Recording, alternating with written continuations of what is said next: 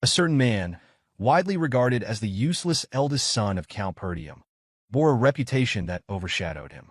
He was uncontrollable, a reclusive sword master confined to his room, and often labeled as a madman. This man's name was Skall Perdium.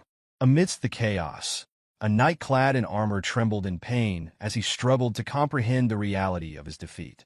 He had fallen to Skall, whom he considered nothing more than human garbage. It seemed inconceivable to him that, as the finest knight in the north, he had been bested by someone so despised. Surrounding the knight lay the lifeless bodies of several others who had shared his fate. As the injured knight quivered, another figure approached. The new arrival, a man adorned in fine armor and wielding a massive axe, questioned whether the surroundings were to the knight's liking. The man spoke of the substantial expense he had incurred in creating the traps, his tone cold and detached. His icy gaze bored into the injured knight as he inquired whether the place suited him. Enraged, the knight struggled to accept that someone like Skall, whom he deemed a worthless bastard, could orchestrate such a scheme. Through clenched teeth, he demanded to know if Skall had foreseen his plan. Skall moved closer, his expression unyielding, and revealed that he had anticipated every detail. He spoke of knowing the enemy's numbers, the identities of their spies, and even the source of their reinforcements. With a chilling calm, he told the knight that every move had played into his hands. Overwhelmed by the revelation, the knight struggled to grasp the truth. Raising his voice, he declared himself always to have a hidden ace and demanded to know how someone as insignificant as Skall could have orchestrated such a victory. Before the knight could finish speaking, Skall silenced him with a kick to the face. He commanded him to stop talking. Removing his helmet, Skall declared his intention to win not only this war, but every conflict to come. He then asked the knight if he understood why victory was assured. Smiling, Skall confidently stated that he held all the plans necessary for triumph. The narrative shifted to a year earlier, taking place in a soldier's camp within the Lithuania kingdom near Perdium estate. Within one of the tents, Skall awoke abruptly, stunned to find himself alive. He instinctively placed a hand on his neck, verifying his survival. His mind raced as he recalled events from what's in his mind was mere moment earlier. A knight had disarmed him, knocking his sword away. As he fell to his knees, blood dripping from his mouth, the knight, distinguished by red hair and golden armor, proclaimed Skall's end. This knight, known as the noble knight Aiden, was one of the continent's 7 strongest men. Aiden had declared the war over, his voice laced with finality. Pointing his sword at Skall, he asked if the defeated man had any last words. Struggling for breath, Skall admitted his regret at being unable to fulfill his vengeance. He added, with defiant resolve, that he hoped Aiden would meet his end. Aiden had smiled at the remark, dismissing it with derision and labeling Skall an arrogant fool. Aiden informed Skall that he had not anticipated him being the eldest son of the fallen Perdium household. He reminded Skall of how he had abandoned his family after the death of his sister. The revelation caught Skall off guard, prompting him to question how Aiden, a man from a different kingdom, could possess such knowledge. The noble knight dismissed Skall's surprise, explaining that he had worked tirelessly to track him down. With a malevolent smile, Aiden revealed that he and his allies had conspired with the Delphine household to orchestrate the downfall of the Perdium family. Skall was stunned by this confession, shocked to learn that Duke Delphine's household had not acted alone. Moving his sword closer to Skall's neck, Aiden declared that there was no need to divulge further details, as Skall was fated to die. He demanded that Skall accept his end, but Skall, filled with fury, vowed never to forgive him. Unmoved by Skall's defiance, Aiden struck a decisive blow, severing his head with a single stroke. The scene shifted to the present, where Skall stumbled toward a barrel of water. He gazed into its reflective surface, confirming that his head was still intact. Confusion gripped him as he struggled to reconcile the events, wondering if he was hallucinating. Glancing around, Skall noticed that he appeared much younger than he remembered. Suspicion gnawed at him as he speculated whether he had been captured and used as an experiment by mages. Resolving to exact revenge if that were the case, he scanned the area and noticed a sword lying beside the barrel. While deep in thought, he heard a voice call out to him, addressing him as young master. The figure entered the tent and urged him to come outside, stating that he knew Skall was awake. The man, A soldier named Ricardo who served the Perdium household took another step closer. Before he could react, Gislin moved behind him and pressed the sword to his neck. Startled, Ricardo froze as Gislin, in a serious tone, warned him that his life would depend on how accurately he answered the questions. Ricardo, addressing Gislin as young master, retorted that he was crossing a line. Gislin, taken aback by Ricardo's casual demeanor despite the threat, demanded an explanation. With surprising nonchalance, Ricardo pushed Gislin back and revealed that he had worn himself out earlier with a tantrum before falling asleep. Ricardo reminded him of his earlier tirade about wanting to command the army on a raid against the orcs.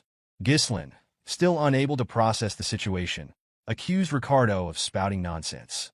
Unfazed, Ricardo picked up a bag and instructed Gislin to pack, explaining that others were waiting. With growing unease, Gislin asked where they were headed. Ricardo, walking past him, informed him that their destination was the Perdium estate. Stunned by this revelation, Gislin grabbed Ricardo and demanded clarification, asking if he truly meant the fallen Perdium estate. The scene shifted once more. Gislin stood atop a cliff, gazing at the estate in the distance. The sight confirmed that it was indeed the Perdium estate. However, confusion clouded his thoughts as he tried to comprehend why it appeared untouched. He vividly remembered the estate being reduced to ashes the last time he saw it, yet now it stood in pristine condition. Ricardo stepped closer to Gislin and questioned whether he had been having a nightmare. He expressed disbelief that Gislin would refer to the Perdium household as a fallen one and warned that the Count would expel him for uttering such words. Despite Ricardo's statements, Gislin remained unconvinced of the reality surrounding him. Believing he was trapped in a dream, he pinched his cheek to test the sensation. Feeling the sharp sting of pain, Gislin came to the startling realization that everything was real. Observing his youthful face in the reflection and the unscathed state of his estate, Gislin deduced that he had somehow returned to the past. Memories of his younger self surfaced, filled with resentment toward his household. His immaturity, born of feelings of inferiority, had caused trouble, alienating him from the family. Over time, criticism became unbearable, and he ultimately fled from home. Years later, he survived countless battles as a mercenary, honing his skills and earning renowned title. With his reputation solidified, Gislin returned to his county, intent on making amends for past mistakes. But by then his household had been reduced to ashes. Now, standing before his family's flag on top of a camp, Gislin felt a flood of relief. Everything he had lost, his estate, the people he cherished, was still intact. Overcome with emotion, he laughed uncontrollably, teetering on the edge of madness, and fought the urge to burst into song. Yet, the moment of joy was fleeting. Gislin recalled Ricardo's earlier mention of their mission, a raid on the orcs. His memory immediately turned to the disastrous raid in his past life, the day most of the squad perished. In his previous life, Gislin had joined the raid to make a name for himself. Reports had claimed there were only 3 orcs, leading him to underestimate the danger. Lacking experience in command, he had insisted on leading the squad. When the group encountered over 20 orcs instead, the outcome was catastrophic, and nearly everyone lost their lives. Determined not to repeat his mistake, Gislin resolved to handle the monsters strategically. Though orcs lacked cunning, their brute strength made them formidable. His primary concern was earning the trust of soldiers who viewed him as a useless failure. Lost in thought, Gislin was jolted back to reality by a loud crash. A wooden guard post flew through the air, landing heavily in front of him. A soldier screamed, alerting the others to the orcs' arrival. Chaos erupted as the men scrambled to take defensive stances. Gislin's heart sank. The orcs had come earlier than in his past life. He watched in horror as the beasts tore through the soldiers, their massive weapons and hulking forms overwhelming the defenders. Amid the chaos, a man in blue armor shouted for the soldiers to form ranks. The commander of the raid squad, Skall, called for calm and ordered a defensive formation. As Skall moved to confront an orc, the creature swung its massive weapon at him. The commander narrowly blocked the attack with his sword, but the situation grew direr. Skall realized that the squad had been ambushed and caught unprepared, and the number of orcs far exceeded their expectations. While Skall reeled from the situation, a voice called out, warning him of danger. An orc loomed behind him, preparing to strike. Before the blow could land, someone pushed Skovin out of harm's way. It was Gisslin, who stepped between the commander and the orc. Skovin was stunned to see his young master standing there. As the orc's axe descended, Gisslin acted swiftly. He stabbed the creature's hand and severed its fingers with his sword. Without hesitation, he followed up with a precise slash to its thigh, wounding the beast and halting its advance. The soldiers, along with Skovin, stood frozen in disbelief as the orc screamed in agony and collapsed. Gisslin, however, was dissatisfied with the cut he had inflicted. He quickly realized his limitations. His inability to use mana yet was a glaring disadvantage. Frustration bubbled within him as he lamented not returning to the past sooner. Turning to Skovin, Gisslin demanded something unexpected. The commander, confused, asked for clarification. With unwavering confidence, Gisslin requested command of the squad. Skovin was stunned. He had always considered Gisslin reckless, but to demand command in the middle of a battlefield where soldiers' lives were at stake was beyond anything Skovin had anticipated. Standing tall, Skovin refused Gisslin's request. He explained firmly that the authority granted by the Lord was not something to be relinquished lightly. Annoyed but understanding, Gisslin reflected that he might have reacted the same way if an inexperienced fool had approached him with such a demand. As his thoughts wandered, an orc charged toward him. Skovin shouted for Gisslin to retreat, insisting he was too inexperienced to lead the squad. Faced with no alternative, Gisslin took a stance. What followed left everyone astonished. He hurled his sword. Skovin instinctively dodged the weapon and spun around, grabbing Gisslin to demand an explanation. Before the words could fully leave his mouth, a sound behind him drew his attention. He turned to find Gisslin's sword embedded in the orc's skull. The creature collapsed silently to the ground, its weak spot struck with precision. Skovin, astonished, questioned how Gisslin had managed such accuracy. Gisslin, unfazed, addressed the commander, stating that the key to victory on the battlefield was morale. He pointed out that soldiers paralyzed by fear could not hope to win. Skovin glanced at the trembling men, their resolve shaken by the orc's intimidating cries. With a confident smile, Gisslin declared that they needed to seize momentum. Without hesitation, he sprinted forward, retrieving his sword from the fallen orc's head before leaping into the midst of the enemy. Gisslin landed squarely on another orc, driving his blade deep into its skull. The soldiers gasped, watching as he stood atop the creature, shouting at the top of his lungs. He taunted the remaining orcs, daring them to face him and vowing to kill them all. The orcs turned their attention to Gisslin, their anger stirred. Undeterred, Gisslin cut into the stomachs of two approaching orcs and severed the arm of a third. Heads rolled and blood sprayed as Gisslin moved through the battlefield. From a distance, Skovin watched in disbelief. Despite being a skilled mana user, even he found it challenging to confront orcs with such efficiency. Yet, here was Gisslin, a seemingly frail young man, tearing through the monsters with unmatched precision. As the fight progressed, Skovin noted Gisslin's exhaustion. His movements grew smaller and more deliberate, conserving energy while evading attacks. Each strike targeted the orc's weak points with surgical accuracy. Skovin realized that Gisslin was fighting like a sword master who had mastered combat without the use of mana, relying solely on refined technique and instinct. Gisslin taunted the orcs as he darted away, mocking their reputation as a warrior species and claiming he wasn't even warmed up yet. Despite his confident words, the sight of all the orcs charging at him left Ricardo in shock. A soldier standing beside Ricardo pointed out that Gisslin was running away even as he continued his trash talk. Concerned, Ricardo called out to Skovin. Skovin struggled to understand what Gisslin was attempting. He acknowledged the strategic brilliance of drawing the orc's attention, but the direction in which Gisslin ran perplexed him. The path led directly to the edge of a cliff. As the realization hit, Skovin suddenly understood Gisslin's plan. Wasting no time, he ordered his troops to form a shield wall and prepare to follow their young master. Reaching the cliff's edge, Gisslin braced himself against the orc's relentless attacks, silently hoping that Skovin, as a skilled commander, would discern his intent. Though he would have preferred to eliminate the orcs himself, his limited stamina made it impossible. With a faint smile, Gisslin assured himself that he had done enough. As if on cue, the orcs turned at the sound of soldiers advancing behind them.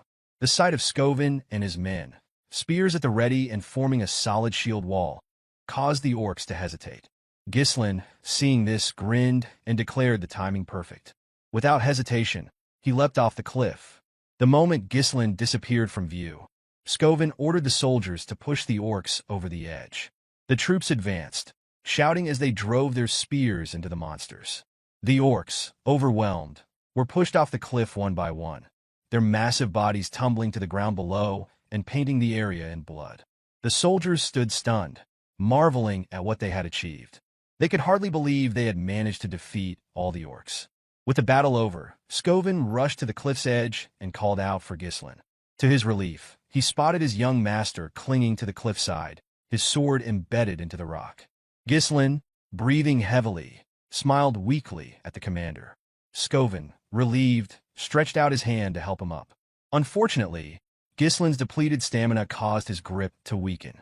Before he could reach Skovan's hand, he slipped, releasing the sword and plummeting into the abyss. Skovan and the soldiers looked on in horror. The scene shifted to a hazy memory. Gislan heard a familiar voice calling to him. He recognized it instantly. It belonged to Elena. Images of his sister flooded his mind. Her tears when their mother passed, her gratitude for his care, and the bitter words she once spoke, telling him she hated him. As these memories replayed, Gislan felt a tug and saw Elena as a little girl, asking to go with him. Awakened by this vision, Gislan opened his eyes. He was in a room with a cloth draped across his forehead. He realized the soldiers had managed to save him, and a wave of relief washed over him. Yet he couldn't shake the strangeness of the dream. Attempting to sit up, he was overcome by pain, his body trembling from the toll of his exertion. As he lay there, the door opened, and a maid with white hair entered. Her name was Belinda, and she beamed with happiness upon seeing Gislan awake. Setting a bucket on the table, she expressed her worry and reminded him that she had advised him to leave the battle to the soldiers. To her astonishment, Gislan suddenly rushed forward and embraced her tightly. Belinda stood in shock at her master's sudden embrace. She asked if she had offended him somehow, but Gislan reassured her, saying he was simply happy to see her. Since his childhood, Belinda had served as Gislan's personal tutor and remained by his side despite his immature antics. However, after the Perdium family fell to ruin in his previous life, Belinda had vanished, and he never saw her again. Belinda, confused by his unusual behavior, asked why he would be so happy when they saw each other every day. Gislan felt the need to share the truth. He urged her to listen carefully and revealed that a catastrophe would soon strike their family. Uncertain what he meant, Belinda pressed him for an explanation. With a serious expression, Gislan told her that he had died and come back to life. Belinda laughed, assuming he was exaggerating because of his near-death experience with the orcs. Gislan clarified that he wasn't referring to the recent battle, but Belinda dismissed his words, instead warning him that he should focus on his own safety. Realizing she didn't believe him, Gislan grew frustrated. Belinda shifted the subject and asked what he would have done if he were too injured to attend the upcoming festival. Her question caught Gislan off guard. Belinda reminded him that Elena, his sister, had been eagerly waiting for this day to go to the festival with him. She emphasized that it was a perfect opportunity for the siblings to mend their strained relationship. Gislan glanced at a picture of himself and his sister, recalling the annual festival held at this time. In his previous life, his trauma had kept him from enjoying it. He asked Belinda when the festival would begin. She replied that it was scheduled for next week, a date etched into Gislan's memory. A week from now was the day that his life changed forever. While lost in thought, someone entered the room. Gislan was shocked to see Elena, who had come to visit him. Without hesitation, Gislan ran to embrace his little sister. Belinda and Elena both stared in surprise. Elena, startled by her brother's unusual display of affection, asked him what he was doing. Gislan told her he had missed her, but Elena pushed him back, remarking that his behavior was creepy. Gislan was further taken aback by her strength, having never realized how strong she was. Elena, dusting off her clothes, explained that she had come because Belinda had asked her to visit. She demanded to know what game he was playing and questioned whether he thought this would fix everything. Gislan, confused, asked what she was talking about. Elena reminded him of his past behavior, recounting how he had once told her to leave him alone because she was annoying and that he felt disgusted by her very breath. Hearing this, Gislan was horrified by the memory. In his previous life, he had not been close to Elena, and he admitted to himself that he had been a terrible brother. Overwhelmed with guilt, Ghislain apologized to his sister for his past actions. Belinda was stunned. She had never seen her master apologize first. Elena, skeptical, asked if he had hit his head. She mentioned hearing that an orc had struck him during the raid. Ghislain, irritated, wondered why both Belinda and Elena kept bringing this up. He corrected them, insisting he was the one who defeated the orcs. But as soon as he spoke, a sharp pain shot through his body, and he collapsed. With a smug smile, Elena teased him, remarking that he had returned unconscious after battling the orcs. Belinda and Elena laughed at the sight of him trembling, leaving Ghislain surprised by their laughter. Yet deep down, he was happy to see them acting just as he remembered. Reflecting on his past, Ghislain regretted how much time he had wasted on meaningless pursuits. He remembered the festival that would occur next week. In his previous life, he had rejected Elena's offer to go together, claiming the events of the raid had upset him. That decision marked the last time he ever saw his sister. Elena's shredded body had been discovered along with her bodyguards in Ghislain's previous life. He couldn't shake the regret of not accompanying her that day. As these thoughts consumed him, a knock on the door interrupted his brooding. Two armored men entered the room, Jamal and Philip, Elena's bodyguards. Jamal informed Elena that they were waiting for her. Elena, slightly annoyed, reminded the men that she had asked them to wait outside. Apologizing, Jamal explained that the servants had requested her assistance in overseeing their work on the festival supplies. This revelation surprised Ghislain, who questioned why the maids would assign such a task to Elena. Belinda, ever blunt, remarked that Ghislain was clueless because he spent his days lazing about. She explained that Perdium was suffering from a worker shortage, forcing even the young lady to contribute. The news shocked Ghislain.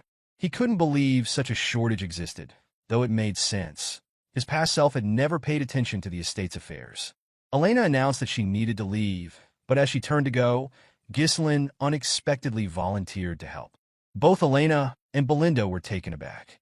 Elena, skeptical, wondered aloud if her brother had truly been hit on the head during the raid. Later, in the town, servants busily prepared for the festival.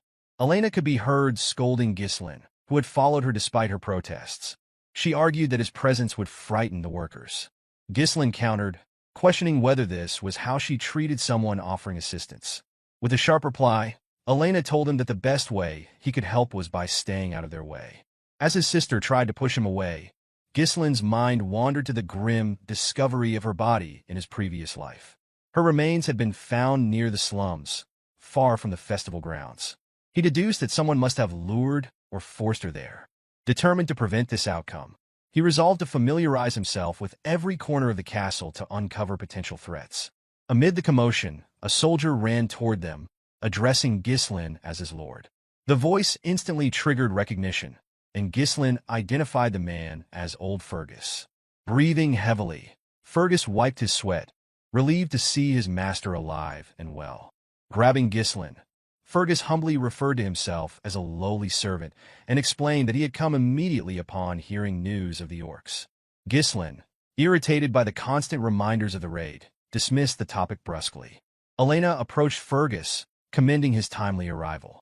With a sly smile, she explained that her brother had been acting strangely since waking up and begged Fergus to escort him back to his room. The old soldier readily agreed, much to Ghislain's annoyance.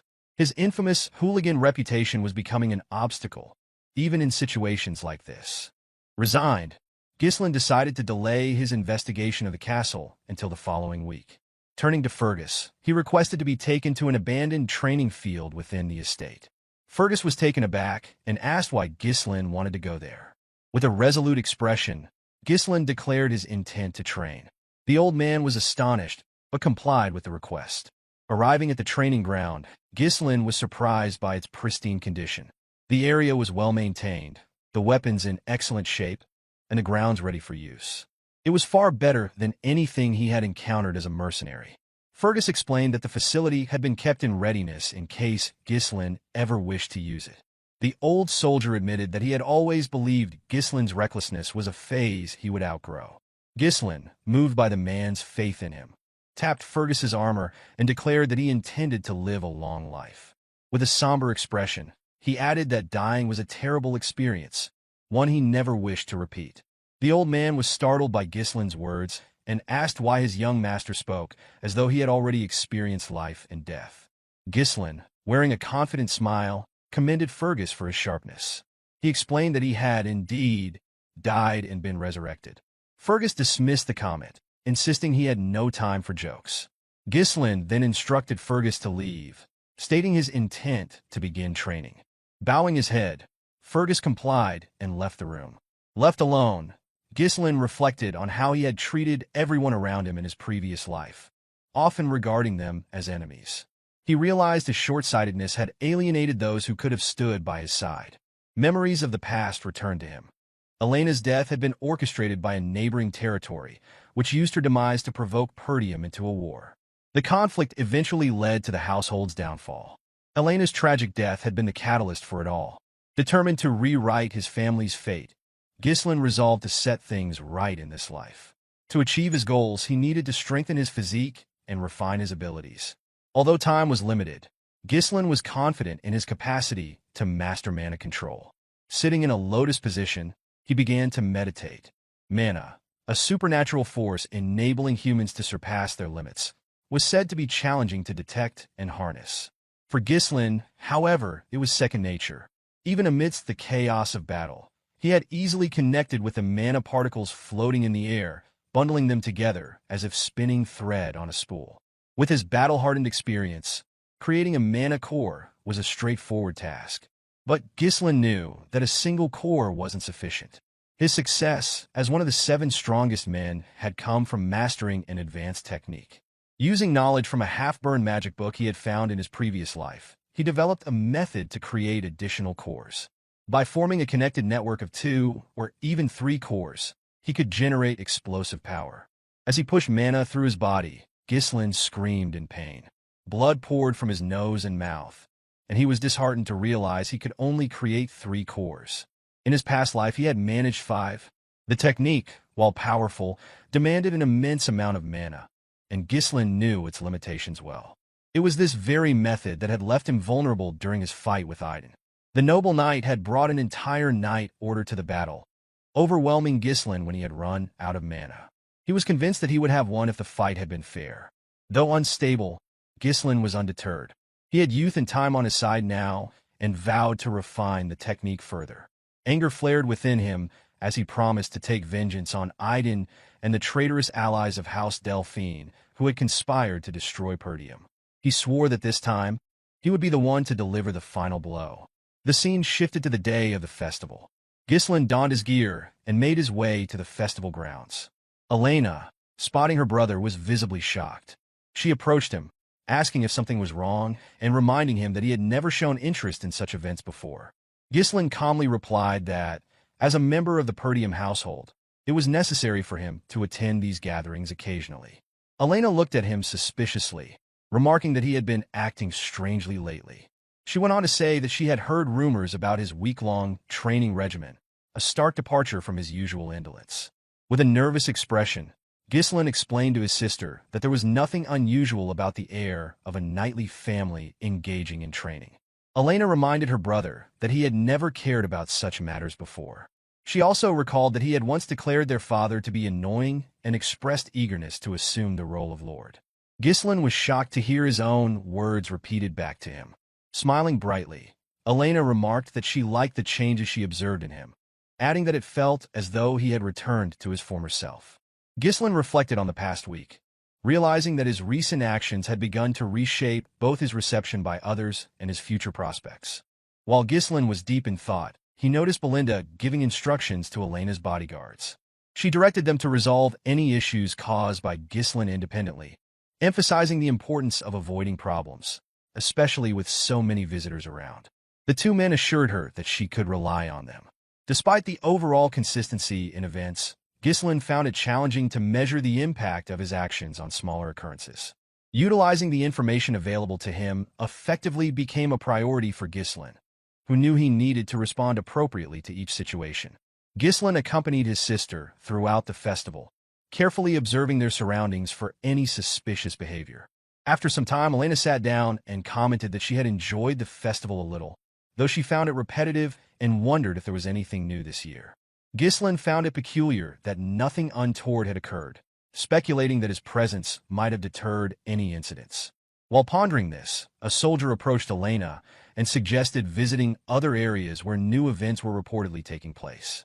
The soldier explained that his friend had mentioned these events, inviting Elena to join him. Surprised, Elena grasped the soldier's hand, expressing excitement about the possibility of fun activities. As Ghislain observed, he realized that the two soldiers accompanying them, Jamal and Philip, were traitors. He struggled to comprehend how these men, once the most trusted knights of their household and known for protecting Elena since her childhood, could betray them. It was common knowledge that they had sacrificed their lives to defend her in the past. With a smile, Jamal welcomed Elena to the supposed event. To her astonishment, the area was desolate and unkempt. She questioned Jamal about the likelihood of an event being held in such a place, to which he nervously replied that preparations were likely delayed, but that attendees would arrive soon. Elena assumed he was joking and teased him about performing in such a shabby location.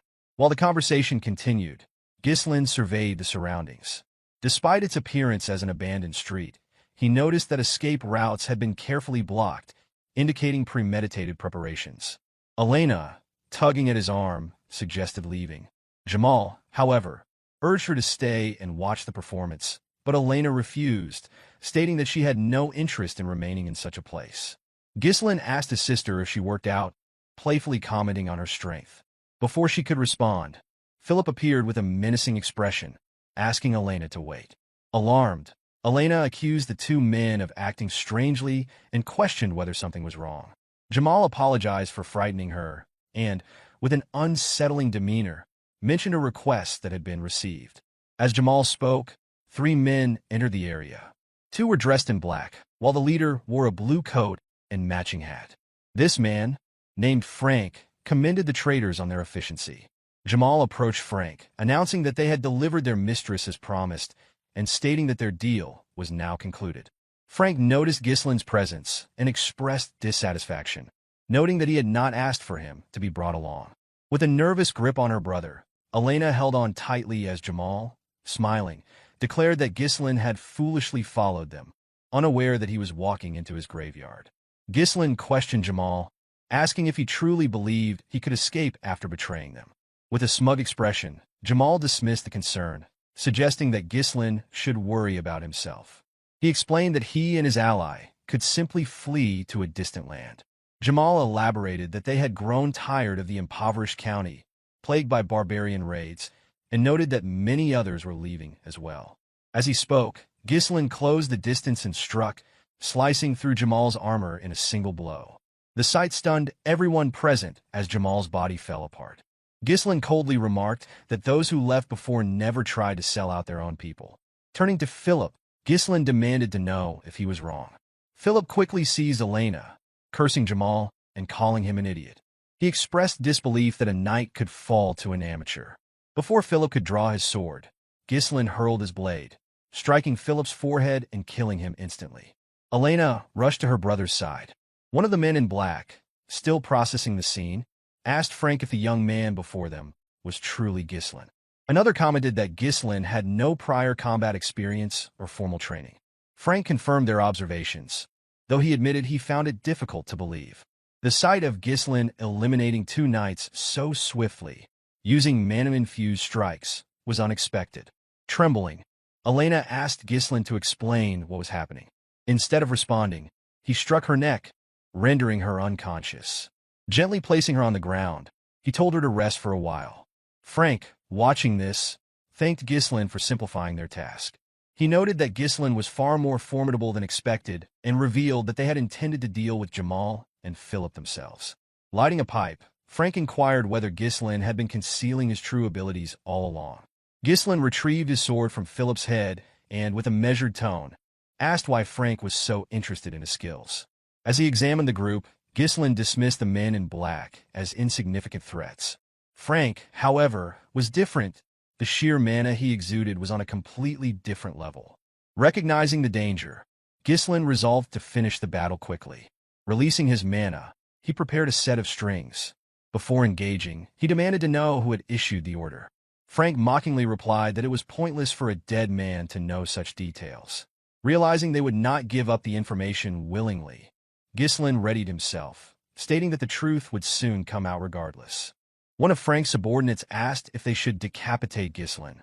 Frank ordered them instead to capture him alive and break all his bones, ensuring he would lose his sanity. With a sinister smile, Frank added that Ghislain's screams of agony would make for a perfect masterpiece. At Frank's command, the two men charged at Ghislain. Ghislain reached into his pocket and hurled a firecracker at one of the attackers. The sudden distraction caused the man to falter, and in that moment, Ghislain closed in and delivered a fatal stab to his head. The remaining subordinate scoffed, calling it a cheap trick before launching his own attack. Ghislain swiftly maneuvered his sword behind him to block the strike. As the two locked weapons, Ghislain gripped his blade tightly, using it to strike the man's hand. Before the man could recover, Ghislain executed a swift strike, severing his head. As Frank launched a sudden attack, Ghislain deflected it with a second sword. Frank was stunned, unable to comprehend how Ghislain managed to block from such an awkward position. Believing his ambush to have been flawless, Frank was caught off guard. Ghislain quickly shoved Frank's sword downward and rose to his feet, delivering a clean slash across Frank's neck, causing his pipe to fall to the ground. To Ghislain's astonishment, Frank retaliated almost immediately, using mana to reinforce his neck. Frank admitted his surprise and stated that he would have lost his neck if not for his concentrated mana. Ghislain realized that the man had minimized the attack's damage by directing his mana to the critical area. Frank adopted a combat stance and questioned the origin of Ghislain's unusual swordsmanship. With a menacing smile, he promised that Ghislain would meet his end here. Shoving Ghislain backward, Frank mocked his meager mana, confidently assuring him of defeat. However, Ghislain's smile, in response, unsettled Frank. Puzzled, Frank hesitated, giving Ghislain the opportunity to parry his sword and disrupt his balance. Ghislain followed up with a swift kick to Frank's face, forcing him to retreat. Wiping the blood from his mouth, Frank smirked and reminded Ghislain that such attacks were futile against his reinforced mana. Yet moments later, Frank coughed violently and collapsed to his knees, bewildered by the unexpected potency of Ghislain's attack. Frank struggled to process how Ghislain's seemingly low mana could bypass his enhancements. Ghislain slowly approached, revealing that he had suspected someone of orchestrating his sister's demise, but never imagined the true culprit. With a piercing gaze, Ghislain unleashed his third core, dramatically amplifying his mana. Frank, visibly shaken, was unable to react before Ghislain appeared directly in front of him, moving at a speed his eyes could hardly track. Ghislain's attacks came fiercely and relentlessly, each strike heavier than the last. Despite his best efforts, Frank's arms grew numb under the barrage, and his sword was nearing its breaking point. Frank tried to regain his footing, reminding himself that excessive mana bursts typically had limited effects. However, Ghislain's surge defied his understanding. It was as if the young man had transformed entirely. Ghislain, noticing Frank's faltering defense, shattered the assassin's weapon with a decisive strike. Without hesitation, he followed through with a heavy blow to Frank's body, driving his sword deep into the assassin's torso. Frank cried out in agony, but Ghislain silenced him by gripping his throat and pinning him against the wall. Keeping his blade embedded, Ghislain demanded answers, insisting that Frank reveal who had ordered the assassination. Refusing to cooperate, Frank produced a hidden blade and vowed to take Elena with him, unwilling to go down without inflicting further harm. Before he could act, strings wrapped tightly around his wrist, halting his movement. Ghislain, controlling the strings, warned Frank against making any rash decisions. With a cold, unwavering stare, Ghislain proposed a deal, promising to sheath his sword if Frank complied and refrained from further resistance. Frank was stunned to realize that the threads binding him were made with mana. He could not fathom when Ghislain had managed to create such a tool. With calculated precision, Ghislain drove his sword deeper into Frank's body, remarking that someone of Frank's caliber should be able to patch up the injury. His voice carried a chilling tone as he warned that no amount of skill would matter once Frank's mana core was destroyed. Panic flickered in Frank's eyes as he glanced down to see Ghislain's sword glowing ominously. The assassin screamed as he felt his mana core cracking uncontrollably, shouting at Ghislain and accusing him of madness. He warned that the backflow could cause a catastrophic explosion, obliterating the entire area, and questioned whether Ghislain intended to self-destruct.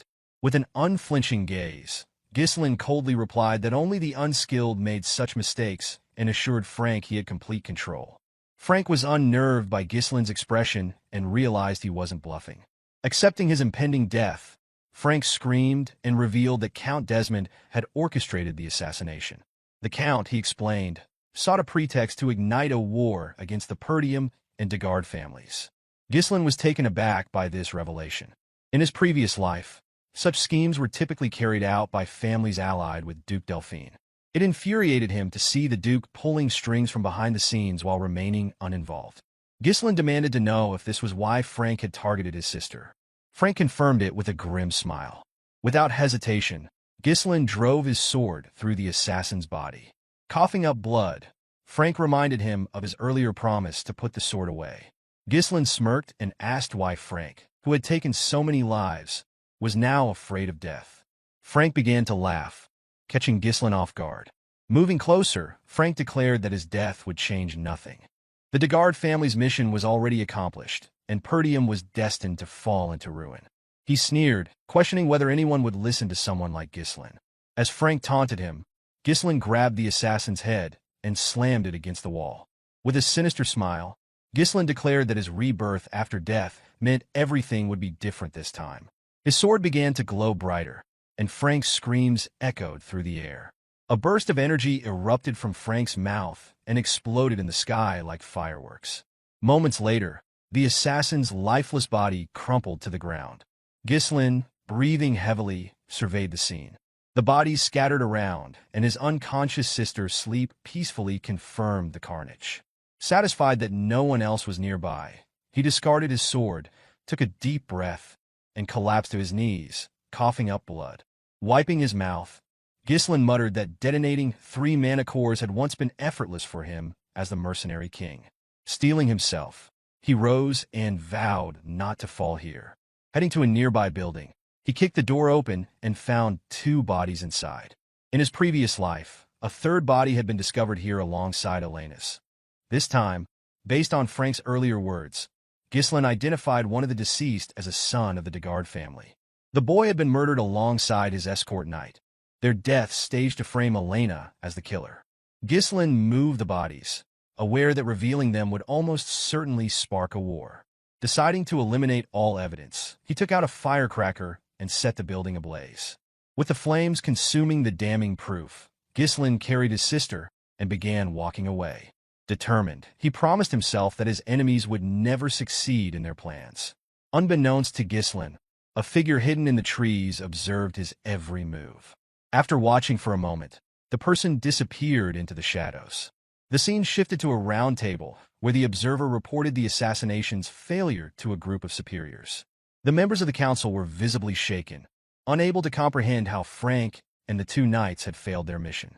The council members questioned the spy, accusing him of underestimating the mission because he assumed it would be easy. Nervously, the spy admitted their failure was due to Ghislain.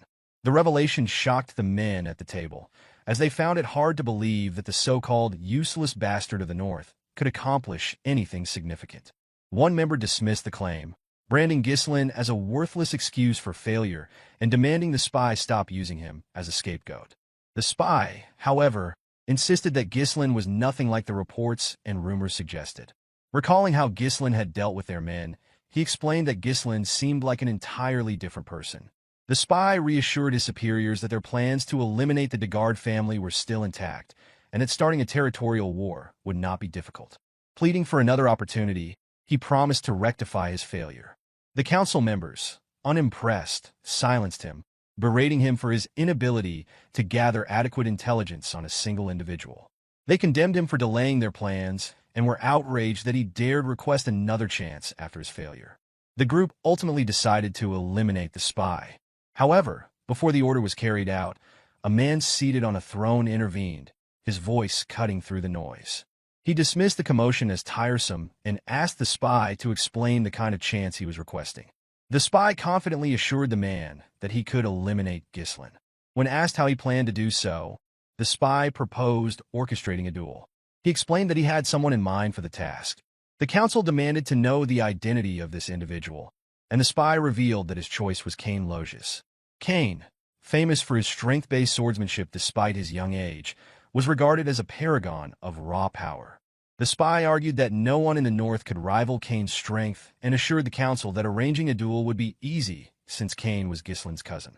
The man on the throne, fixing the spy with a cold gaze, warned that there would be no further chances if he failed again. The spy vowed not to disappoint. The scene shifted to the training hall of the Perdium household. Fergus entered the room, announcing to his master that it was time for a meal. As soon as he spoke, something flew toward him. Gislin, practicing with his mana thread, had wrapped the thread around the sword near the entrance and pulled it toward himself. Observing his own movements carefully, Gislin tested the thread's handling, swinging the sword as he fine-tuned his control. Fergus approached, apologizing for interrupting the training session, and asked his master how he had managed to pull the sword. Gislin showed him the mana thread, explaining that it was a technique for manipulating mana as a string. He recounted that in his past life, he had relied on this method extensively. However, in his current state, his limited mana reserves required him to implode his core to use the technique effectively. Gislin noted that his lack of mana now restricted him to creating fewer threads. Fergus, visibly impressed, admitted that he had never seen such a technique before, despite believing himself to be well-trained in mana manipulation. He was puzzled by how Gislin, whom he had considered unskilled and untrained, could master such an advanced method. Gislin, noticing Fergus's lingering presence, asked if there was something he needed. Fergus replied that he had stopped by to deliver some news. Fergus bowed his head and expressed gratitude to Gislin for protecting his younger sister. Gislin, surprised by the old man's gesture, replied that he had simply done what was necessary and invited Fergus to join him for a meal. A day later, the festival was temporarily halted, as expected after the incident involving a knight's attempt to traffic the young lady. Inside the castle, Elena voiced her frustration to her brother, lamenting that no one believed her when she said he had saved her. She urged Gislin to speak up and set the record straight. Gislin assured her it wasn't necessary, adding that no one would believe him either. Belinda, overhearing the conversation, was visibly irritated. She expressed her disgust at Jamal and Philip, declaring that she always suspected the two knights were perverts and accusing them of trying to take Elena for their own gain. Gislin, meanwhile, found relief in knowing that his sister had survived the ordeal. While he had managed to prevent a war from breaking out, he was acutely aware that their enemies would not give up so easily. Realizing he couldn't face these threats alone indefinitely, Gislin concluded that he needed to establish his own military force. As he pondered his next steps, a maid entered the room, pushing a cart laden with food. She set a plate in front of him, and when Gislin uncovered it, he found only a single slice of bread. Startled, Gislin turned to Belinda and asked when they would be having dessert. The maid, astonished by his question, asked if he was truly unaware of their dire circumstances. Before Gislin could respond, shouting from outside the castle caught his attention. He froze momentarily, startled by the commotion. At the castle gates, a portly, bearded man was demanding compensation from the Perdium household for the losses incurred by the abrupt cancellation of the festival. He was not alone.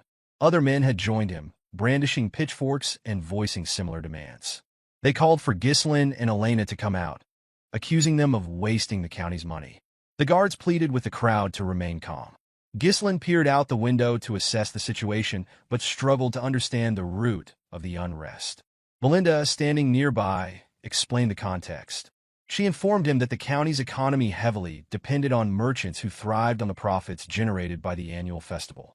While last year's festival had been profitable, this year's premature cancellation left many merchants struggling, and their anger was understandable.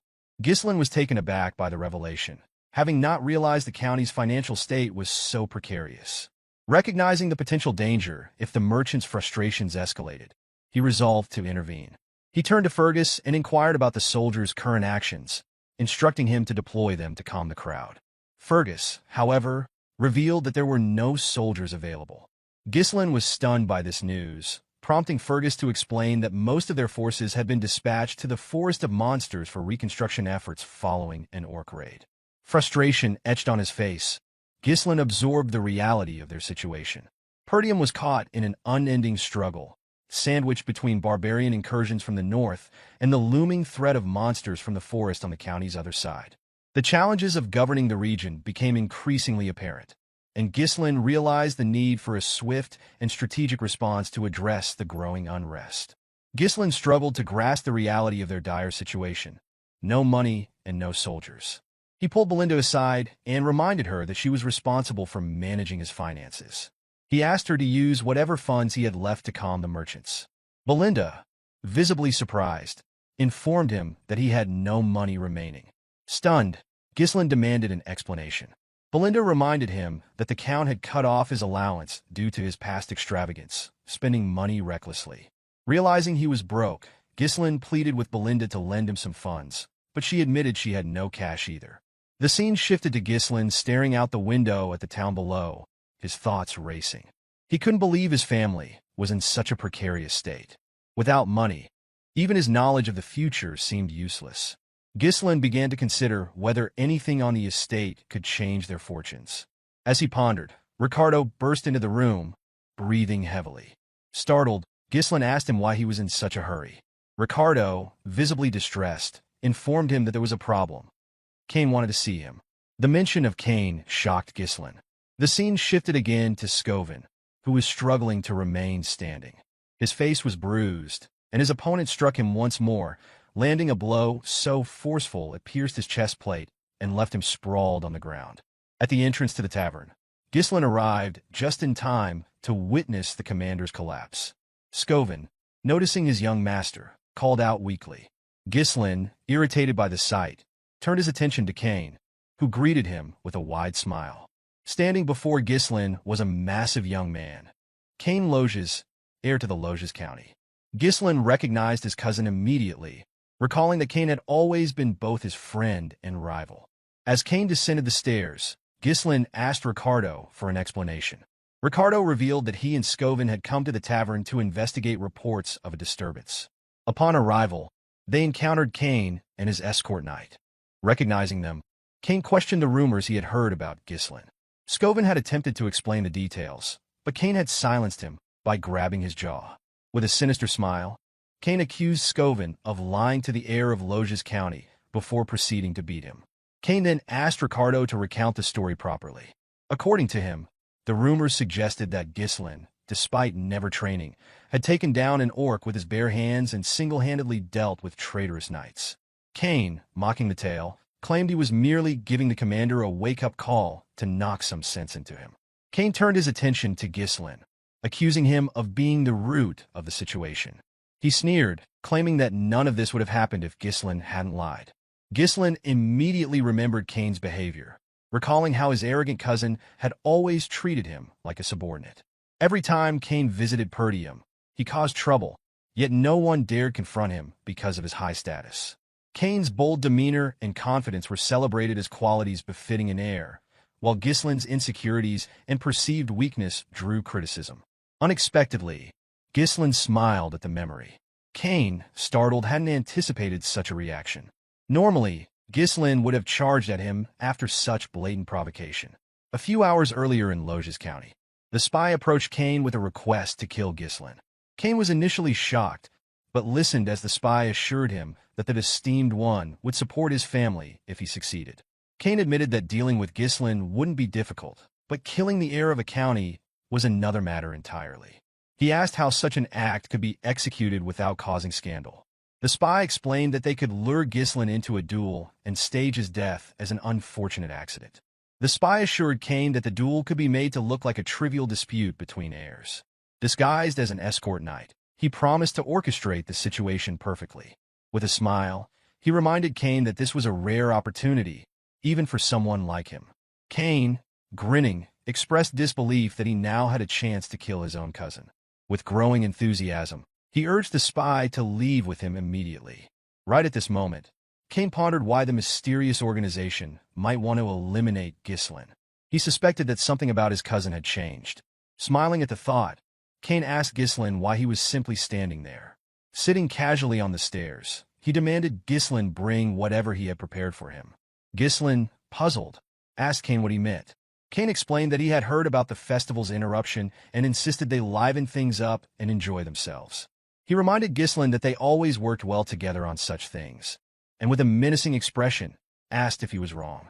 Ghislaine, unbothered by Cain's intimidating demeanor, took a moment to reflect. Then understanding dawned on him. Cain was talking about alcohol and women, things Ghislaine had been forced to arrange for him during his past visits. Back then, Ghislaine had complied to avoid being beaten up by his larger, stronger cousin. Those demands had drained Ghislaine's funds, and he now understood Belinda's reminder that his father had cut him off for spending recklessly. As these memories resurfaced, Ghislaine smiled, realizing the solution to his current financial problem had been in front of him all along. Snapping back to reality as Cain called out again, Ghislaine assured his cousin he would bring what was needed soon. However, with a sharp look in his eyes, he informed Cain that there was a debt to settle first. The spy, observing from the side, was startled by the shift in Ghislaine's demeanor. Confused, Cain asked what Ghislaine was talking about.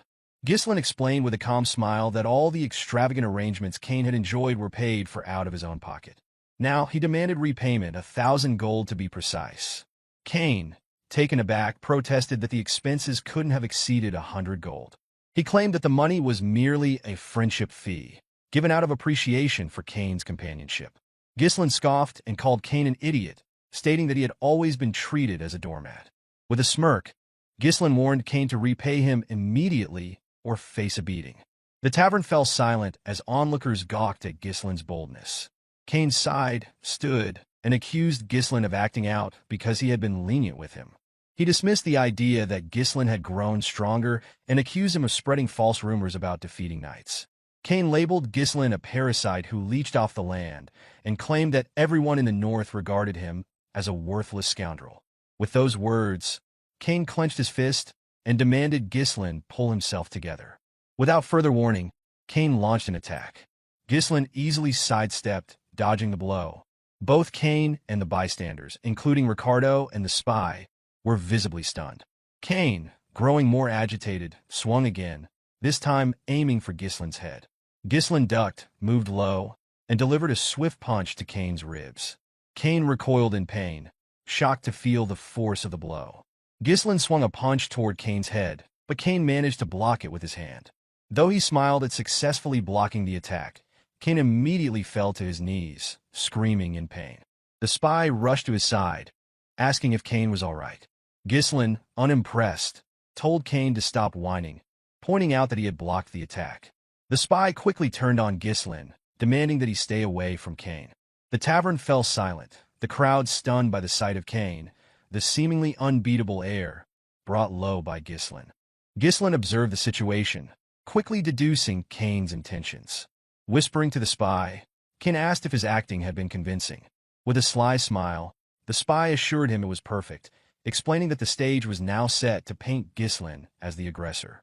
Cain, determined to leave a lasting impression, pulled a blue glove from his pocket.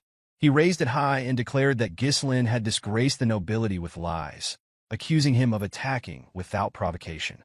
Before Cain could finish his speech, Ghislaine hurled his glove at him, cutting off his words. Ghislaine challenged his cousin to a duel, leaving Cain momentarily shocked. Ghislaine pointed out that Cain had insulted him as an heir and assaulted his knight, accusing him of tarnishing the dignity of the nobility. With a calm smile, Ghislaine asked if Cain intended to deny the allegations. Cain, regaining his composure, smirked. He had always believed Ghislaine to be foolish, but he hadn't expected him to dig his own grave so thoroughly. Drawing his sword, Cain accepted the challenge, vowing that Ghislaine would regret it, even if it cost him his life. Ghislaine called out to Ricardo, who promptly responded. Ghislaine instructed him to bring the merchants protesting outside the castle. Ricardo, taken aback, hesitated, but Ghislaine, now smiling with a hint of madness, assured him it would help them make a great deal of money. While the cancellation of the festival had left merchants and tourists alike frustrated, Ghislaine believed an event like this would be enough to rekindle their excitement and soothe tensions. The scene shifted to a stage surrounded by an eager crowd. Ghislaine and Cain stood ready to duel, their confrontation attracting a throng of spectators. Many were thrilled at the prospect of Ghislaine getting humiliated. The excitement reinvigorated the town, with merchants reopening their stalls to sell goods to tourists.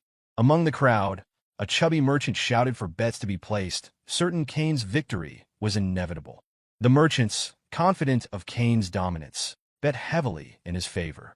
Kane rested his massive sword on the ground and questioned why Ghislain had turned a sacred duel into a marketplace spectacle.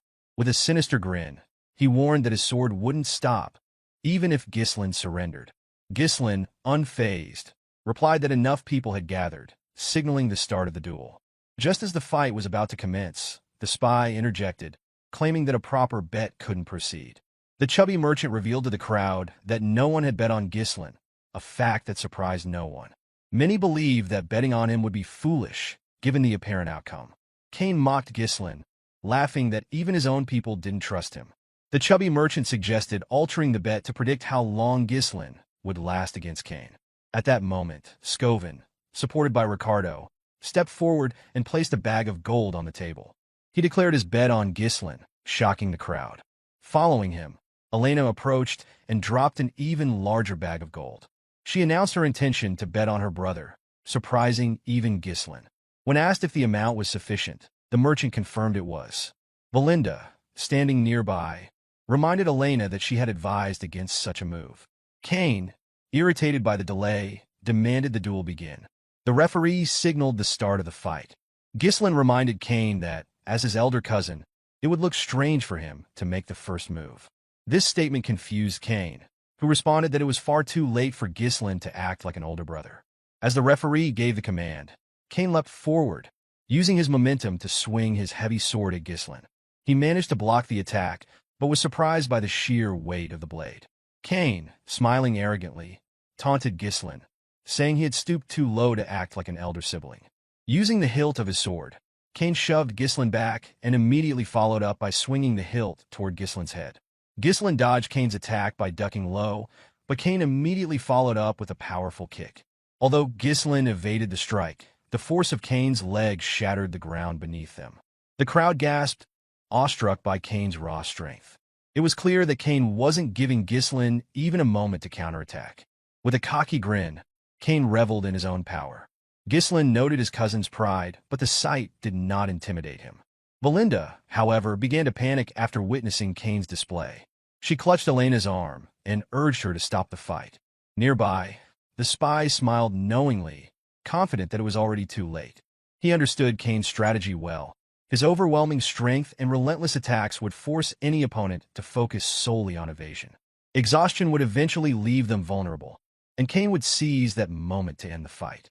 It was a strategy Kane had perfected, and he had always emerged victorious this way. As Kane's attacks became more aggressive, Ghislain continued to dodge, displaying surprising agility.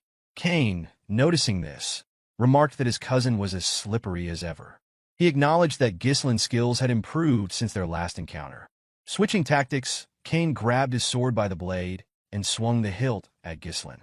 He mocked his cousin, claiming that Ghislain had always been good at running away since they were children. Ghislain managed to block the attack with his sword, but Kane used the hilt to grab and toss him into the air. The crowd watched in stunned silence, assuming this was the end for Ghislain. The spy smirked, convinced of Kane's victory. As Ghislain descended, he calmly muttered that he had wanted to go easy on Kane. Unfortunately, Kane had crossed the line. Gathering mana into his legs, Ghislain controlled his landing and immediately charged at his cousin. Kane was caught off guard by Ghislain's sudden burst of speed and gasped in pain as Ghislain's blade struck his stomach. The spy, stunned, realized that Ghislain had condensed mana into his legs to regain stability and move swiftly. Ghislain chastised Kane, calling his swordsmanship ignorant. He accused Kane of believing he was invincible simply because his opponents cowered at his displays of strength. Taking a stance, Ghislain declared that he would open Kane's eyes. Enraged, Kane rushed forward with his sword. Ghislain countered by kicking the blade to push Kane back. Before Kane could recover, Ghislain leaped to the side, avoiding the weapon, and delivered a precise strike down Kane's shoulder to his hand. As Kane thrust his sword forward in retaliation, Ghislain sidestepped and pressed the blade down with his foot. Capitalizing on the moment, Ghislain landed a near-fatal cut close to Kane's neck. Blood trickled from the shallow wounds Ghislain had inflicted earlier, shocking the audience into silence before cheers erupted. No one had expected Ghislain to display such skill. Many in the crowd began regretting their bets on Kane, while Elena gleefully pointed out the turn of events to Belinda. Scovin smiled as he watched, while Kane, noticing his wounds, realized they were shallow. He deduced that Ghislain could have inflicted far greater harm, but had deliberately held back.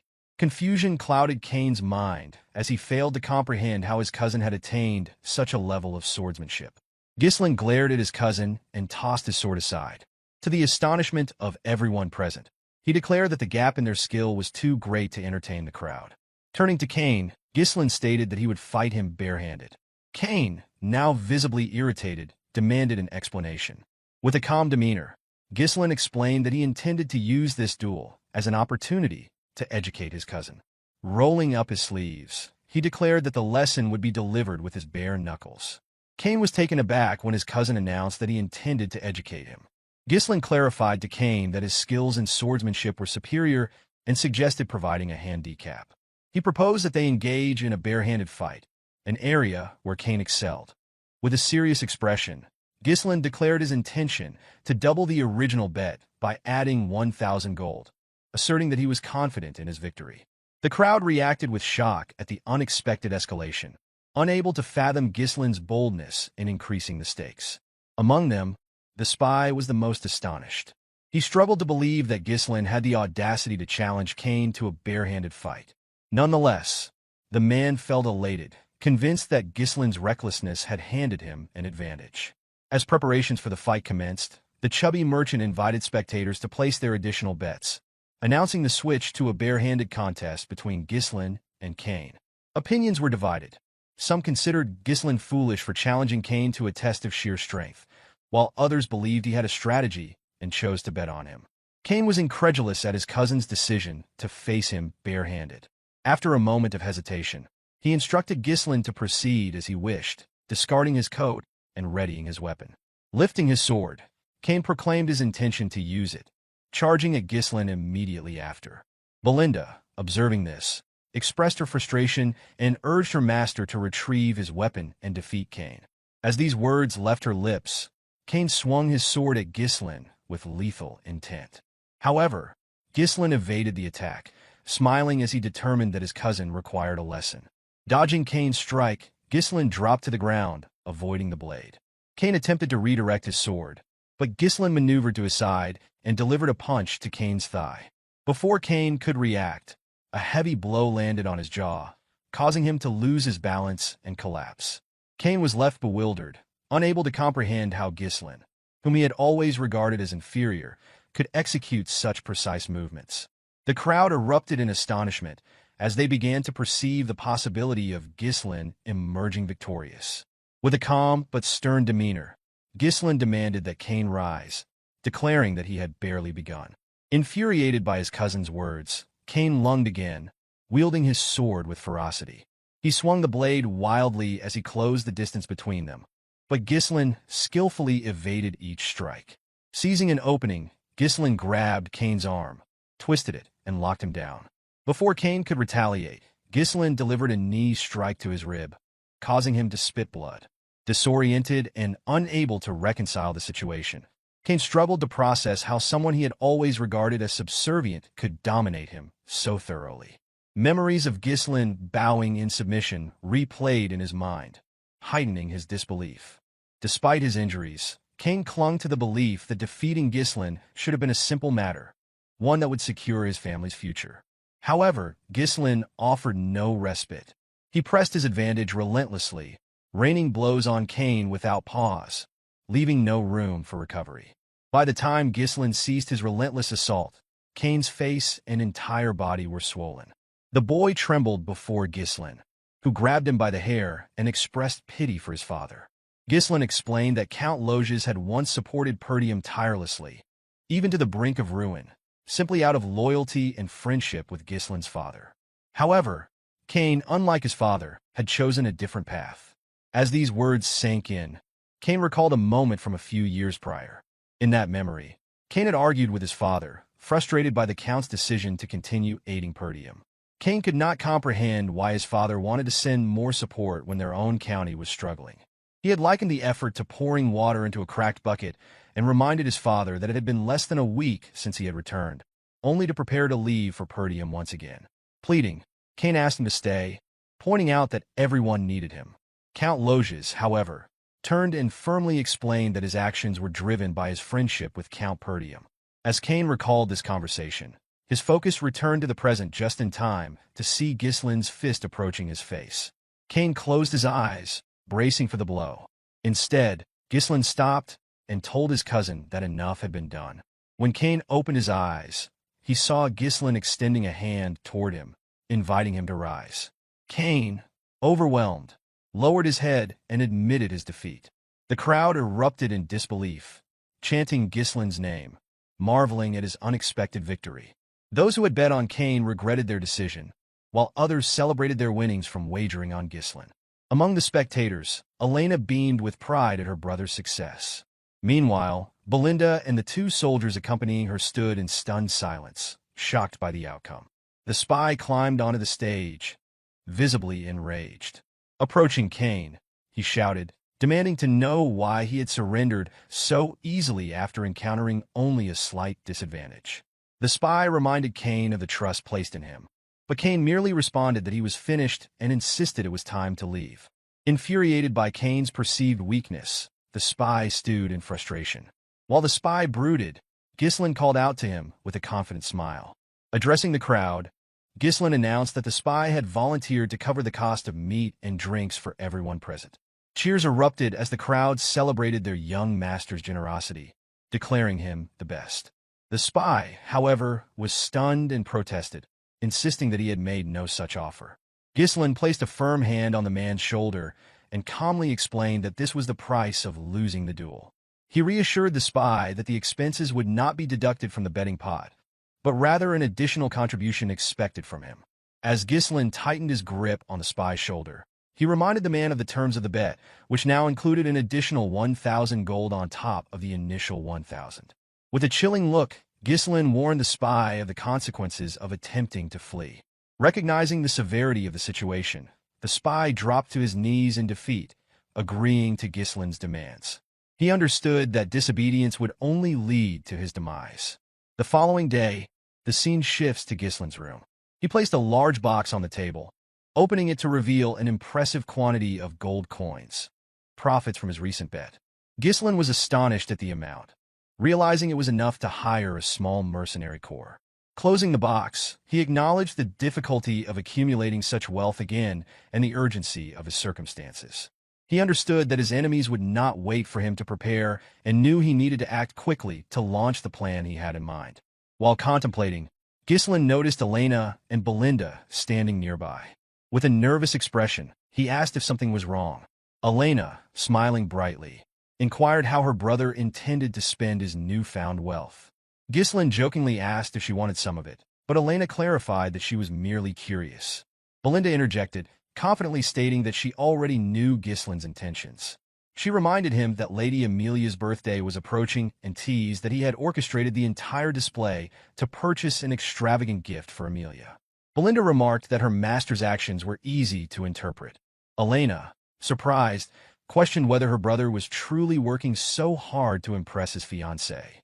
Gislin, startled, seemed unaware of having a fiancée. He asked his sister and maid for clarification. Belinda, amused, urged him to stop pretending and assured him there was no need to feign ignorance out of embarrassment. Elena then reminded Gislin that they were referring to Amelia from the Rayfold County. Hearing the county's name, Gislin's expression darkened. He recalled Amelia Rayfold vividly, likening her to a spider. Amelia Rayfold, a noble admired for her kindness and selfless actions, had won the unwavering support of her territory's people. However, in time, she would incite a rebellion and gain notoriety as the Witch of the North, aligning with the Delphine Duchy to deal a decisive blow to Perdium's downfall. Gislin viewed her as a traitor. A faint smile crossed his face as he asked Belinda when their father was expected to return. Belinda informed him that the Lord would arrive in a week. Gislin determined that this time frame was sufficient. Rising from his seat, he announced his intention to visit Rayfold County. Belinda, surprised, pointed out that it was not yet Amelia's birthday and asked about the reason for his visit. Gislin revealed that he intended to secure funds from the county. The narrative transitions to a beautiful noblewoman placing her shoes on the ground. The woman, adorned with a spider near her mouth and striking red eyes, was revealed to be Amelia. She handed her shoes to a ragged girl nearby. The child, overwhelmed, struggled to believe that Amelia was gifting her the shoes. Amelia remarked that she alone deserved to walk barefoot on the land. Turning to her soldiers, she instructed them to provide food and shelter to the surrounding people. Her men immediately set about distributing provisions, leaving the crowd astonished. As Amelia departed, the people expressed their gratitude for her kindness. The scene shifts again, now to Amelia's garden at the Rayfold Manor. A man knelt, cleaning Amelia's feet. This man, Bernarf, served as Amelia's escort knight. While stroking a cat on the table, Amelia recounted her father's insistence on absolute obedience from the people of their territory. She observed that the common folk would follow anyone who kept them warm and fed. Bernarf complimented Amelia's strategy, assuring her that winning the hearts of the people would benefit her in the competition to determine her father's successor. In response, Amelia struck Bernarf's face lightly with her foot. She then demanded an update on the duel involving the finest swordsman of the North. Bernarf apologized and explained that he had avoided participating to prevent drawing undue attention, reasoning that such attention could disrupt their plans. Bernarf reminded Amelia that the time had not yet come for her to reveal her claws. He kissed her feet, pledging his blade to her service. Amelia, with a calm yet commanding demeanor, reminded her knight that he was naturally her blade, as she had invested a great deal into his development. Lifting his head, she leaned closer, her expression darkening. With an intimidating tone, she warned Bernarf that weakness was unacceptable. Letting go of him, she shifted the conversation and inquired about the status of the merchants. Bernarf reassured Amelia that there was no need to worry about the Arctia merchants. He explained that their guild was purchasing all the materials needed for the reconstruction of the Forest of Beasts outpost, recently destroyed in an orc attack on Perdium. Furthermore, he detailed how they were recovering the annual support funds sent by Count Rayfold to Perdium. Bernarf also revealed their ongoing recruitment of soldiers and knights leaving Perdium. These men, well-trained from battles against the barbarian tribes, were considered excellent additions to their forces. Amelia commended Bernarf's efforts, cautioning him to ensure that the guild maintained the appearance of an ordinary merchant operation. She emphasized the importance of keeping their true intentions concealed until their strength was fully amassed. While they spoke, a steward entered the garden, prompting Bernarf to rise and confront him. In a stern voice, he demanded to know who had allowed the interruption. The steward, unfazed, explained that news had arrived from the gate. Gislin had come to visit. Amelia, surprised by this revelation, questioned the steward about the purpose of Gislin's visit. The man relayed that Gislin claimed to have matters to discuss concerning their merchant guild. Both Amelia and Bernarf were startled by this unexpected development. The scene transitioned to the visitor's room, where Amelia entered and took a seat. Across from her sat Gislin, dressed in a rough coat and holding a small flower. Gislin greeted her cordially, but Amelia expressed her disapproval of his unannounced visit. She chided him for his lack of etiquette and manners. Smiling, Gislin explained that he had come to present her with an early birthday gift. He placed the flower on the table, describing its pleasant fragrance and mentioning that he had acquired it from the nearby merchant guild. Gislin added that he intended to purchase flowers from this guild moving forward, revealing its name as the Arctium Merchant Guild. Amelia listened but appeared perplexed by Gislin's remarks. Rising from her seat, she claimed not to understand his point and dismissed herself, stating that she would leave now that she had received his gift. However, as she turned to depart, Gislin, his gaze cold and unyielding, asked her to sit back down. The energy radiating from him startled Amelia. She froze momentarily, unable to reconcile the powerful presence before her with the timid young man she had once known, who could barely speak in her presence. Gislin lifted the tea in front of him, addressing Amelia directly. He informed her that he had no intention of wasting her time and revealed his need for 10,000 gold. Amelia, taken aback, struggled to believe that Gislin had appeared so suddenly, only to request such a large sum of money. She questioned whether this request was sanctioned by his father, but Gislin assured her that his father had no involvement in the matter and asked her to simply provide the money. With a calm demeanor, Ghislain poured the tea onto the floor. Smiling, he remarked that Amelia had never intended to marry him. The statement left her momentarily stunned. Ghislain continued, explaining that it would be disastrous for her if word spread about her secret efforts to build power, particularly in the midst of a fierce succession struggle. As he spoke, Amelia's cat leapt onto the table and growled at him. Amelia dismissed his remarks as a poor joke, but Ghislain assured her that her secret was safe with him, for now. However, he warned that his silence might not last if he left empty-handed. Amelia smiled coldly and told Ghislain that such a scenario would never occur. Without hesitation, she called for Bernarf. The knight entered the room promptly, placing a hand over his chest as he greeted Ghislain. Recognizing Bernarf, Ghislain recalled him as a loyal companion to Amelia and a skilled swordsman, capable of rivaling the finest sword in the north. Ghislain addressed Amelia directly, warning her that his death would spark a war. He asked if she could truly handle the consequences. Unfazed, Amelia responded that if a ruffian barged in, caused chaos, and was subsequently killed by her escort knight, that would be the story the world would hear. Smiling, she ordered Bernarf to kill Ghislain. The knight drew his sword without hesitation, and Ghislain realized he had no choice but to take the situation seriously. Placing a hand on his sword hilt, Ghislain prepared to defend himself. Before he could act, Bernarf smiled, catching Ghislain off guard. A sudden noise broke the tension as an assassin emerged from a knight's armor positioned behind Ghislain. The assassin aimed a strike at Ghislain's chair, but Ghislain quickly jumped to avoid the attack. As the assassin struggled to free his weapon, Ghislain delivered a powerful kick to his chest, sending him crashing through the window. Both Amelia and Bernarf were visibly stunned by the display. Turning back to his hosts, Ghislain expressed disbelief at Amelia's feigned politeness while orchestrating a surprise attack. Picking up his sword, he remarked sarcastically on the poor hospitality. Without delay, he charged at Bernarf, swinging his weapon. The knight managed to block the attack. With a cold glare, Ghislain questioned whether Rayfold County had forgotten the principles of chivalry. Bernarf, unfazed, apologized mockingly. He reminded Ghislain that he had been the first to show disrespect by arriving unannounced and unsettling his mistress. Seizing Ghislain's sword, Bernarf locked it in his arms and declared that courtesy was unnecessary for someone like him. As Bernarf moved to attack, Ghislain evaded the strike with ease.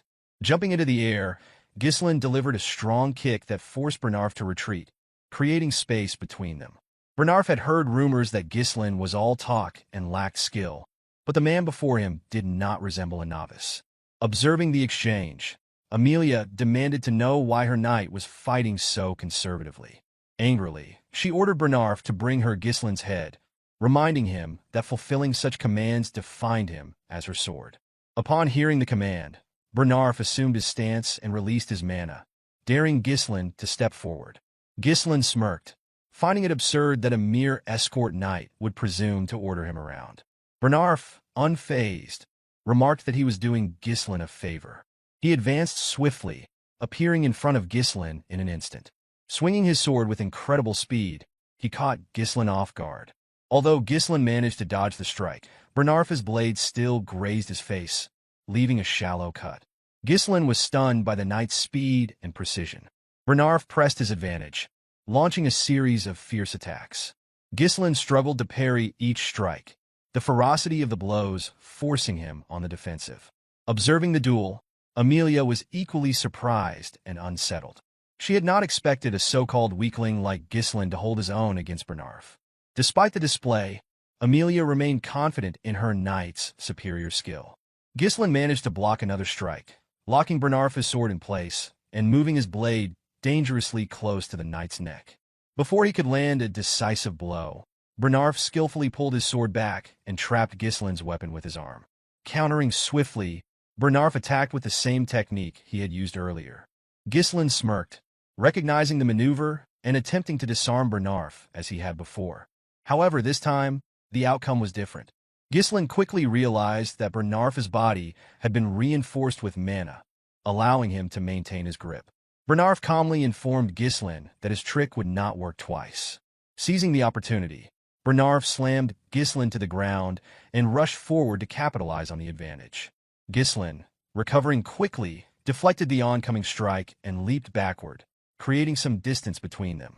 Assessing the situation, Gislin deduced that Bernarf's use of mana had given him a significant physical edge. Bernarf took note of his opponent's resilience, remarking that Gislin was far removed from the rumors. He acknowledged that one could truly understand an opponent's capabilities only by engaging in combat.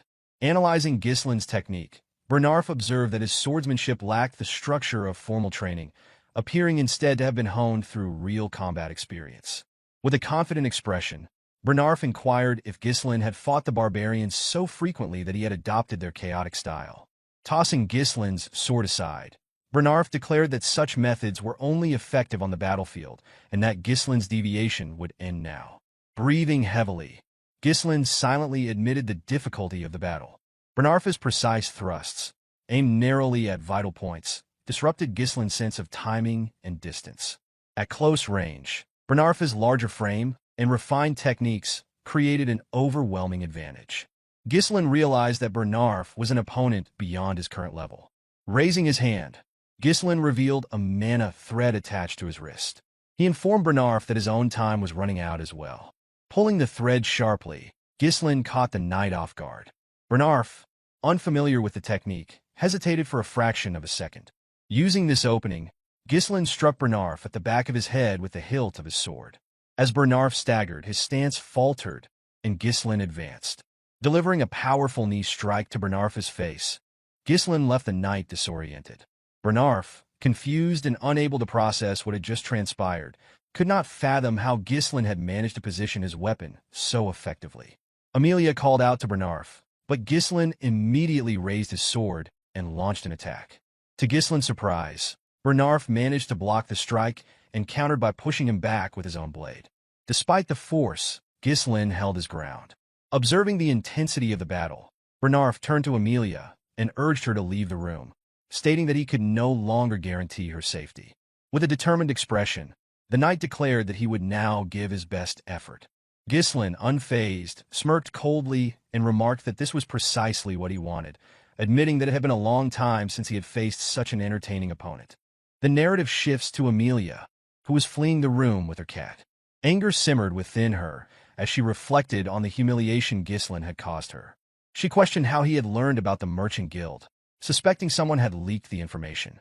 It seemed impossible for him to know such details without inside help. As she ran, Amelia begrudgingly acknowledged that the rumors of Gislin slaying orcs and rescuing his younger sister from assassins were likely true. Despite this realization, she still believed that much of his reputation was due to luck or exaggeration. Turning a corner, Amelia expected to find the guards she had stationed there. Instead, she was met with a shocking sight. Her guards lay unconscious on the ground, and a hooded woman stood amidst them. The woman turned and greeted Amelia with a smile, remarking on how long it had been since their last meeting. Under the hood, the woman was revealed to be Belinda. Startled, Amelia demanded to know why the maid was there. Before she could react further, Belinda moved with incredible speed, appearing beside her with a blade pressed to her neck, ordering her to remain silent. Amelia froze in disbelief at the blade against her throat. Belinda's gaze settled on the spider, still clinging to Amelia's lip switch. With practiced ease, Belinda removed the spider. Smiling, she revealed that she had overheard Count Perdium and Count Rayfold during the engagement ceremony. She recounted how Amelia's siblings had mocked her for her fascination with spiders, and how Amelia had raised the creatures as a means of exacting revenge. Belinda then questioned why Amelia continued to wear a spider, suggesting it could either symbolize overcoming her trauma or a display of defiance. Without waiting for an answer, she tossed the spider to the ground and crushed it underfoot. With a satisfying crunch, she declared that it did not suit her. With an unsettling calm, Belinda urged Amelia to cooperate. The scene shifted back to the room where Gislin and Bernarf continued their fight. Gislin noticed a change in the air, sensing the overwhelming mana Bernarf was now releasing. Bernarf addressed Gislin, recalling his earlier remark about being an entertaining opponent. With disdain, he declared that only a lowly mercenary would speak in such terms. He dismissed Gislin as unworthy of calling himself a noble like his mistress. Gislin, taken aback, countered with a sharp reminder that Bernarf was merely an escort knight. He firmly warned Bernarf not to question his nobility. Bernarf rushed forward, launching a series of rapid attacks against Gislen. Despite the knight's incredible speed, Gislen managed to block the strikes, though it became increasingly difficult. With a stern expression, Bernarf admonished Gislen to uphold the dignity of nobility. As he spoke, his attacks intensified, reaching a level far beyond what Gislen had encountered earlier. Each blow pushed Gislen further back, testing the limits of his endurance. Frustrated, Gislen growled that enough was enough. Using his sword, he deflected Bernarf's blade and attempted to pierce his opponent's head. However, Bernarf intercepted the attack skillfully, bending Gislen's sword away and forcing him to retreat. With a swift counter, Bernarf thrust his blade forward, landing a strike on Gislen's shoulder. To the knight's astonishment, Gislen had intentionally taken the hit, using the impact to push the blade aside and create an opening. Capitalizing on the moment, Gislen launched a counterattack, but Bernarf managed to block it in time. Realizing the danger of underestimating his opponent, Bernarf maintained his guard, locking down Gislen's sword and kicking him away. He remarked that this was the difference between a true warrior and one who wields a sword for mere entertainment. Gislen, breathing heavily, couldn't help but find the battle exhilarating despite the mounting pressure. Bernarf's overwhelming speed, reach, and relentless attacks kept him in control of the fight. Any attempt by Gislen to counter through close-quarter grappling was immediately neutralized. In a binding clash, Bernarf deceptively locked their swords together, giving the impression that neither could break free. With Gislen's current mana reserves, it was nearly impossible to overcome the knight's superior strength. The situation was dire, and Bernarf appeared to have the upper hand. As Gislen analyzed his predicament, Bernarf charged again, forcing him to act decisively. Gislen, preparing himself, acknowledged that the fight had to end soon. While Bernarf had accounted for nearly every variable, he had overlooked one critical factor: Gislen's unique mana cultivation technique. Drawing upon his third mana core, Gislen unleashed an explosive surge of power and met Bernarf head-on. When their swords clashed, Gislen channeled his newfound strength, forcing Bernarf's blade downward and disarming him with sheer force. The knight froze in disbelief, unable to comprehend how Gislen had summoned such overwhelming mana mid-battle. Before Bernarf could recover, Gislen raised his sword to strike a fatal blow. At that moment, a voice interrupted, commanding Gislen to stop. Turning, he saw Amelia standing nearby, fury etched across her face. She demanded that Gislen take the 10,000 gold and leave immediately. Irritated, Gislen lowered his sword and stepped back, remarking that it would have been far simpler if she had handed over the money when he had asked politely. Belinda, observing the scene, quipped that Gislen's actions went far beyond what could be called a lover's quarrel. Gislen, unfazed, replied that it was merely a difference in opinion.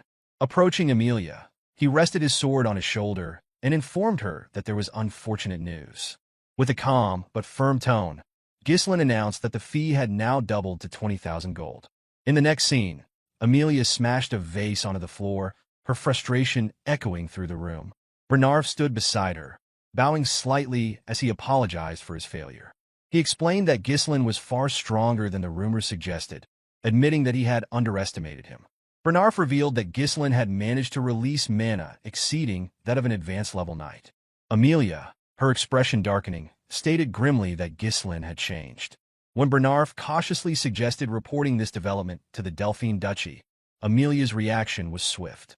She slapped him sharply and grabbed his shirt, glaring at him with fury. She reprimanded him, asking if he truly understood the terror Duke Delphine inspired. Amelia explained that exposing the incident would spell their doom. The alliance with the Duke, formed secretly and without her father's knowledge, hinged on a covert agreement. The Duke had promised to support her rebellion in exchange for her assistance in toppling Perdium. Amelia added that her siblings would kill her if the agreement ever came to light. Her anger deepened as she considered the possibility that Gislen might already know about the deal, given his knowledge of the Merchant Guild secrets. Turning to Bernarf, she declared that Gislen had to be eliminated, no matter the cost. Bernarf readily accepted the directive. Amelia then inquired about the state of Gislen's injuries. The knight explained that while he had inflicted light injuries across Gislen's body and a heavier wound on his shoulder, Gislen's use of explosive mana would likely leave him in poor condition for a time.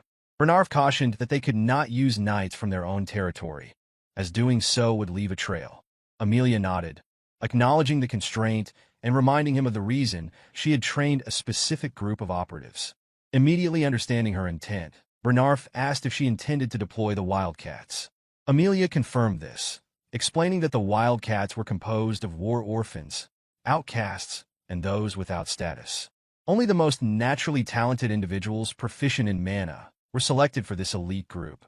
Amelia placed a flag on the map before her, marking a location, and instructed Bernarf to send a dozen of the Wildcats there. She emphasized that only those skilled in mana manipulation should be chosen. Bernarf understood her reasoning. The ravine she marked was the only narrow passage between Rayfold territory and Perdium County.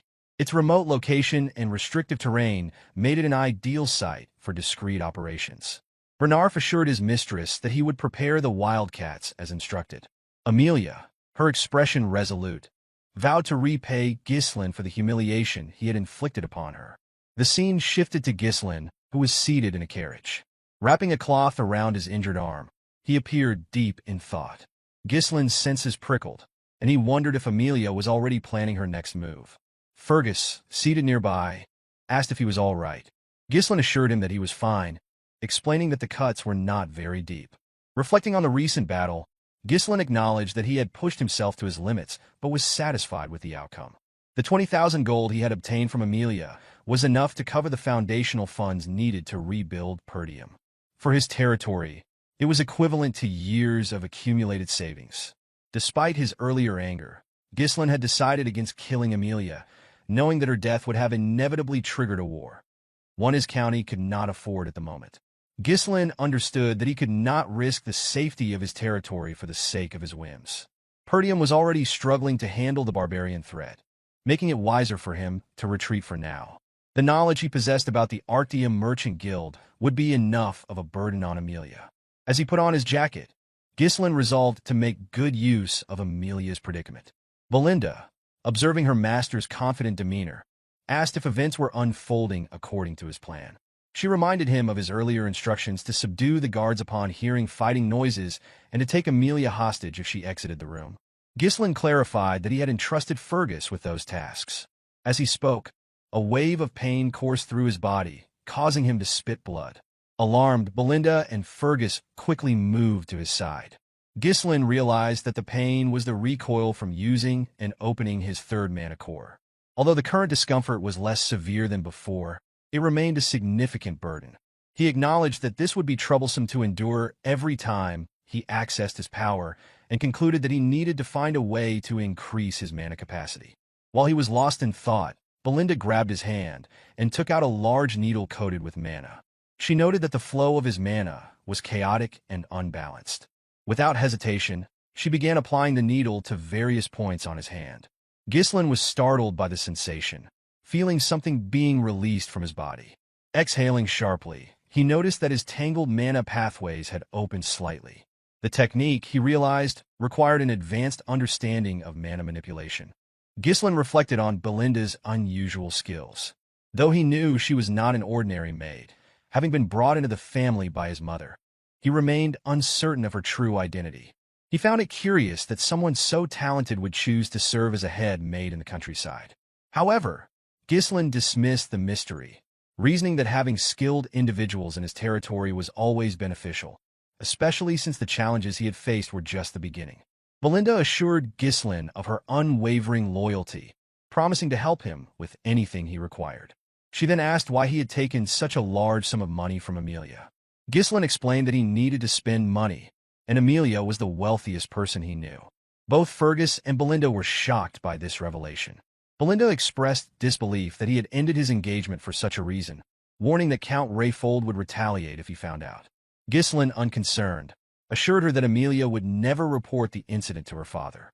Smiling, he reminded Belinda of her earlier declaration of trust. Annoyed, Belinda demanded to know his intentions for the money, asserting that she had taken risks alongside him. Ghislain revealed that he intended to use the funds to conquer the Forest of Beasts. Belinda was taken aback, while Fergus expressed skepticism, pointing out that efforts to conquer the forest had failed since the time of Ghislain's great-grandfather. Ghislain then reminded Fergus of a request he had made before entering the castle. Fergus hesitated before revealing that the individual Ghislaine had asked him to find was at the designated location. Nervously, he cautioned that the man was unstable and not in his right mind. Ghislaine dismissed these concerns, stating that as long as the man was alive, he was useful, and insisted they depart immediately. Belinda objected, urging her master to return home due to his physical condition. She reminded him that he could not afford to wander in his current state. Ghislaine countered by pointing out that Amelia was unlikely to let them leave without attempting to silence them. Acknowledging this, Belinda tapped her muscle confidently, reminding him that she was skilled in combat. She also noted that Fergus, as a knight, would be an asset in dealing with any threats. Ghislaine reassured Belinda of her reliability, but clarified that the role he required was beyond her expertise. Smiling, he revealed that they were on their way to meet the vanguard he had in mind. The scene shifted as the group arrived at a wooden house nestled deep within the forest. Belinda remarked that the house appeared abandoned, but Fergus confirmed that this was the correct address. When Ricardo knocked on the door, it was opened by a massive, disheveled man with long, unkempt hair. The man peered at them suspiciously and demanded to know who they were. Everyone, except Ghislaine, was taken aback by the man's appearance. Belinda leaned toward her master, whispering her doubts about the individual's suitability, noting that he looked frail and unlikely to survive another day, let alone fight. Ghislaine, unfazed, assured her that they were in the right place. The man, noticing Ghislaine's noble bearing, dismissed him as a bored young aristocrat and turned to leave, telling them to go away.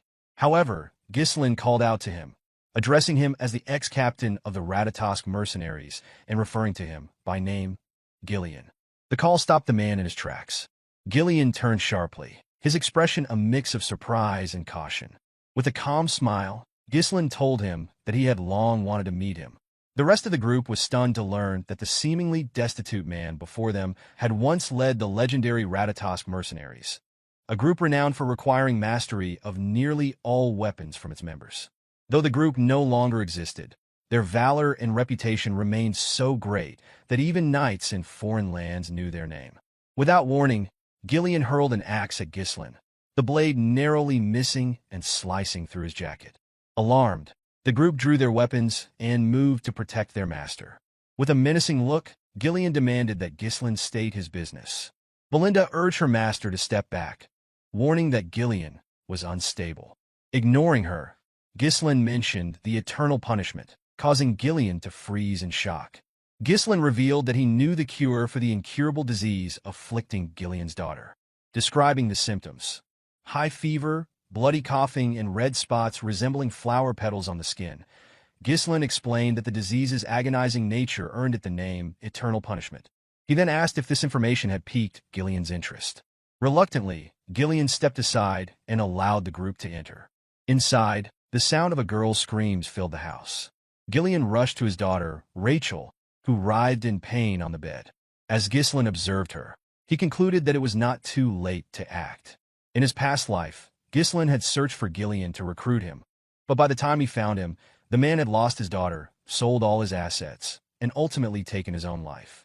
The condition of the house, bare, leaving only weapons, confirmed that Gillian had already sacrificed everything to try to save Rachel. She is sobbing, pleaded with her father to end her suffering. Realizing the urgency, Ghislaine removed his jacket and announced that he would begin treatment immediately. Before he could act, Belinda placed a hand on his shoulder, urging him to leave. She admitted that she didn't know what he intended to do, but she insisted that the disease was beyond his power. Even priests had failed to cure it, declaring it a punishment from the gods. Belinda implored him to explain how he planned to deal with such a dire illness. Ghislaine brushed her hand aside, asserting confidently that he could save Rachel. Belinda was unconvinced and called out to him again. Ghislaine turned to remind her of her earlier promise to trust him, which left her momentarily silent. He handed her a list of medicinal herbs and instructed her to purchase them immediately. Surprised by the items on the list, Belinda quickly carried out the task and returned with the requested supplies. For wandering mercenaries like Gillian, survival often depended on knowledge, and while the disease, known as eternal punishment, was currently deemed incurable, a cure would eventually be discovered in the future. Ghislaine, drawing on his foreknowledge, prepared to apply his unique insight to save Rachel's life. The cure quickly became a topic of great interest, especially due to its relatively simple method of preparation. Ghislaine, thanks to its straightforward process, remembered it clearly. The primary challenge, however, was the exorbitant cost of the ingredients, with the fairy's blessing being the most critical and expensive component. To prepare the cure, the fairy's blessing and the herbs were finely chopped, tightly packed into a bottle, and covered with distilled alcohol. The mixture was shaken thoroughly and left to sit for a while. Afterward, the remaining ingredients were added and stirred until combined. Once the preparation was complete, Ghislaine handed the purple glowing liquid to Gillian, instructing him to let his daughter drink it. Desperation left Gillian with no alternative. He quickly fed the liquid to his daughter, Rachel.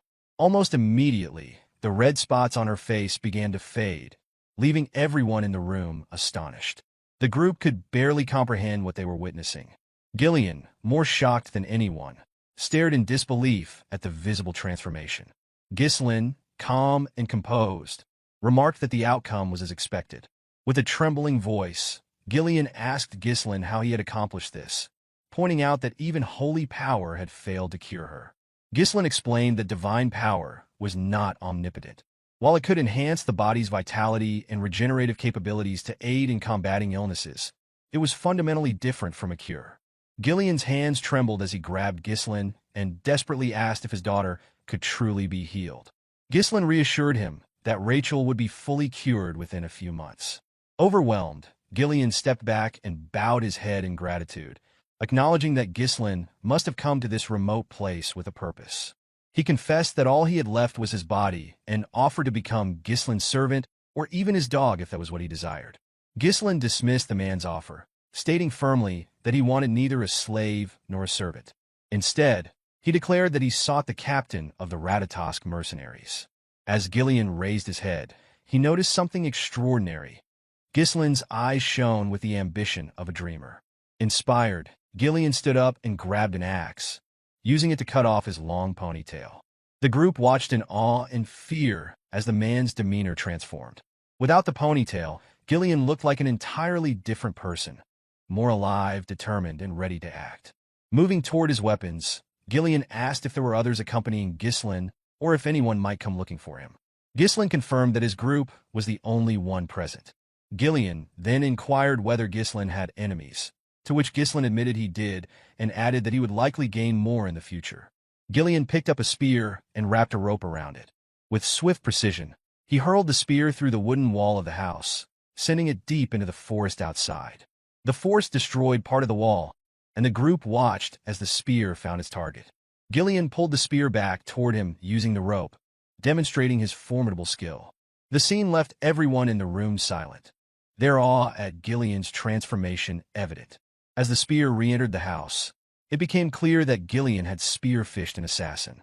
The weapon had struck the figure directly in the chest, leaving him struggling to free himself. Without hesitation, Gillian grabbed the assassin by the neck and demanded to know who had sent him. The assassin, revealed to be a member of the Wildcats, appeared stunned that Gillian had detected him. Gillian turned to Ghislaine, asking what he wanted to do with the captive. Ghislaine, already suspecting who had sent the assassin, placed his hand on his sword, but remarked that he had no desire to draw it again that day. Gillian intervened, placing a hand on Ghislaine's hilt to stop him. Smiling faintly, he assured Ghislaine that he would handle the matter. With a swift motion, Gillian snapped the assassin's neck, killing him instantly. Bowing respectfully, he turned back to Ghislaine. Belinda, watching the scene unfold, was shaken by Gillian's lack of hesitation in killing. She struggled to understand why her master would want to recruit someone so dangerous. Kneeling before Ghislaine, Gillian swore his loyalty, pledging to place his life in Ghislaine's hands. Ghislaine, recognizing the value of having such a powerful ally for his reconstruction plans, accepted the pledge with a smile, expressing his eagerness to work with Gillian. The narrative shifted to a cabin deep in the woods, where a group of wildcats was gathered. A trafficker reported to the group that one of their members had been killed. The news caused shock and unrest among the group, prompting their leader, Vigo, to demand silence.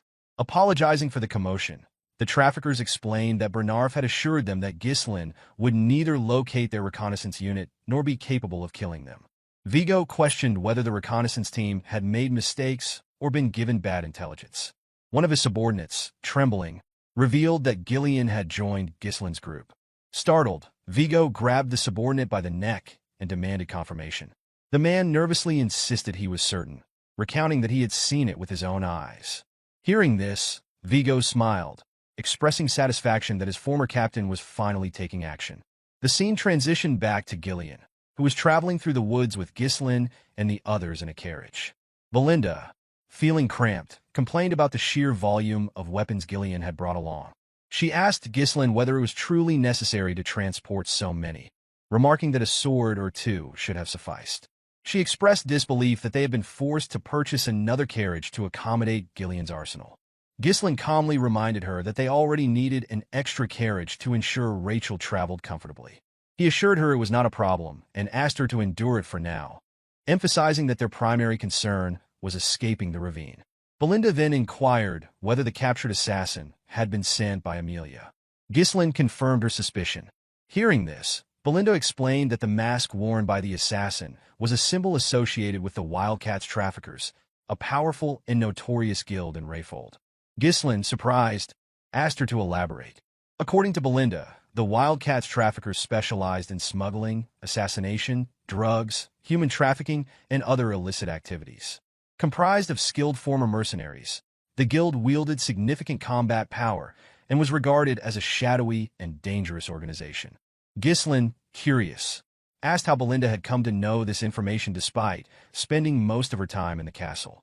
The maid revealed that she had learned about such matters before entering her role as head maid.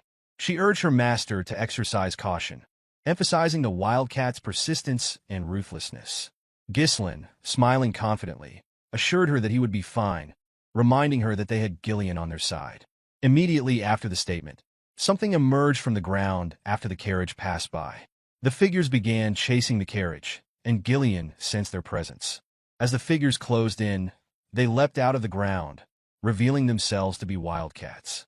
The wildcats launched an attack on Gillian, catching him off guard with their ambush. He responded swiftly, drawing both an axe and a sword to block their assaults. With precise movements, he severed one's hand using the axe and then drove it into the chest of another. Before the injured wildcat could retaliate, Gillian ripped his head apart, and both bodies fell lifeless to the ground. As the men fell, their remaining allies released ropes that triggered massive trees to drop onto the carriage. Gillian, surprised by the trap, heard Belinda warn that the trees could crush them. Reacting quickly, he seized the ropes and slowed the horses, narrowly avoiding disaster. However, the path was now obstructed. Gislin remarked that he had anticipated the ambush. Nearby, wildcat traffickers began to close in, and one of them, Vigo, addressed Gillian directly. He referred to Gillian as the former captain of the Ratatosk mercenaries, a title that visibly startled him. Vigo accused him of cowardice, claiming he had disbanded the entire group for the sake of his daughter. Stepping down from the carriage, Gillian denied any knowledge of the accusations. Vigo, visibly irritated, countered by blaming Gillian for the life he had been forced to endure. He questioned whether Gillian had grown so senile that he couldn't recall his past comrades. Gillian offered no response, which further convinced Vigo that he was feigning ignorance. With a smirk, Vigo declared that he would force Gillian to remember and commanded his men to attack. The attackers advanced quickly, prompting Gislin to offer his assistance. Gillian, however, declined, stating that Vigo clearly had personal business with him. He assured Gislin that he could handle the situation alone. Before the wildcats could strike, Gillian infused his axe with mana and dispatched 4 attackers in a single, devastating swing. The sight of this stunned the remaining assailants, who surged forward in a renewed attack. Drawing his short sword, Gillian struck down the first who approached with his axe, stabbed the second through the neck, and cleaved the third in half after deflecting their strike. Vigo observed these feats with little surprise, recognizing that Gillian's strength had not waned. He instructed his men to split into 2 groups and encircle Gillian. As they moved to execute the order, Gillian mounted a horse, drawing a larger axe and spinning it menacingly. Charging at the wildcats, he unleashed a mana-enhanced strike that decimated several attackers. The remaining wildcats, hesitant to approach, shifted their focus to the horse, but before they could act, Gillian attached a rope to his axe and swung it in a deadly swirl, cutting through their ranks. Belinda watched in disbelief as Gillian dispatched his opponents. With his men defeated, Vigo launched a direct assault. Sensing the attack, Gillian equipped a shield to block the strike. Vigo accused him of ruining his life and vowed to kill him. With 3 blades in hand, Vigo hurled them at Gillian's horse, bringing the animal down. Gillian dismounted just before the fall, landing on the ground only to face an incoming blade. Drawing a smaller axe, he blocked the attack and firmly denied being the captain of the Ratatas mercenaries. He struck Vigo's ribs with his shield, forcing him to retreat. Vigo demanded an explanation, asking Gillian to reveal his identity if not the captain. Gillian replied that he had abandoned his past and now served as Gislin's subordinate. The declaration angered Vigo, who charged forward, vowing to kill Gillian at any cost. Gillian parried the attacks as Vigo pressed his sword into the shield. Vigo revealed that the mercenary company had disbanded after Gillian's departure, lamenting that he had lost his purpose and fallen into a disgraceful existence just to survive. Gillian deflected the sword and countered with a swing of his axe. Vigo evaded by dropping low and quickly retaliated with a kick, which Gillian blocked with his wooden shield, though the shield shattered under the force. Vigo expressed his frustration, explaining that he had dedicated his entire life to making the Ratatas mercenaries the best in history. He voiced disbelief that his former captain had abandoned everything, only to become a mere pawn of a spoiled noble. Drawing several blades, he imbued them with mana and hurled them toward Gillian. Gillian intercepted the attack with his axe, but as he did so, Vigo closed the gap and attempted to stab him. Gillian narrowly dodged the strike and countered with an overhead swing of his axe. Vigo landed just in time to block with his sword, smiling at the exchange. The clash between them grew more intense, with both men exchanging fierce blows. Vigo believed that Gillian had not changed from the captain he once admired, though he viewed him as weakened by his years spent searching for a cure for his daughter. In contrast, Vigo claimed to have grown stronger through countless battles. He believed that Gillian was no longer his equal. Gillian unleashed a massive swing, which Vigo dodged by leaping over him. Using his sword for leverage, he flipped and landed behind Gillian. Wasting no time, Vigo kicked the blades Gillian had previously blocked, sending them hurtling back toward him. Gillian used his armor to deflect the projectiles, but as he did, Vigo charged at him. Gillian anticipated the attack and swung his axe, but Vigo evaded once again, taunting that the fight was over. In response, Gillian channeled mana into his hand and caught Vigo's blade mid-strike. This act stunned Vigo, who was left speechless as he realized Gillian had been holding back. Gillian asked if Vigo's pursuit of vengeance was driven by hatred, but Vigo did not answer. Instead, he stared in disbelief at Gillian's use of mana to seize the blade.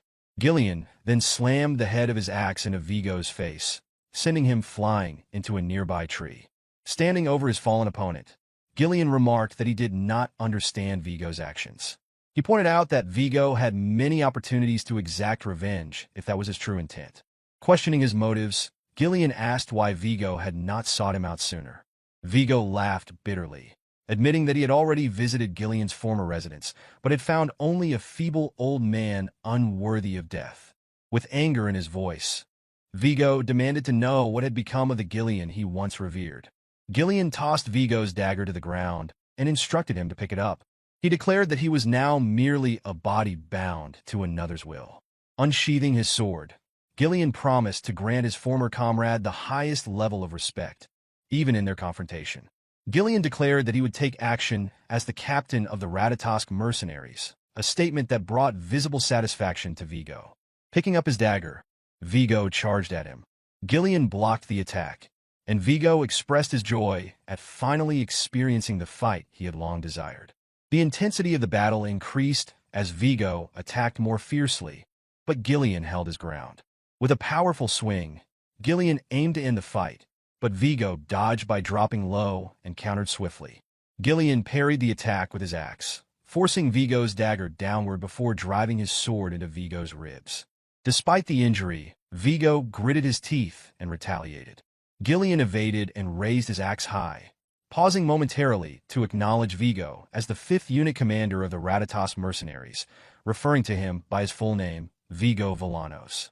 Hearing this, Vigo smiled, but the expression was fleeting as Gillian plunged his blade into him, ending his life. With Vigo's lifeless body at his feet, Gillian picked up the dagger and stood silently, gazing at his fallen comrade. Ghislain commended Gillian's efforts, and Belinda remarked on the potential profit from looting the wildcats.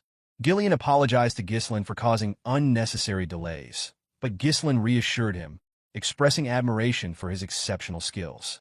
Reflecting on his early days as a mercenary, Ghislain admitted that stories about Gillian from his seniors had inspired him and helped lay the foundation for his rise to becoming the mercenary king. This encounter confirmed to Ghislain that recruiting Gillian had been the right decision, as he had gained a reliable ally. Ghislain then asked Gillian if he remembered who Vigo had been. Gillian raised Vigo's sword and replied that Vigo had been an old comrade. These words resonated deeply with Ghislain, prompting him to reflect on his own former comrades. He wondered where they were and what lives they were leading, knowing that their paths had diverged long before meeting him. Resolving to reconnect with them one day, Ghislain instructed the group to follow Belinda's suggestion and gather anything valuable from the wildcats. Belinda ordered Gillian to lead the collection efforts, but Gillian curtly reminded her that he was not her subordinate. 2 days later, the group reached Perdium territory. Belinda, visibly relieved, commented on their arrival. Gillian looked at the city ahead and asked Ghislain if it was Perdium. Ghislain confirmed it, feeling a sense of contentment at returning home. He reflected on how, when he had first run away, he believed he could return any time. As Gillian studied the county, Ghislain asked for his opinion. Startled, Gillian nervously responded that it seemed great. Ghislain, however, disagreed. He pointed out that the houses were outdated and renovations were impossible. He revealed that the fields lay uncultivated because the farmers had been conscripted into the military, leaving the land barren. Gillian remarked that he had heard of Perdium's perpetual conflict with the northern barbarians, but admitted the situation was worse than expected. Ghislain affirmed the dire circumstances, but expressed determination to fix the issues.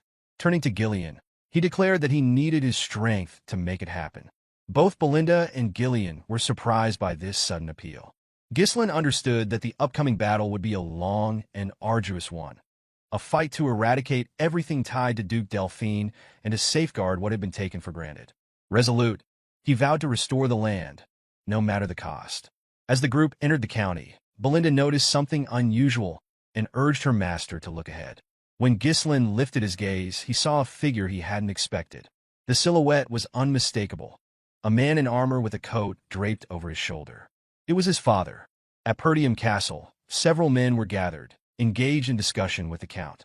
The Count proposed reducing their forces, a suggestion that shocked the assembly. One man protested, warning that maintaining the front lines would become increasingly difficult with fewer troops. Another suggested requesting additional support from the Rayfold family. In response, the general administrator disclosed that the Rayfolds had cut the support funds. He added that they were amassing soldiers and stockpiling food instead, a revelation that left the knight in the room visibly surprised. One man pointed out the urgent need for funds to rebuild the Forest of Beast garrison, which had been partially destroyed in the recent battle against the orcs. He argued that reducing the Knight Order's forces would barely provide financial relief and carried significant risks. Ghislain observed the heated debate, finding the scene unsurprising. Among the men was Randolph, the knight captain, known for his commanding presence. Albert, the bearded treasurer, exuded a gruff seriousness, while the general administrator, Homern, maintained a more composed demeanor. Ghislain's thoughts drifted to his father. Though only a few months had passed since their last meeting as the young Lord of Perdium, for Ghislain, who had lived decades as the mercenary king, the time felt far longer. Addressing his father directly, Ghislain welcomed him back home. Count Zwalter Perdium, Ghislain's father, found his son's words unusual, given their typically formal interactions. As a child, Ghislain had disliked his father's stern and serious nature, but now he saw the weight of countless burdens etched into the Count's shoulder, the exhaustion and responsibility of governing the land. Sipping his tea, Zwalter remarked that he had heard of Ghislain's absence from the castle for a week. Ghislain explained that he had visited the Rayfolds. The Count inquired if he had caused any trouble during his visit, to which Ghislain reassured him that he had not. Albert, the treasurer, interjected, mentioning rumors of a duel Ghislain had won against Cain. along with a significant sum of money. Albert, skeptical, questioned if the young lord had gone to Rayfold to gamble. Ghislain, irritated by the suggestion, clarified that his trip had been an investment-related visit and that he had conducted business with Amelia. Homern, the general administrator, advised Ghislain to be mindful of his actions, reminding him of his future responsibilities as the next ruler of Perdium. Ghislain, maintaining a calm demeanor, acknowledged the reminder, but assured Homern that there was no need for concern. Homern grew increasingly frustrated as it became evident that Ghislain was disregarding his advice. His concern only deepened as a result. Zwalter set his tea down and intervened, instructing his subordinates to stop. Turning to his son, he remarked that he had heard about some good trouble Ghislain had caused during his absence. Ghislain, puzzled, waited for clarification. Zwalter then asked if it was true that Ghislain had executed Jamal and Philip for attempting to sell Elena. The mention of those disloyal knights surprised Ghislain. Randolph, the knight captain, interjected with skepticism, insisting that it was impossible for Ghislain to have defeated the two knights alone. He speculated that they must have turned on each other and that Ghislain merely delivered the final blow. Ghislain understood the captain's disapproval. Despite their treachery, the fact that knights had died at Ghislain's hand troubled Randolph. To avoid conflict, Ghislain chose to go along with Randolph's version of events. Randolph, with a smug expression, declared that his assumption had been correct. Zwalter, however, praised his son for his actions, much to Ghislain's astonishment. The Count dismissed the details of how the knights had been dealt with, stating that the only thing that mattered was Elena's safety. For the first time, Ghislain received a genuine compliment from his father.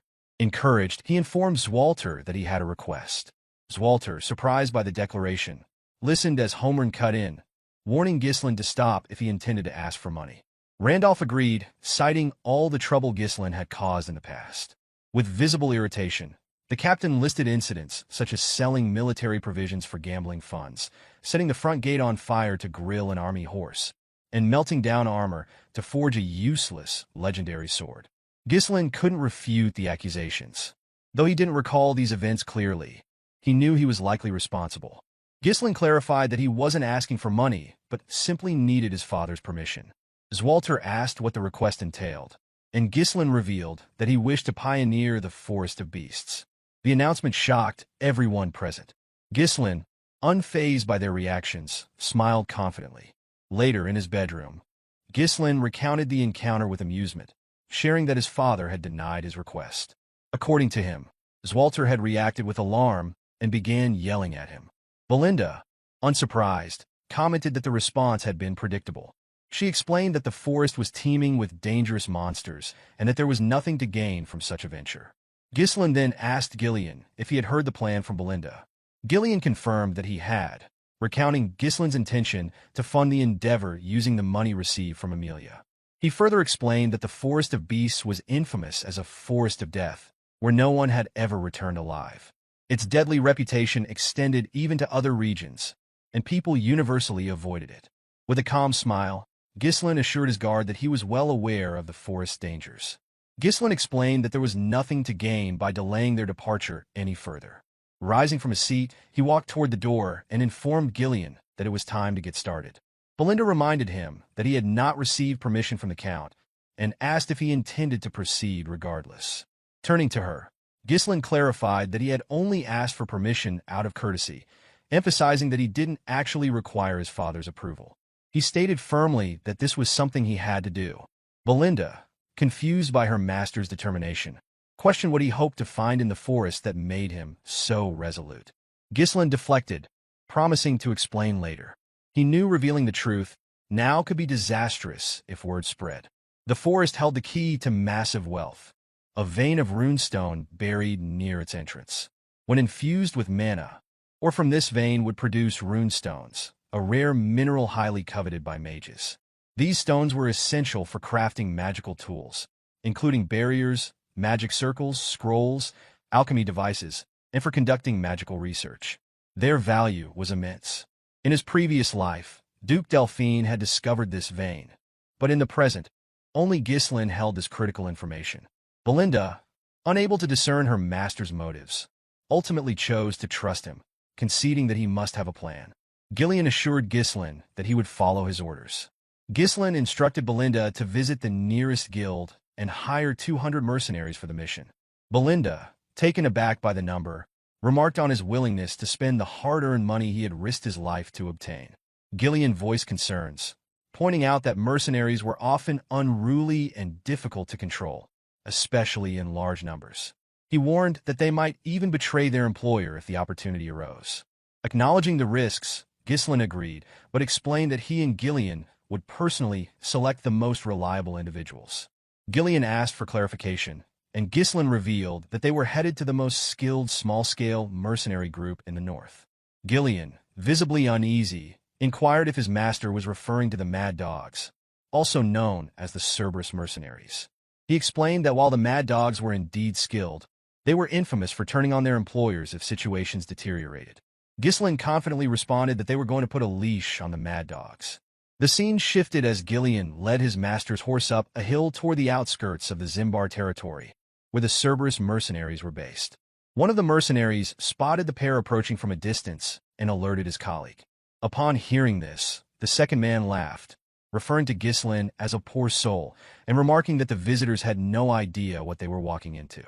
The mercenary took another look at Ghislaine and realized he was a noble. Convinced that Ghislaine would be a profitable target, he continued observing through his spyglass. Suddenly, someone grabbed him, prompting a scream of pain that startled the rest of the camp. It was Gillian who had seized the man, lifting him effortlessly with one hand. The mercenary cursed Gillian, demanding to know what he was doing. Without a word, Gillian hurled the man with such force that the upper half of his body became lodged in the sand. The remaining mercenaries, outraged by what had happened to their comrade, began shouting at Gillian. One of them stepped forward, accusing Gillian of acting recklessly because of his connection to a noble family. This mercenary held a chain with a spiked ball attached, smiling as he warned Gillian not to expect to leave the camp alive. Unaware of who he was dealing with, the man paused as he noticed someone else entering the camp. Ghislaine, seated on his horse, addressed the mercenary, instructing him to be quiet and fetch his captain. The mercenary laughed mockingly at the demand and began spinning his chain. He taunted Ghislaine, calling him a noble brat and declaring that it was time for him to learn responsibility. As he hurled the spiked chain toward Ghislaine, something intercepted it midair. The person responsible was Gillian, who had stopped the attack with a dagger. The blade lodged into a section of the chain, halting its movement and causing the spiked ball to drop to the ground. The mercenary, shocked by the display, watched as Gillian twisted the dagger into the chain to disable it further. Ghislaine smiled at the scene, remarking that words alone would not suffice. He instructed Gillian to handle the situation, but warned him to ensure no fatalities. Gillian acknowledged the order, took hold of the chain, and yanked the mercenary toward him with ease. The man flew helplessly in Gillian's direction, and as he came close, Gillian struck him in the stomach with the spiked ball. The mercenary cried out in pain, drawing more enraged responses from his comrades. Declaring that Gillian's status as a noble servant meant nothing to them, they charged at him. Gillian twisted his dagger further into the chain, using it to hoist the injured mercenary into the air. He then threw the man into the group of attackers, scattering them as they collided with their fallen comrade. The remaining mercenaries, stunned by Gillian's strength and precision, hesitated as Gillian turned to glare at them. His piercing gaze sent fear through their ranks. Ghislaine dismounted his horse and addressed the group, demanding to know how much longer they intended to keep him waiting. He ordered them to fetch their captain immediately. Before they could respond, a voice interrupted, asking about the cause of the commotion. The mercenaries quickly parted, clearing a path for the newcomer. The man, with fiery red hair and an imposing presence, introduced himself as Keir, the captain of the Cerberus mercenaries. Curious about their purpose, Keir asked Ghislaine why they were seeking him. Ghislaine found the question absurd, believing there was only one reason to approach a mercenary group. Without hesitation, he stated that he was there to entrust them with a request. Keir was taken aback by the situation and questioned Ghislaine about why a client would harm one of his subordinates. He remarked that a noble should have better manners. Ghislaine, smiling, responded that this was his unique way of greeting. He added that it was the most effective method to tame someone. Keir, amused by the remark, chuckled and wondered aloud what might have happened if Ghislaine had greeted them twice. The scene shifted to Kair's tent, where he and several mercenaries sat with Ghislain and Gillian. Kair asked Ghislain to explain the nature of his request. Ghislain revealed his intent to hire the mercenary group to pioneer the Forest of Beasts. The announcement stunned Kair's men, who were incredulous at the idea of entering a forest notorious for being filled with dangerous creatures. Knowing the forest bordered Perdium territory, the mercenaries exchanged uneasy glances. Kair, maintaining his composure, asked Ghislain what kind of person he must be to consider disturbing such a perilous place. Ghislain introduced himself as the young lord of Perdium. Kair and his men, surprised by the revelation, erupted into laughter. They could hardly believe they were speaking to the infamous young lord described in local rumors.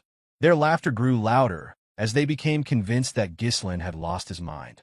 Kair, dismissive, told Ghislain that he likely had no idea what the Forest of Beasts was truly like, having grown up sheltered in a greenhouse. He asserted that the forest was no place for rookies like him. Declaring the discussion over, Kair signaled his men, who raised their weapons. Gillian, seeing this, lifted his axe in preparation for a fight. Ghislain, unfazed, asked Kair if he was afraid. The question startled Kair, who responded with a smile that he was disappointed. He remarked that he had heard of the Cerberus mercenaries' reputation for skill, but now he believed it to be a hoax. Placing his foot on the table, Kair warned Ghislain not to provoke him, reminding him that mercenaries do not take jobs that offer no worthwhile reward. Ghislain replied that weaklings often rely on excuses, a comment that visibly annoyed Kair. Kair declared that Ghislain was ruining the mood with his pathetic provocations, dismissing him as a clueless brat unworthy of his time. He assured Ghislain that he would allow him to leave unharmed, but demanded compensation for the trouble caused. Ghislain, his demeanor now serious, refused. He then made a bold request, a Moriana's recognition with Kair, the captain of the Cerberus mercenaries. Both Gillian and the other mercenaries were shocked by the challenge. Kair, narrowing his eyes, asked Ghislain if he even understood what he was asking for. Ghislain, wearing a confident smile, confirmed that he did. He explained that Moriana's recognition was a traditional mercenary duel, bound by specific rules. Each participant used only a single dagger, with one arm tied to their opponent's. The use of mana was strictly forbidden, and stepping outside the designated small circle counted as a loss. The match thrust both participants into a brutal, life-or-death struggle, confined within a small space that limited their movements. Often, the duel resulted not only in the death of the loser, but sometimes even the victor. Ghislain explained to Kair that the terms of the match required the loser to admit defeat without reservation and submit completely to the winner, effectively becoming the winner's subordinate or dog. He then asked Kair how he felt about the bet. Gillian, observing his master, was puzzled by how a noble could be so familiar with such a crude mercenary tradition. Among mercenaries, rejecting a Moriana's recognition was seen as an admission of weakness, making refusal virtually impossible. Kair began laughing maniacally, his expression turning unsettling. Addressing his subordinates, he mockingly announced that they had a bold young noble who wanted to prove himself by mercenary standards.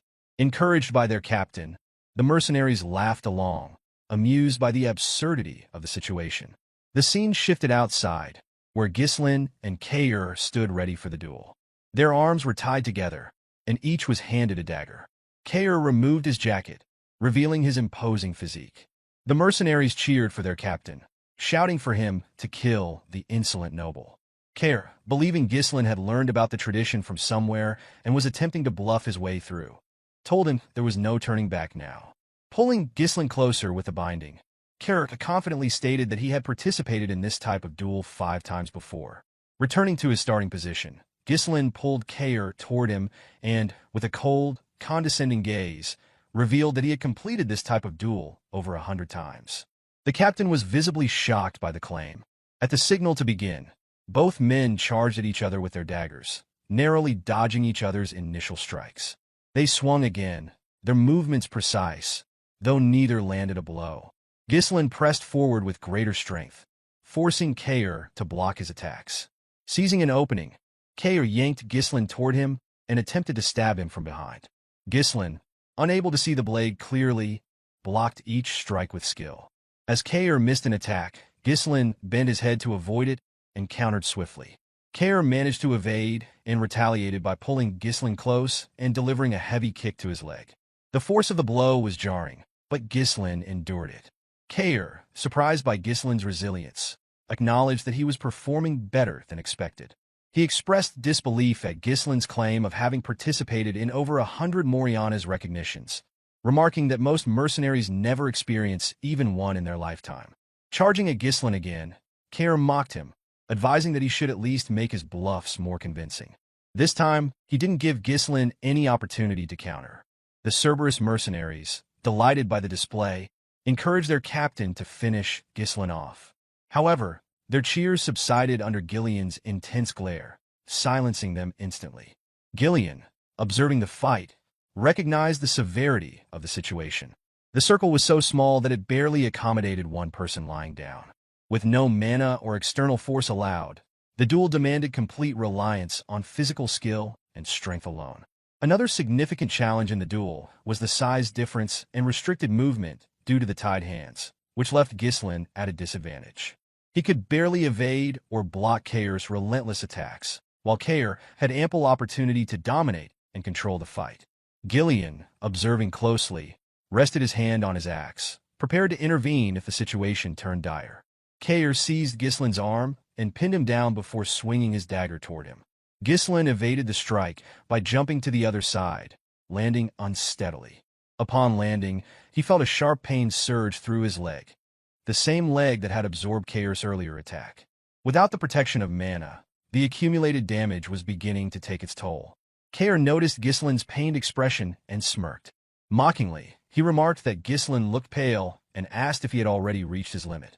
Kair then intensified his assault, driving Ghislain into a desperate defense.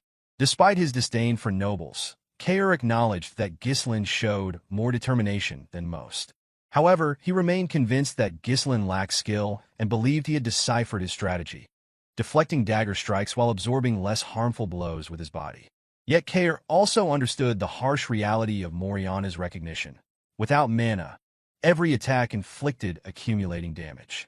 He could see that the strain was evident in Ghislain's movements and facial expressions. Relishing the struggle, Kair spun his dagger and charged. Ghislain blocked the attack, but was immediately forced to dodge as Kair swung his dagger toward his head. Ghislain bent low to avoid the strike and attempted to counterattack from below, but Kair blocked it easily. Kair dragged Ghislain's arm to the side, pinning him again, and delivered a brutal kick to his already injured leg. Ghislain winced in pain, and Kair, noticing his reaction, assumed victory was at hand. Raising his dagger, Kair commanded Ghislain to prepare to die. His subordinates erupted in cheers at the apparent conclusion. From the sidelines, Gillian gripped his axe, ready to intervene and rescue his master. However, before Kair could deliver the finishing blow, Ghislain smiled. With a sudden burst of agility, he dodged the dagger by lowering himself even further, a move that stunned Kair. Taking advantage of the opening, Ghislain shifted to the side and delivered a precise cut near Kair's ribs.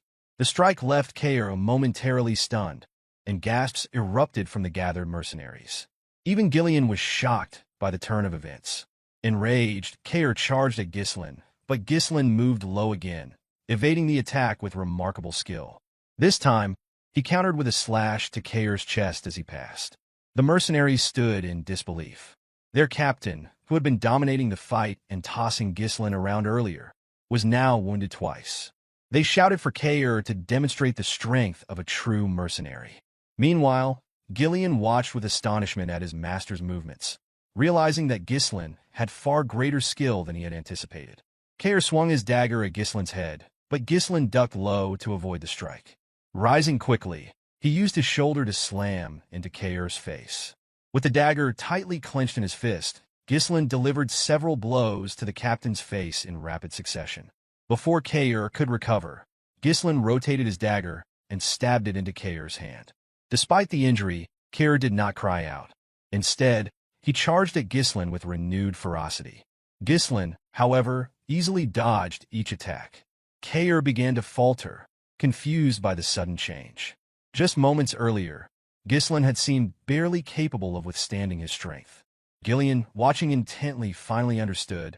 Kair's reliance on brute force was his downfall.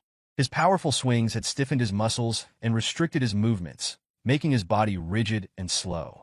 By contrast, Ghislain had avoided resisting directly.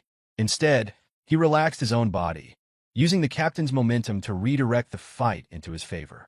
Gillian, impressed by this unexpected display of strategy, quietly placed his axe back in its sheath. As Kair gasped for breath, his men taunted him, urging him to stop playing around and finish the fight.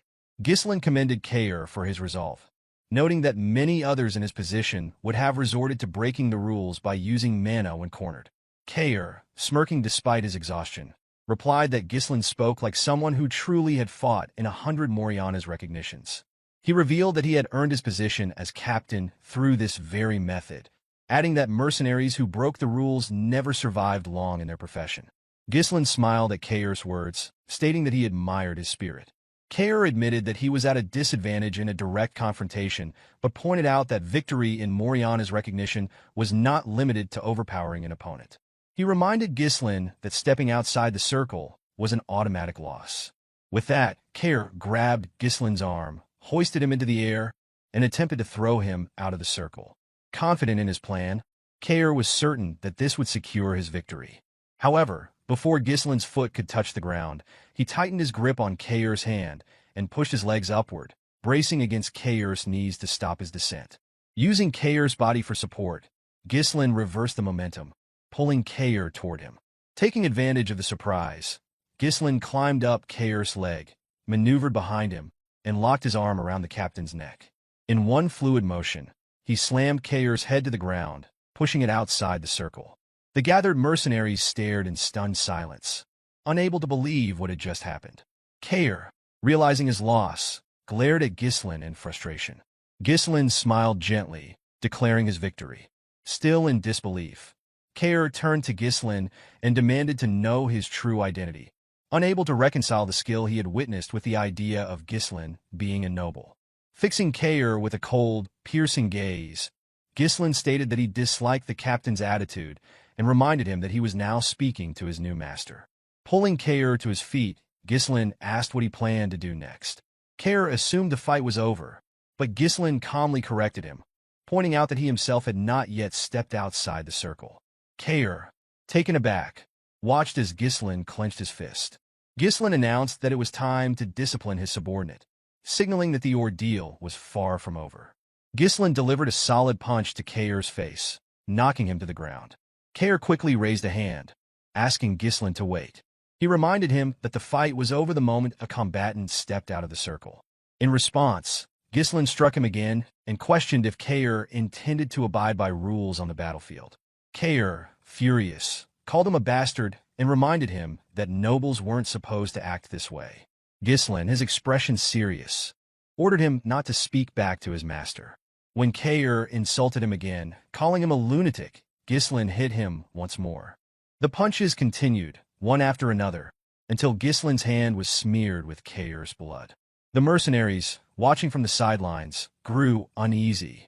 They had expected Ghislain to let their captain go after winning the duel, but instead, the beating continued. Kair, his face swollen and bloodied, begged Ghislain to stop. Ghislain pulled him to his feet and, with a cold gaze, reminded him that he had not yet stepped out of the circle. Kair, horrified, turned to his men and shouted for them to intervene and kill Ghislain.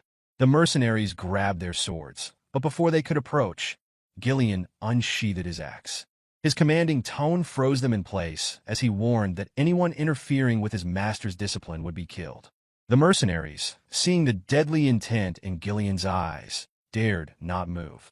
Kair, trembling like a beaten dog, turned back to the young noble. Ghislain asked if he was finished, and Kair's only reply was laughter born of fear. He knew he had miscalculated. Another punch landed, pushing Kair back. For the first time, Kair's overconfidence had failed him.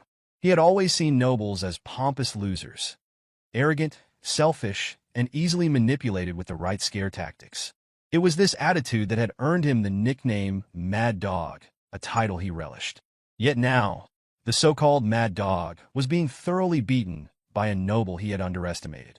The mercenaries, visibly worried by their captain's condition, glanced at one another, unsure of what to do. Kair's face was swollen, his body bruised, and his strength depleted. Gislin paused to assess Kair's injuries and then turned to the mercenaries. Breaking the silence, he ordered them to fetch water, bandages, and a towel. The men were taken aback by the command, but Gislin calmly warned that their captain would die if they didn't act quickly. Shocked into action, they complied with his orders. Gillian observed the scene closely. He noticed how the previously unruly mercenaries were now following Gislin's commands without question. In a world where strength often carried more weight than laws, Gislin had established his authority in the most direct and irrefutable way. He had demonstrated who was in charge. In the next scene, Kair sat slumped in a chair, his body wrapped in bandages. Gislin placed a sheet of paper on the table in front of him and instructed him to sign it. Kair, staring at Gislin with a mixture of defeat and resignation, realized that he had no choice but to comply. Kair hesitantly took out a pen and signed the document. As he handed it to Gislin, he nervously asked him to take it. Gislin, fixing him with a cold stare, demanded he repeat what he had just said. Kair, now visibly shaken, stammered that he looked forward to working with him. Gislin grabbed Kair's hand, causing him to flinch. With a calm but firm tone, Gislin told him they were now family and that he too looked forward to their collaboration. A few days later, at the outskirts of Perdium territory, a group of mercenaries had gathered in the early morning. One of them, yawning, asked if anyone knew why they had been summoned so early. A bald man carrying a shield chimed in, mentioning a rumor that their employer was the young lord of Perdium. The mercenaries were shocked to hear this. One of them scoffed, calling Gislin just a brat and doubting his ability to manage mercenaries effectively. He speculated that the job would be easy. A shirtless, heavily built man clapped his hands to grab the attention of the group. Known as Gordon the Muscle, he smiled and addressed his fellow mercenaries, suggesting that they needed a representative to handle their brat employer. His imposing presence caught everyone's attention, and they nodded in agreement. Gordon commended their admirable posture in devising ways to gain rewards without effort, but he warned them that their plan would fail without unified voices. The mercenaries agreed with Gordon, recalling past incidents where poor coordination had led to failure. The bald man asked Gordon about his plan, and he explained that knowing one's boundaries was crucial. Opening a bag of coins, he announced that he would act as their representative to pressure their employer, requesting contributions from the group for his hard work. The mercenaries, impressed by Gordon's confidence and size, believed him to be the perfect choice for the task. Praising his reliability and wit, they added coins to the bag. Their plotting was interrupted when one of them noticed someone approaching. Looking up, they saw Gislin riding toward them alone on his horse. The sight surprised them, and one remarked that Gislin might flee once he saw Gordon's intimidating build. Gordon instructed the group to approach him together, creating an imposing presence. Smiling confidently, he declared it was time to teach the young lord a lesson about the real world. However, before Gordon could confront Gislin, he noticed a group trailing behind him. As they drew closer, the mercenaries identified the group as the Cerberus mercenaries, recognizable by their distinct dog snout-shaped helmets. Shocked, Gordon questioned how Gislin had managed to recruit the infamous Mad Dogs. When Gislin finally reached the group, the mercenaries instinctively stepped back. Turning to Gordon, Gislin asked if he was the representative. Gordon, now visibly nervous, admitted that he was. Gislin inquired about his name, and Gordon introduced himself as Gordon the Muscle. Gislin smiled, commenting on the uniqueness of the name before tapping Gordon's chest and complimenting it as pretty cool. Introducing himself as the young lord of Perdium, Gislin commanded Gordon to gather the mercenaries. Once assembled, Gislin addressed them with a serious demeanor. He announced that the time had come to begin the pioneering of the Forest of Beasts. In the next scene, Belinda was assisting Gislin in donning his armor. All preparations for pioneering the forest had been completed. The expedition's temporary base had been constructed, resources had been procured, and the most critical asset, the troops, had been secured. Gislin requested Belinda to perform a final head count, and the maid obliged. She informed him that 148 mercenaries had been contracted through the office, along with 41 Cerberus mercenaries he had brought himself. The total number of personnel reached 192. Gislin acknowledged her effort, commending her for the work, and inquired whether Scoven had been properly informed. Belinda assured him that Scoven had been notified and, contrary to her expectations of resistance. The knight had stepped in to ensure their passage through the forest of beasts remained undetected. As the commander of the forest post, Scovin's involvement gave Belinda confidence that no immediate issues would arise. She urged Ghislain not to worry, and her reassurance brought a smile to his face. Ghislain then called for the mercenaries to assemble. He addressed them, stating that the land they were about to pioneer lay ahead. Acknowledging the rumors surrounding the forest, he explained that it was a place rife with unknown dangers, inhabited by monsters and unseen threats beyond imagination. Yet, he expressed his determination to conquer the forest despite its perils. The mercenaries, visibly unsettled by the mention of the forest of beasts, murmured among themselves, claiming they had not been informed of such dangers and feared for their lives. Belinda, stepping forward, silenced them and reminded them not to interrupt while their leader was speaking. Ghislain gave the mercenaries an opportunity to withdraw if they wished, promising to pay them 3 times their current wages should the mission succeed. The unexpected offer shocked the group, as it was an exceedingly tempting reward. Belinda moved closer to her master and whispered her concerns, pointing out that all their funds had already been spent on preparations. Ghislain calmly explained that such promises were necessary to boost morale. Confident in the mission's success, he assured her that there would be sufficient funds to fulfill the promise afterward. When he asked Belinda if she trusted him, she admitted she had no choice but to place her trust in him. Care commented to Gillian that their master must be out of his mind to offer such an extravagant reward and questioned how Ghislain intended to honor his words. Gillian, however, remarked that their master always had a plan. Ghislain officially named the group the Forest of Beasts Expedition Team and declared that it was time to move out. As the group progressed, they began cutting down the trees obstructing their path. Everyone, including Ghislain, actively participated in clearing the way. After felling a tree in front of him, Ghislain looked up, relieved to see sunlight piercing through the now-thinned canopy. Raising his hand, he directed the men to continue clearing the path toward the indicated direction. He instructed them to chop the felled trees into logs, load them onto carriages, and dig around the stumps to facilitate their removal. According to the Forest of Beasts Developmental Journal, a resource Ghislain had obtained in his previous life, the forest was vast and rich in untapped potential. He firmly believed that one day, the monsters would be driven out, and the forest's resources would be fully utilized. At that moment, what Ghislain needed most was money. He chose to disregard all other concerns, focusing solely on securing the quickest route to the runestone vein. The wealth from this expedition would play a pivotal role in halting the conspiracy surrounding Perdium. Care found it peculiar that their employer was taking such an active role, while one of the mercenaries suggested that Ghislain was simply trying to uphold the dignity of a noble.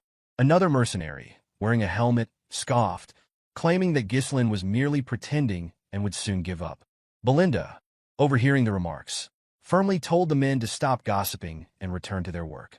Though they obeyed, she was visibly irritated by their dismissive attitude toward her master. She approached Ghislain, reminding him of the considerable effort he had put into hiring the mercenaries. She questioned why he was personally involved in the labor, pointing out that his actions made the men take him lightly. Ghislain reassured her that it was fine, explaining that having more hands on the job would allow them to finish faster. He emphasized that lingering in the area for too long would bring no benefit. Accepting his reasoning, Belinda remarked that he spoke as though he already knew what lay ahead. Care observed their exchange with a bemused smile. He found it hard to believe that his employer had someone worrying about him, while he himself had become the dog of his master, willingly heading into danger. Gillian, overhearing this, struck Care with a log, prompting Care to accuse him of trying to pick a fight. Despite their banter, the operation proceeded smoothly. The Duchy of Delphine, which had conquered the kingdom and established a new dynasty, had launched a large-scale development initiative in the Forest of Beasts.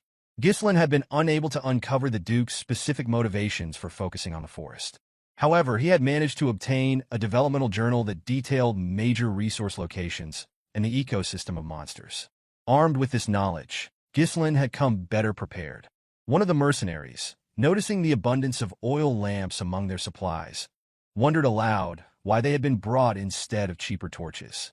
The lack of incidents along the way unsettled Ghislain. He had only read about the dangers of the forest and had no first-hand experience. Sensing the deepening of the forest, he cautioned the men to remain vigilant. While some mercenaries continued cutting trees, one remarked on the increasing darkness, asking if night had already fallen. Another mercenary, smiling, noted that no monsters had been encountered despite the forest's fearsome reputation. Agreeing, his companion speculated that the dangers had been exaggerated. He joked that even without any effort from their leader, Gordon, the job would have remained simple. They lamented that tripled pay seemed excessive for such an easy task. As they spoke, a bald mercenary struck Gordon on the back while he carried a log, jokingly demanding his money back. Gordon, however, noticed something strange. Turning to the others, he pointed out that they had cut countless trees along the way. When asked, the men confirmed that they had. Gordon's expression darkened as he directed their attention to the path behind. It was inexplicably blocked. The mercenaries froze in shock at the sight. Gislin's voice rang out, commanding everyone's attention. Sensing the shift in the forest's atmosphere, the troops instinctively reached for their swords. The mercenaries who had earlier dismissed the rumors now began to panic, as an oppressive tension descended upon the group. Something was amiss. Gislin called out to Gordon, warning him that staying there would result in his death. He instructed him to walk toward the group slowly. Gordon obeyed but stumbled into a tree and fell to the ground. The group immediately assumed defensive positions, calling Gordon an idiot. Turning back to face the others, Gordon was surprised that nothing happened. The mercenaries, equally perplexed, exchanged confused glances. A bald man among them chuckled, mocking their employer for being overly cautious. He claimed that the path only appeared blocked because the scenery was so similar, dismissing Gordon's concerns as a mistake. He further belittled the forest of beasts, calling it nothing more than a slightly dense forest with an exaggerated name. Gislin, maintaining a serious demeanor, ordered the man to step closer if he wished to stay alive. Irritated, the mercenary accused him of trying to create unnecessary fear. As he finished speaking, vines suddenly wrapped around his waist. Before he could react, the vines lifted him into the air and toward the top of a tree, where a monstrous mouth filled with sharp teeth awaited. The massive tree-like creature devoured him in an instant. The creature, which had no detectable presence, was impossible to anticipate. It was a predator that thrived on catching its victims unaware. The monster's eye opened, revealing its identity as a dirus ent. Gislin quickly noticed that numerous dirus ents were encircling the group. Panic spread among the mercenaries as they attempted to flee, convinced they were about to be eaten. The dirus ents extended their vines, capturing several mercenaries and dragging them into their gaping mouths. Gordon, clinging desperately to a nearby tree, screamed for help. One of the men approached him with an axe, urging him to hold on. Swinging the axe at the vine, the man was stunned to see it remain unharmed while his weapon began to crack. As he stared in disbelief, the monster pulled Gordon further upward. Before Gordon could be consumed, Gislin leapt into action. Infusing his sword with mana, he sliced through the vine and simultaneously landed a blow on the creature's eye as he descended. Blood gushed from the monster's wounded eye, and the mercenaries, astonished by their employer's feat, began to assume that the dirus ent's eyes were their weak points. Gislin took a deep breath and shouted for the men to regroup. His commanding voice cut through their panic as he warned them that spreading out would only make them easier targets.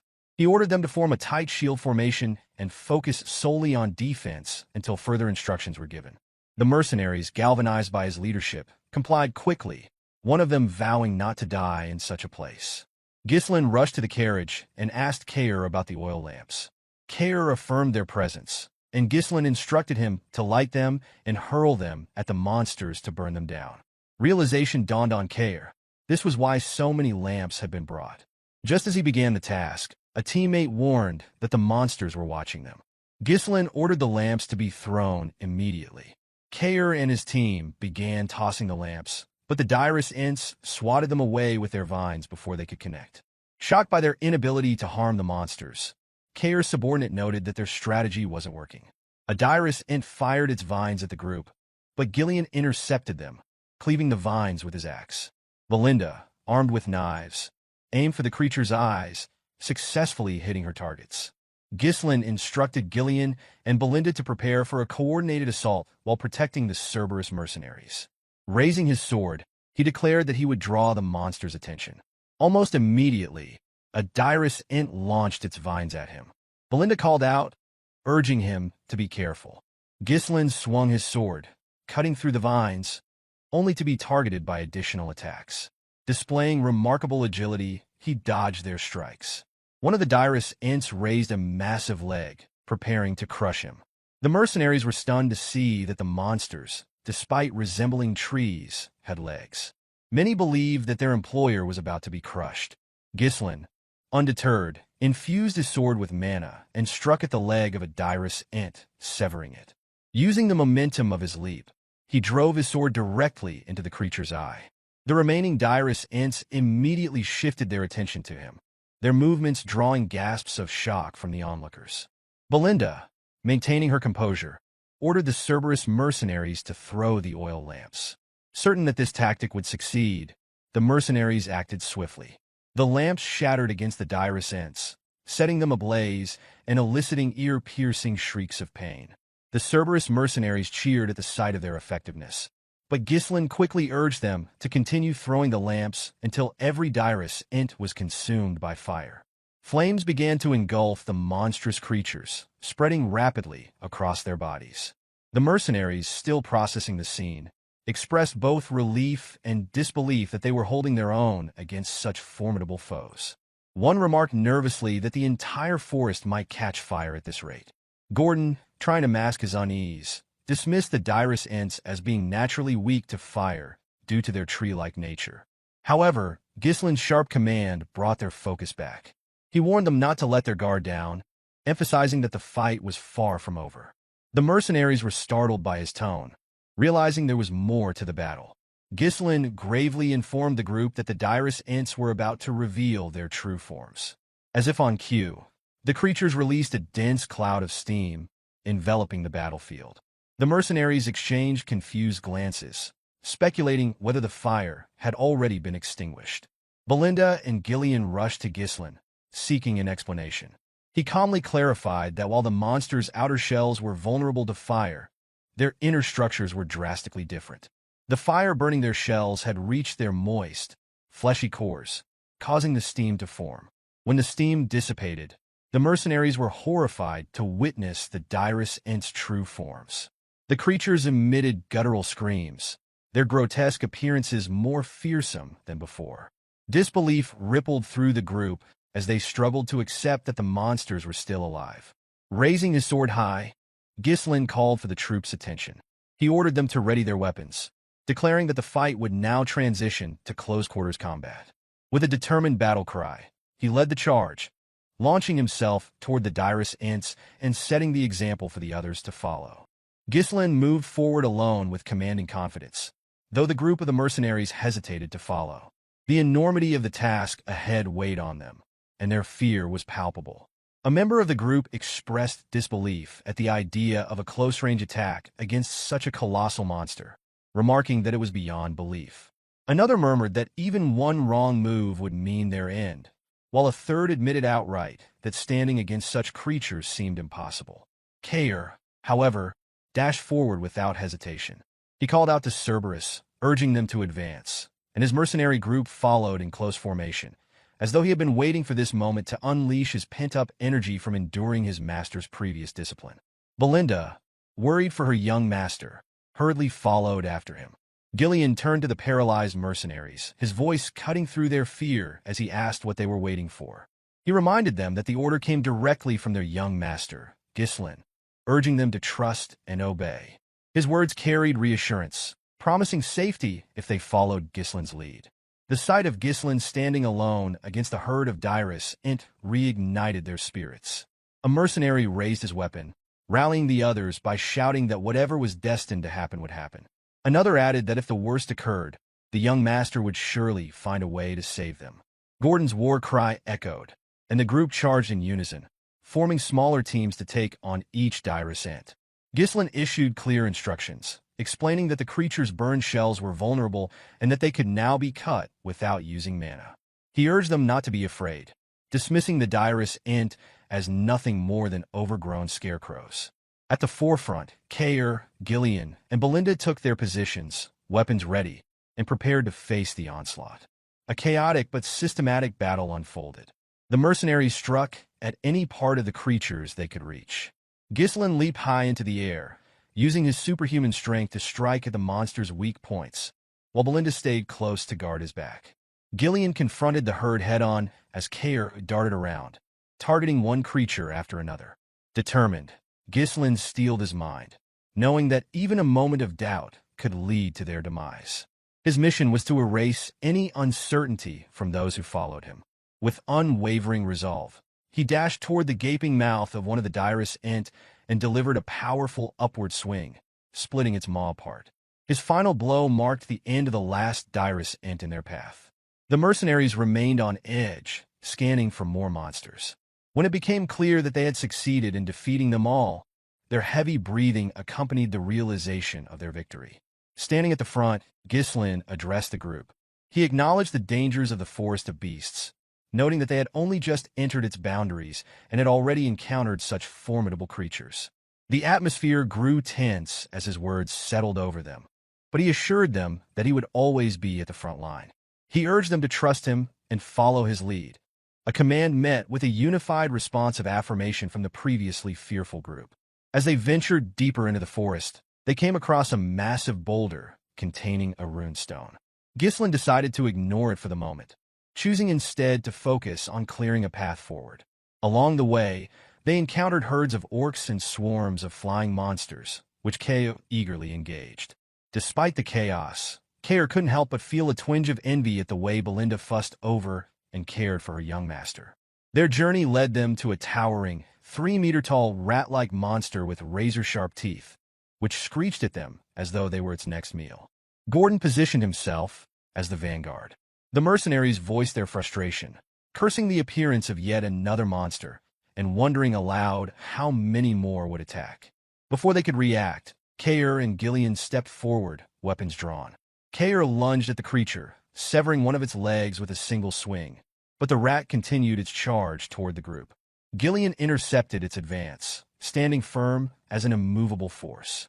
Seizing the opportunity, Ghislain delivered a precise blow, driving his blade into the creature's gaping mouth and ending its threat. A quick head count revealed that no one had fallen during the skirmish. As the day progressed, the group shared a collective thought.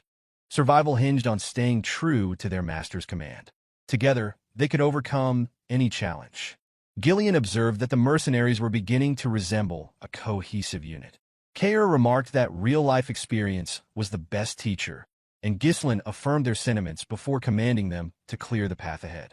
The mercenaries immediately set to work, chopping down trees. Not all shared the same resolve, however. One mercenary privately thought that the forest of beasts had driven the group mad. Nightfall brought them to a pristine lake, where the mercenaries rushed to wash their faces and fill their water pouches. Belinda, ever cautious, stayed close to Ghislain, her worry evident as she watched the others approach the water. Ghislain assessed the situation and deemed the lake an important waypoint on their journey to the runestone vein. He ordered the group to set up camp with the lake behind them, deciding that they would rest there for the night. As the mercenaries gathered around the campfires for their meal, unease lingered. Some muttered doubts about the expedition, expressing concern about what deeper dangers awaited. Gordon dismissed the idea of abandoning the mission when Manus suggested it at another fire. Manus argued that their lives were more important than money and criticized their leader's motivations, accusing him of seeking glory through brute force.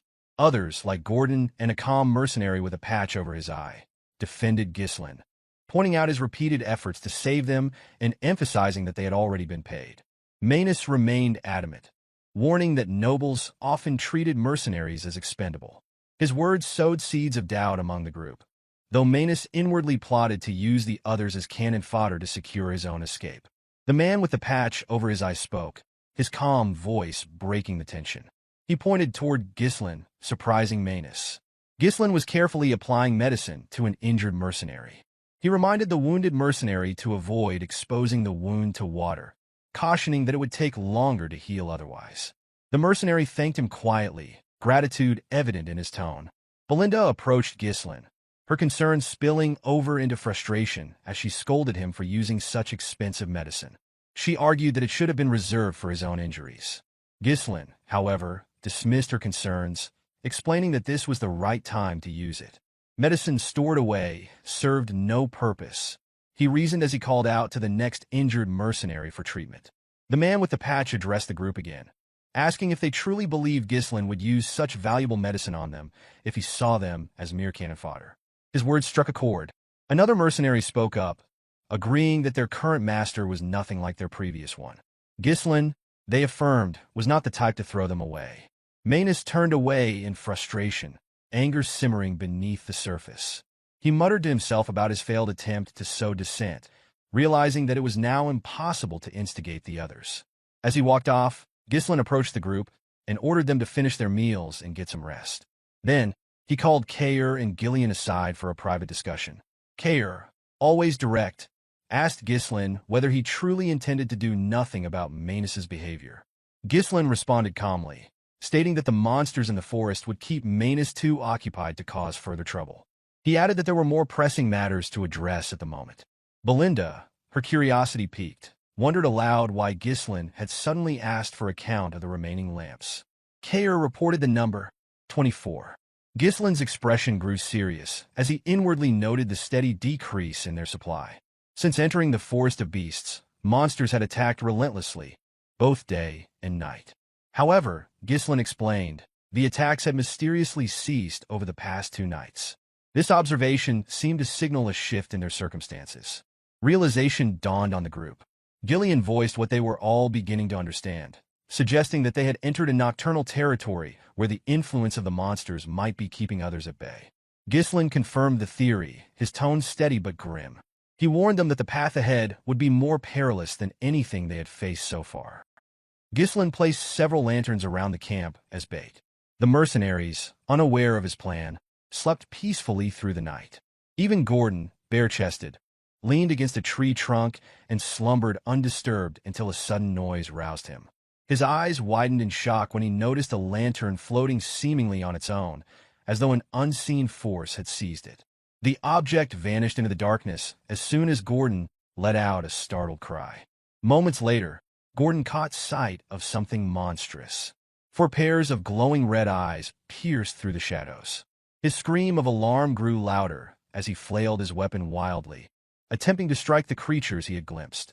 He shouted, urging whatever was nearby to retreat, his voice filled with terror. The commotion woke the other mercenaries, who quickly gathered around him. One of them asked what was happening. Gordon, still shaken, declared that a monster had been right next to him. His words were met with confusion, as none of the others had seen anything. They exchanged puzzled glances, assuming that Gordon might have been dreaming. Realizing the monsters were no longer visible, Gordon's confusion deepened. He looked around, insisting he had not imagined the encounter. One mercenary cursed at the disruption, complaining about the noise, while another suggested cutting Gordon some slack, considering the numerous recent encounters with monsters. Gordon continued to plead, trying to convince them of the reality of what he had seen, but most dismissed him. A third mercenary, however, hesitated. This one admitted to feeling something strange and waking up to see a lantern disappear before their eyes. Others began to chime in, sharing similar experiences. One mentioned hearing an eerie laugh. The group's uncertainty grew, and tension rippled through the camp. One mercenary voiced confusion, wondering aloud if everyone was losing their minds. Then, a one-eyed mercenary broke through the rising panic, stating that the presence of something unperceivable was undeniable. His calm yet resolute tone steadied the group. Gislin entered the gathering, his voice commanding attention. The mercenaries immediately parted to clearly see him, their respect evident. At his side stood Gillian and Kair. Gislin ordered everyone to regroup, preparing them to address the unseen threat. As the mercenaries formed a defensive circle, guarding one another's backs, the high-ranking members convened inside a tent to hear Gislin's explanation. Gordon, still visibly shaken, questioned if monsters were truly surrounding them. The one-eyed mercenary voiced concern over their inability to see the creatures. Gislin confirmed the suspicion, explaining that the creatures were likely drawn to the group near the lake. He identified them as shadow hunters, known as Pallor, beings capable of blending seamlessly into the darkness. He elaborated that physical attacks were futile against them, as they thrived by stealing surrounding light. The creatures used this ability to create an ideal hunting ground, where they could toy with their prey before striking.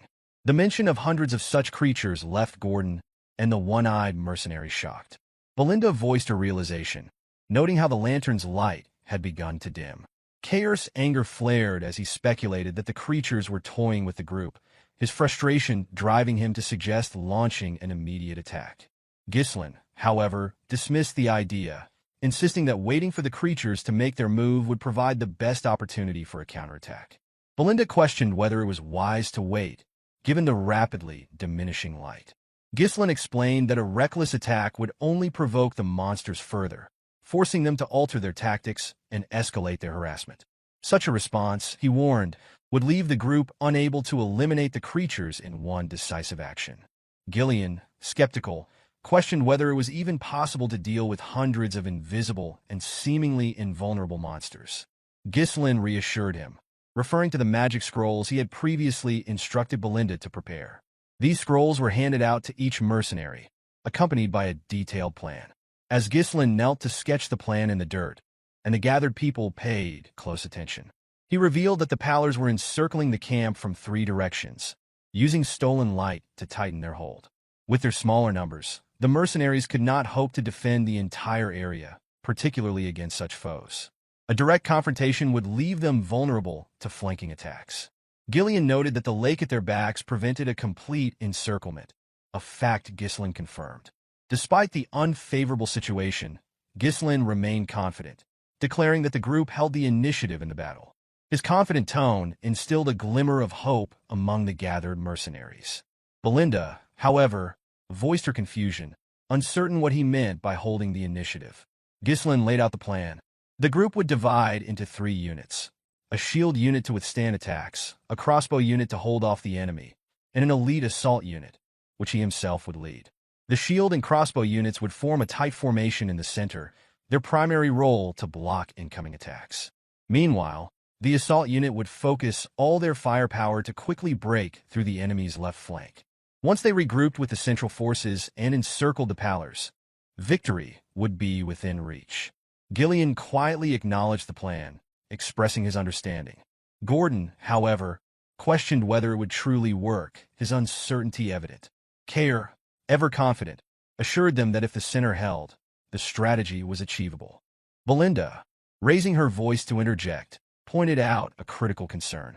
She reminded the group that the Pallars could not be attacked directly, as they merged seamlessly with the darkness. Her question, directed at Ghislain, left the others momentarily silent. All eyes turned toward their leader. Kair, the brawny yet occasionally insightful mercenary captain, suggested the use of mana. His suggestion, though rare, appeared reasonable for once. Ghislain, undeterred by the group's hesitation, reassured them, reminding Belinda of the magic scrolls that had been distributed. As night fell further, the mercenaries raised their voices in war cries, rallying their spirits for the impending battle. The formation was set, shields raised high, and the crossbowmen prepared to strike. One mercenary shouted instructions to maintain formation, emphasizing the importance of their cohesion.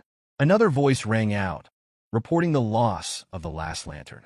The Pallars were closing in. Ghislain, speaking to himself, recalled an entry from the pioneering journal of the Delphini ducal house, which described the Pallars' extreme aversion to light. He moved with purpose, retrieving a magic scroll and preparing to use it. With a clear command, he tore the scroll, releasing the stored magic.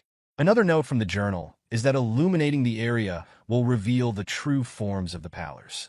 The assault team followed Ghislain's lead, tearing their scrolls to unleash the magic stored within. Beams of light shot into the night sky. In an instant, the sky lit up as though it were day, banishing the oppressive darkness, exposing the Pallars' eel-like forms as they surrounded the camp. One mercenary, stunned by the transformation, murmured about the darkness lifting. Another, more alarmed, exclaimed at the revelation of the creature's forms. Gordon, now able to see the monsters clearly, shouted his observation, his voice filled with both fear and determination. The creatures, recognizing the threat, began their charge. Chaos erupted as another mercenary called for preparation against the attack. The crossbow unit fired in unison, their bolts aimed to halt the Pallars' advance. Amidst the chaos, Gordon rallied the shield unit, urging them to hold the line as he stood at the forefront, becoming the vanguard for the central formation. Gislen, raising his sword high, called for the assault unit's attention. The true forms of the Pallors had been revealed, and the time to act was now. With a decisive swing of his sword, he signaled the charge. Gillian, driven by his loyalty, moved without hesitation to follow his leader's command. Kair, energized by the prospect of combat, grinned at the chaos to come. Belinda, ever watchful, stayed close behind Gislen, ready to watch his back. With unwavering confidence, Gislen raised his sword once more, leading the assault unit into the fray, determined to slay the Pallors in one fell swoop. Kair's passion for battle ignited with every strike he delivered. Gillian's tactical mastery with various weapons became evident as he engaged on the flank. Gislen thrust his sword forward, skewering several monsters in a single motion. He then swung his sword horizontally, slicing through more foes in the broad path of his blade. The Pallors, monsters capable of blending into the darkness, but with weak physical durability, filled the battlefield. Gislen assessed that with this team, they could break through the enemy's ranks in an instant. With a wave of his hand, he commanded his forces to reduce the monsters' numbers as much as possible. Gillian blocked the incoming attacks, drawing the monsters' attention with both an axe and a sword. Meanwhile, Kair disrupted their formation with swift movements and precise sword strikes, breaking through their ranks. Though he was not invincible, the sheer number of monsters soon swarmed him.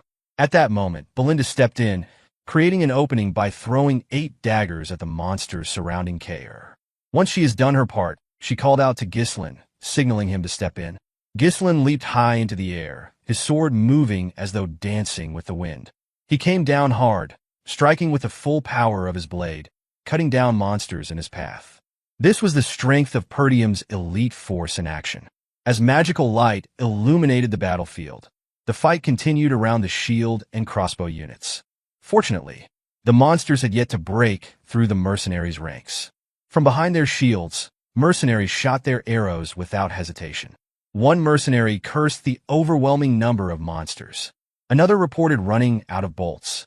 The pressure was mounting, and many wondered when the assault unit would arrive. The Pallors, growing closer with their gaping mouths, caused the shield unit to cry out in fear.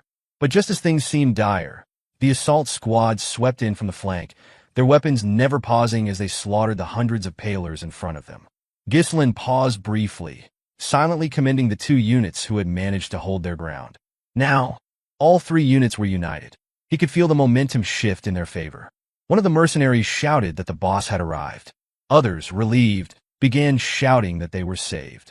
Gordon, visibly pleased, noted that the plan was going well.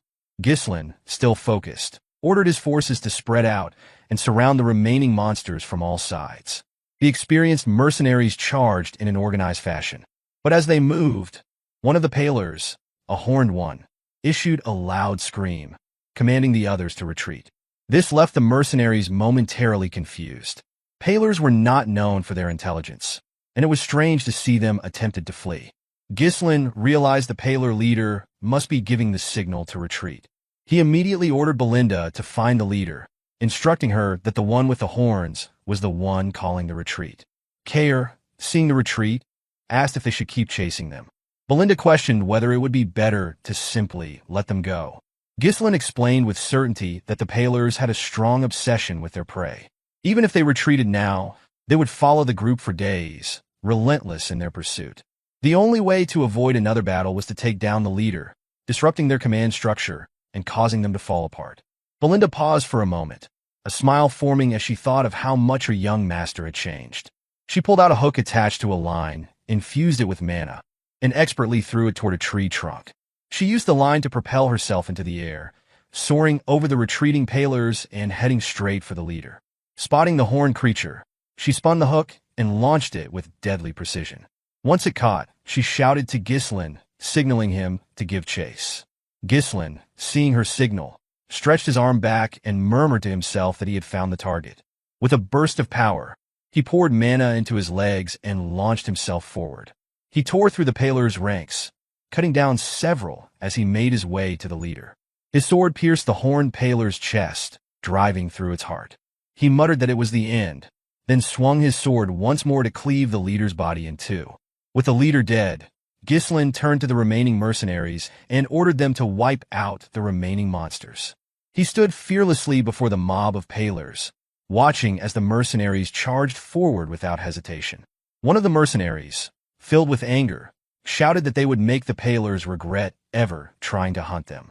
Kair, eager to prove his strength, shouted for his men to do better than the last remnants of the Ratatas mercenaries. Gillian, hearing the provocation, sighed but offered no response. As the sun rose over the mountain range, casting its light over the battlefield, the mercenaries, aided by light scroll magic, fought through the night with relentless vigor. Ghislain stabbed the last of the Palers, ending the battle at last. Ghislain praised his mercenaries for their commitment and their ability to follow his plan. Cheers erupted from the mercenaries, their voices filled with relief and triumph. The battle was over, and the big three stood together. Gillian commended Ghislain for his efforts, praising him for his hard work. Ghislain, acknowledging the compliment, responded that everyone had done well. Belinda, ever concerned, asked if Ghislain was hurt anywhere. Ghislain immediately turned his attention to the situation at hand, instructing Belinda to check the head count right away. He also directed Kair to bring the Cerberus mercenaries, without pausing for rest. He added that he and Gillian would scatter Palers' corpses around the camp. Puzzled, Kair wondered aloud what effect scattering the corpses would have. Ghislain calmly explained that the smell of the corpses would drive other monsters away. Paler, being one of the highest-ranking monsters at the entrance to the Forest of Beasts, would make for an effective deterrent. Gillian, chiming in with a touch of humor, added that this would ensure the camp area would be safe, teasing Kair by calling him Kid, as if to provoke him. Kair, not one to back down from a challenge, gestured in a way that seemed to indicate he was ready to settle things with Gillian. With a playful challenge, Kair asked if Gillian wanted to end things today, while Ghislain, relieved by the distraction, let out a sigh. Reflecting on the time spent in the Forest of Beasts, Ghislain realized it had been about 10 days since they entered. Now that the Paler threat had been dealt with, he assessed that all the dangerous monsters along his planned route had been handled. The only remaining task was to mine the runestone veins. As the sun rose slightly above the horizon, Ghislain wondered if their struggles were finally over. Belinda approached and reported on her findings. She confirmed that the Cerberus mercenary corps consisted of 41 people, and the contracted mercenaries had decreased by 3, leaving a total of 126.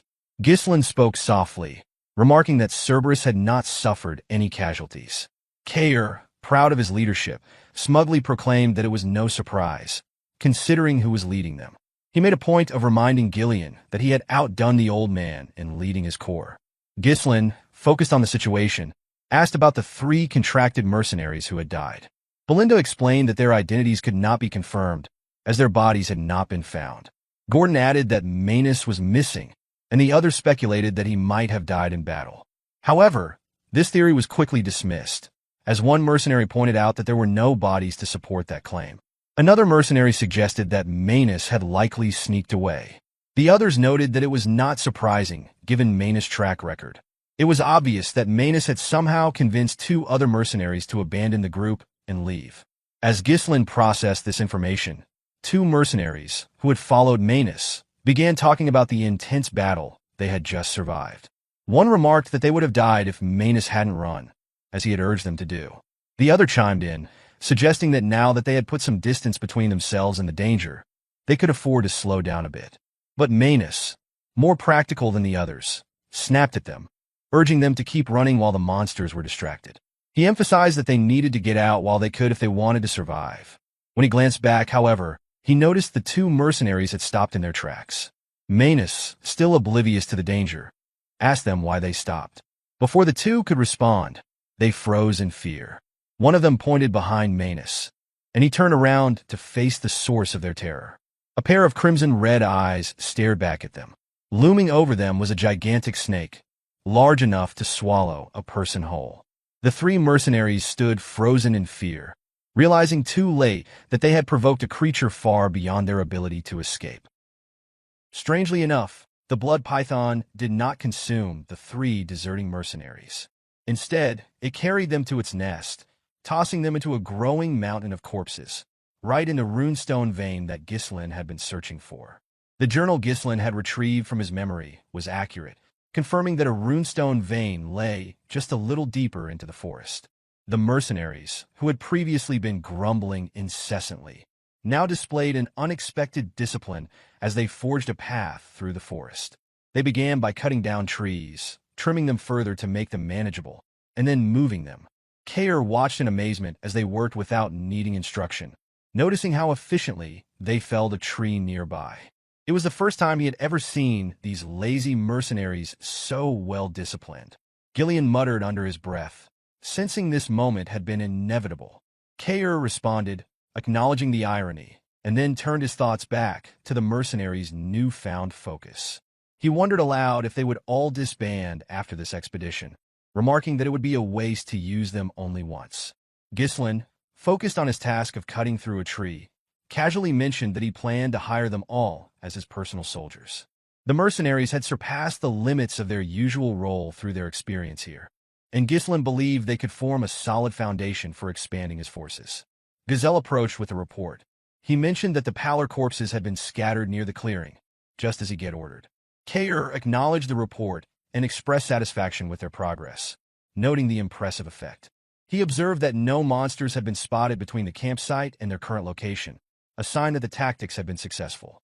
His gaze briefly shifted to Gislin, the disdain from their earlier encounters seemingly gone. However, something still felt off to Gislin, an uneasy sensation he couldn't shake. He tried to dismiss it, but couldn't quite rid himself of the ominous feeling that lingered. Belinda suddenly appeared, swinging from a tree before landing and kneeling. Her excitement was palpable as she reported that she had returned and, with just one word, conveyed the thrilling news. There was something ahead. Gislin immediately understood the significance. He commanded the mercenaries to clear the path at full speed, as their destination was now within reach. Hearing this, the mercenaries rallied their remaining strength and pressed forward. Not long after, they saw it, the very thing they had been searching for. The runestone vein gleamed just beyond the last line of trees. The sight of it was mesmerizing, and they paused, taken aback by the beauty of the shimmering crystals. One mercenary muttered in disbelief that this couldn't be real, while another voiced similar shock. Gislin calmly explained that this was exactly why they had embarked on the expedition. It was a top-grade runestone vein. The crystals protruded from the earth like a mountain of diamonds, and Kair marveled at the sight, realizing that there truly was something valuable hidden in the forest. Gillian, standing nearby, couldn't resist a smug comment, praising Gislin's foresight. Belinda, in her usual exuberance, jumped to Gislin's side, embracing him tightly as though it were the most natural thing in the world. She asked, with excitement in her voice, how he had known about the vein. One of the mercenaries wondered aloud if all the scattered crystals were truly runestone, while another enthusiastically shouted about how they had just stumbled upon something most would only dream of encountering once in a lifetime. Others eagerly discussed the possibility of mining the crystals and becoming rich. However, a sudden, hoarse voice echoed through the mist, abruptly cutting through their excitement. It warned that none of them would be going anywhere. They immediately recognized the voice and noticed Manus standing up, as though possessed by some unseen force. Before anyone could react, Manus collapsed, shrouded in a thick mist. The mercenaries rushed toward him, calling out in frustration, but Gislin raised his sword and commanded them to step back. With practiced ease, Gislin stretched his arm back in preparation to swing his broadsword. When he did, the sheer power behind the strike sent a gust of wind that swept away the mist. As the fog cleared, the mercenaries were confronted with the grim sight of a mountain of bones, the blood python's lair. One mercenary shouted in horror at the sight of the countless corpses scattered across the ground. Another demanded to know what had happened here. They quickly realized that not only were there monster corpses, but human ones as well. The bodies seemed to confirm that this was no abandoned lair. Belinda and Gillian quickly fell into a defensive stance, calling for instructions from their young lord. Gislin, his gaze scanning the area, acknowledged that peaceful mining of the runestones would no longer be possible. He noted that the scale of the carnage suggested this was the nest of high-ranking monsters, and the fact that some of the bodies weren't fully decayed indicated that it hadn't been abandoned for long. The toxic gas from the corpses had mixed with the mist, which was why they hadn't noticed the danger right away. Ghislain cursed inwardly, recalling that no records of special dangers had been noted near the vein. Everyone needed to pay attention, so Ghislain issued a command for battle, his voice ringing out as he sensed something approaching.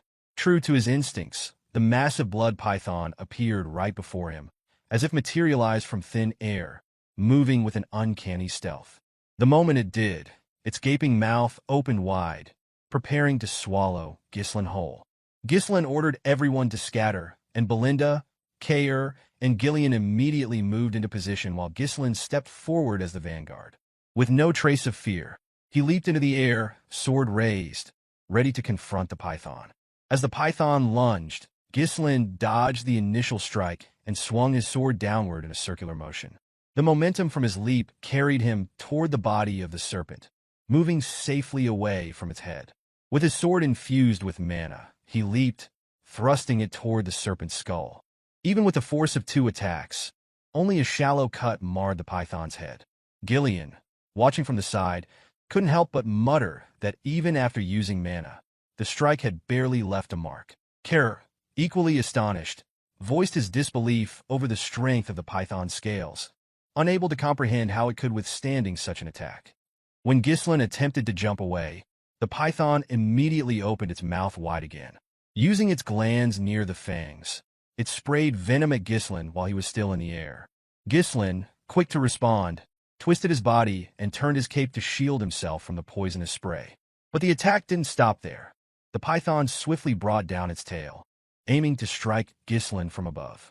Ghislain, anticipating the strike, used the momentum from his turn to swing his sword.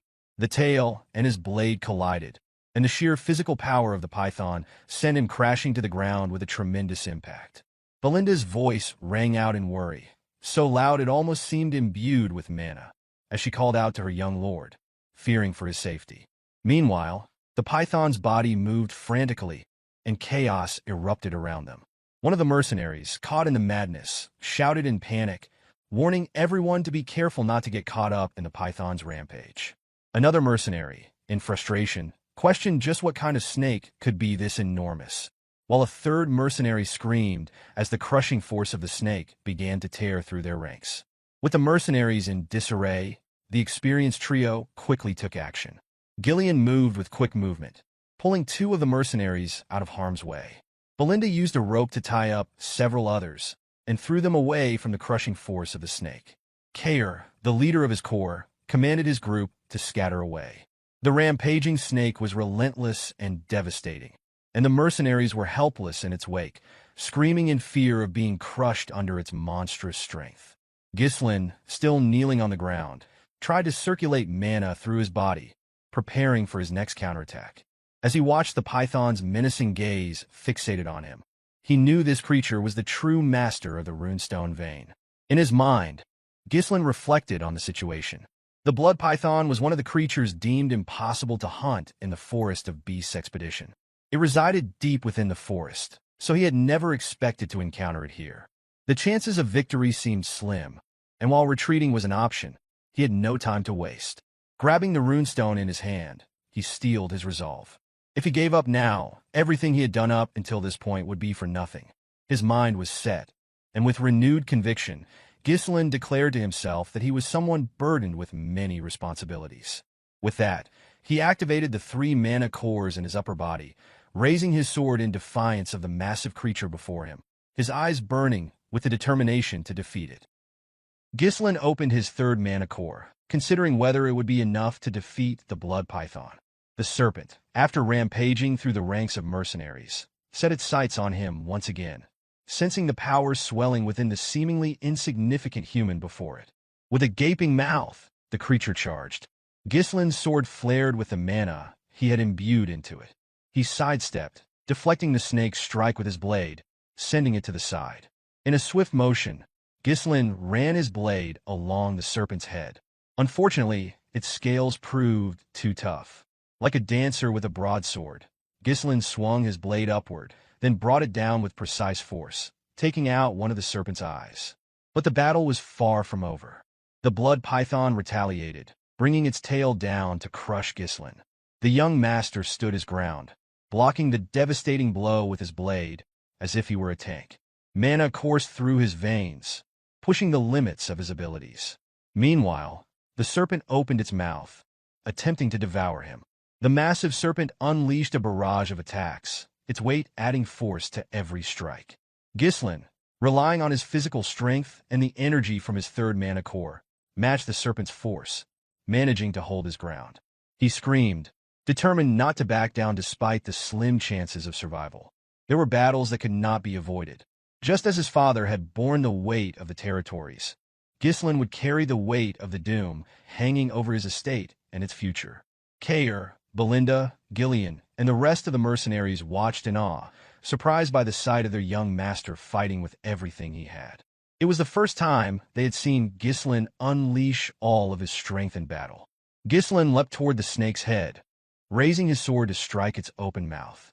In his mind, this was the moment to fulfill his responsibility.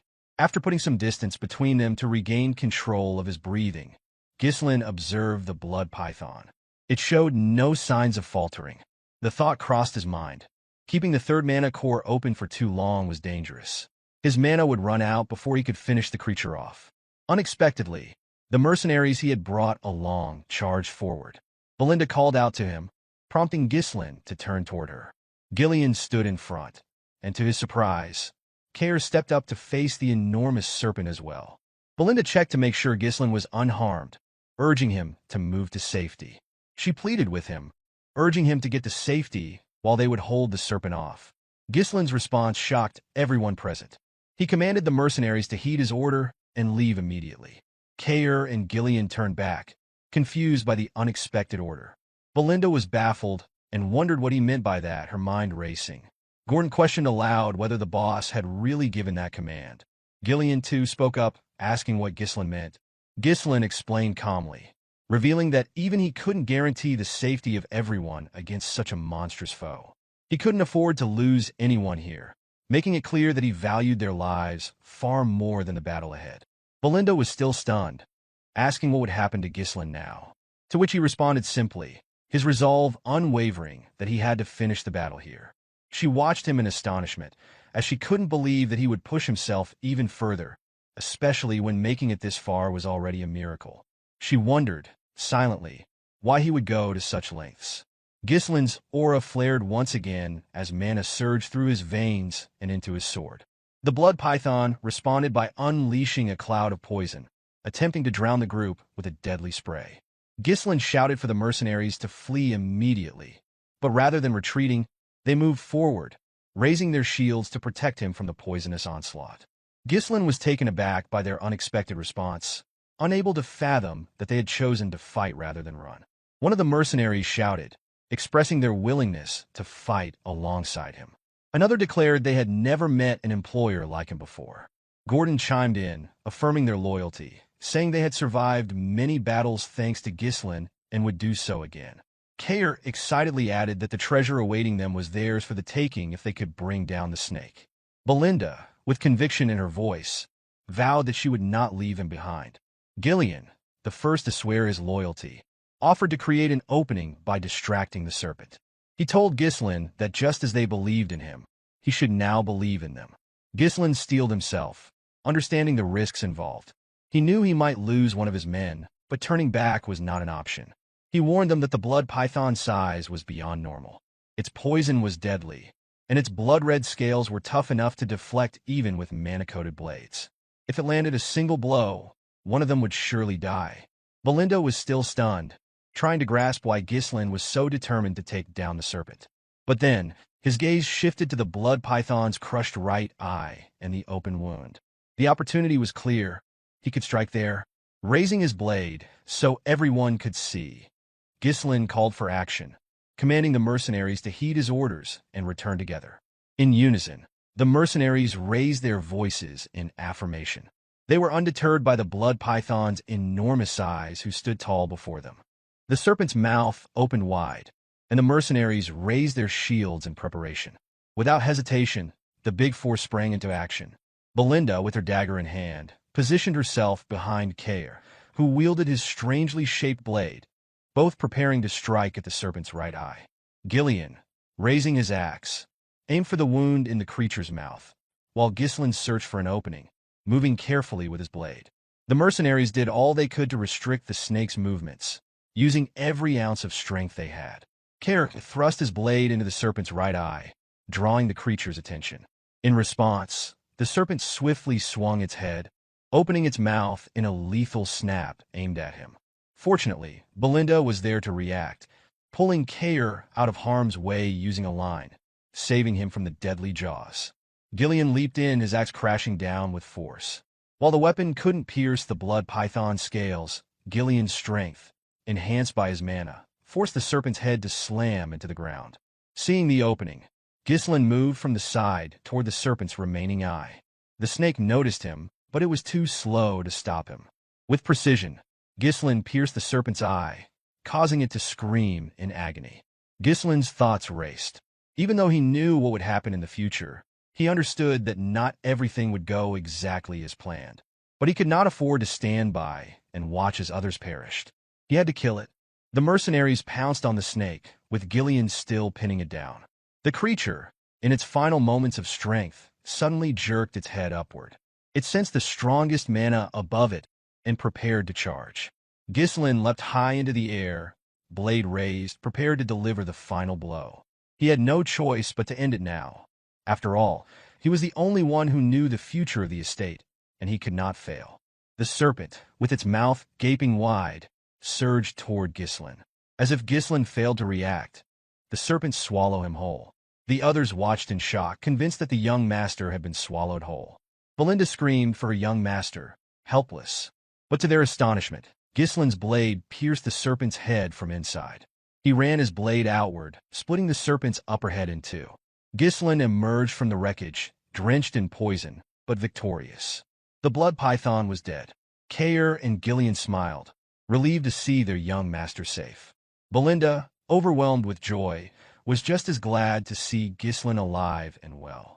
As the future of Perdium, Gislin knew that he couldn't allow the expedition to fail. And as the mercenary king, he couldn't let those who followed him die without purpose.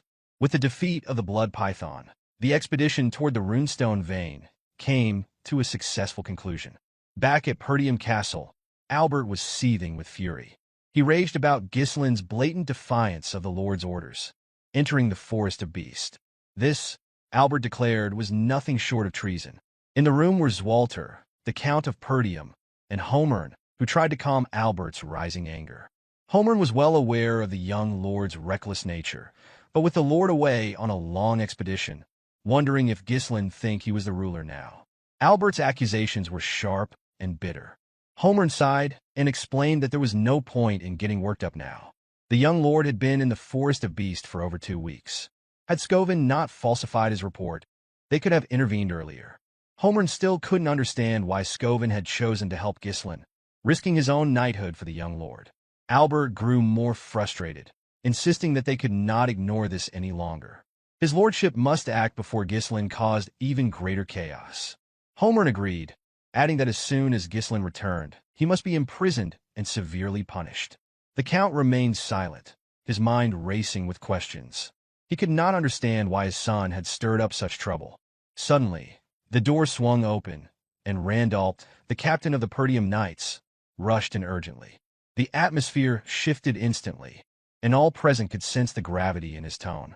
He informed them that it was urgent, and the Lord needed to come out immediately.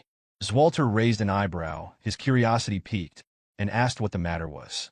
With an expression that clearly carried weight, Randolph revealed the startling news that the young lord, Gislin, had returned. Outside, Gislin strode confidently toward Perdium Castle. He knew that meeting his father would bring great consequences, but he was certain that once his father saw the results of his actions, everything would be all right. Once Gislin arrived, he immediately took a seat before his father, the 2 officials, and the knight captain.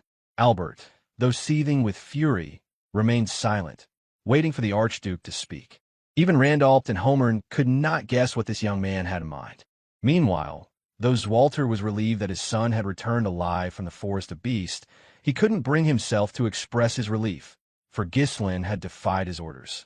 Gislin calmly addressed his father, his voice carrying a childish tone. His words were simple: that he had returned. Zwalter reminded him that he had explicitly told him not to venture into the forest of beasts. Gislin apologized, stating that it was something that had to be done. This response only prompted confusion from Homern, who questioned what Gislin meant by that had to be done. Randolph followed, asking whether Gislin truly believed it was worth disobeying orders for.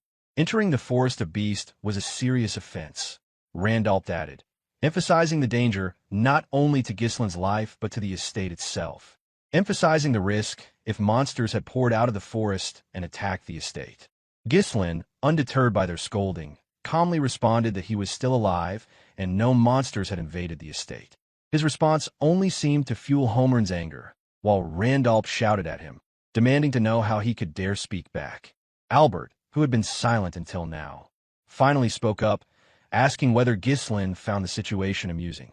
Given that there had been no incidents in the forest of beasts this time, Albert suggested that they could let it pass, though his tone was tinged with frustration as he rummaged through his pocket. However, Albert then placed a letter on the table, making it clear that for this matter, there could be no excuses. Gislin immediately recognized the letter from Count Rayfold, asking if it was indeed from him. Albert confirmed it, explaining that he had suspected something would go wrong when Gislin visited Rayfold without warning. Worse, Gislin had extorted 20,000 gold from Lady Amelia, who had been regularly sending support funds to Perdium. This had enraged Count Rayfold, who was now severing his ties with the estate and calling off the engagement. Albert stressed that this was a serious issue that could shake the entire estate. Gislin took a moment to think. He was unbothered by the details of the report. He knew that manipulating a money-hungry count was not difficult, but it was clear that Amelia had resorted to working with an enemy to bring him down. Gislin realized that the leverage he had over her was now useless, and he understood that revealing her secret deals or merchant connections would be seen as attempts to cover up the situation. If he had been even a little late in entering the forest of beasts, he would have been trapped in the estate. Time, he thought, was not on his side. He placed the letter back on the table. Albert, urging Gislin to speak, questioned whether he had anything to say in response. Homern, interrupting, suggested that the 20,000 gold should be returned immediately. Randolph sighed, remarking that the amount would have covered the Night Order's expenses for some time. Gislin responded simply, stating that he had spent it all. The four men were taken aback, but Gislin explained that he had used the money to develop the forest of beasts. To the others, this sounded like one of Gislin's usual reckless schemes. He was seen as having no concern for the future of Perdium's estate. Albert, still shocked, demanded to know if Gislin had truly burned through all that money on a forest full of monsters. Gislin, without offering excuses for his actions with Rayfold, simply apologized for the situation. Randolph, enraged, grabbed Gislin by the collar, cursing him as a reckless brat. He reprimanded Gislin for selling out the future of the estate with his own hands. Homern declared that Gislin Perdium was no longer fit to be the Archduke and demanded that Gislin be restrained and thrown into prison. In a calm, nonchalant tone, Gislin responded that he would personally provide the necessary support funds from now on, including the 20,000 gold. Zwalter, clearly perplexed, asked his son what he meant by that with a calm voice. Gislin, without hesitation, called out to Belinda, who had been waiting outside. She entered the room, holding a box in her hands. Gislin explained that if his goal had been merely to enter the forest of beasts and return, he would never have started its development. Belinda placed a box on the table, and as she opened it, the older men were initially confused by the glowing crystal inside. However, Zwalter immediately recognized it. Gislin revealed that was top-grade runestone. The recognition was immediate for those familiar with it, though Albert, seeing of it for the first time, expressed his surprise. Homern took the crystal and examined it closely, clearly impressed. He asked where Gislin had acquired such a valuable item. Randolph, still processing the discovery, accused Gislin of trading it for the 20,000 gold, though his face betrayed his shock. Gislin, however, responded nonchalantly, explaining that he had mined it from the forest of beasts. Belinda, standing nearby, shot an annoyed glance at the older men for doubting Gislin's words. Albert, still taken aback, noted that while the runestone was indeed valuable, it wouldn't nearly be enough to sustain the estate on its own. Gislin nodded in agreement, but assured them that this wasn't all of it. He then led the group to the outskirts of the estate, where the results of his expedition were displayed in full. Piles of high-grade runestone filled the area, with more being transported in by carriage. In addition, the corpses of various monsters, valuable for their remains, were being sorted by the mercenaries Ghislain had hastily gathered for the mission. Homern, amazed at the scale of it all, asked Ghislain how much of this had been collected in just 15 days. Randalt, even more astonished, questioned whether he was seeing things. Zwalter, equally surprised, turned to Belinda and asked if everything had truly been obtained during the expedition. Belinda responded with certainty, affirming that Ghislain had personally led the effort and secured all of it. Ghislain, with pride, explained that the haul included the remains of various creatures like the dirus int and the blood python, but that the runestones here were just a small fraction of what had been mined from the vein. He reiterated that the purpose of the development was to benefit the estate, and as such, everything should be used for its benefit. Albert, reviewing the situation, estimated that with this much material, they would no longer struggle with support funds. The realization struck Randalt and Homern, leaving them shocked and impressed. Their demeanor shifted as they approached Ghislain, offering praise for his remarkable success. Randalt, acknowledging Ghislain's exhaustion from the expedition, spoke first, expressing his admiration. Homern followed, offering his own compliments, and the two even massaging Ghislain's shoulders in gratitude. Ghislain, however, had a few conditions before he would offer his support. He listed them one by one. The first condition was the immediate release of Scovin and Ricardo, as they had only followed his orders. His second condition was that public access to the Forest of Beasts remain restricted, warning that unnecessary rumors could harm the estate. After considering these requests, Homern found them reasonable, but Ghislain's third condition was far more contentious. He insisted that he would personally recruit and manage the mercenaries and security forces, as interference with the movement of troops within the estate would only waste time. Homern, alarmed by this suggestion, voiced his strong objection, demanding to know if Ghislain was proposing to form a private army. Equally concerned, Randalt voiced his objection, questioning what Ghislain might do with such an army. Albert, maintaining a more composed tone, stepped in to clarify the situation. He told Ghislain that he was mistaken if he thought he could simply do as he pleased without interference. He reminded Ghislain that his current position was one where he should be seeking forgiveness, not making demands. Ghislain, however, calmly explained that he was only setting the necessary conditions to replace Rayfold's financial support. He added that delays in operations like these would have a negative impact on Perdium's finances. He then turned to Albert, challenging him to consider if he was truly fine with the consequences of such delays. Albert, momentarily speechless, had no immediate response. Seeing the tension escalate, Albert turned to Zwalter, urging him to intervene. He pleaded with his brother, asking him to take control of the situation before Ghislain's demands jeopardized the future of the estate. However, Zwalter remained silent, watching the events unfold. Suddenly, a voice from behind called out to Ghislain, drawing the attention of everyone gathered. It was Gillian, who greeted Ghislain warmly. Kair, standing nearby, also welcomed him with a smile, and Gillian praised Ghislain for his efforts. Ghislain responded affirmatively, acknowledging the praise, while the mercenaries who had joined them in the expedition stood in line behind Gillian, sharing in the sentiment of respect and admiration. Gillian reported the loading of the runestone was nearly complete and waiting for further instruction. With just a command, they would be ready to move at any time.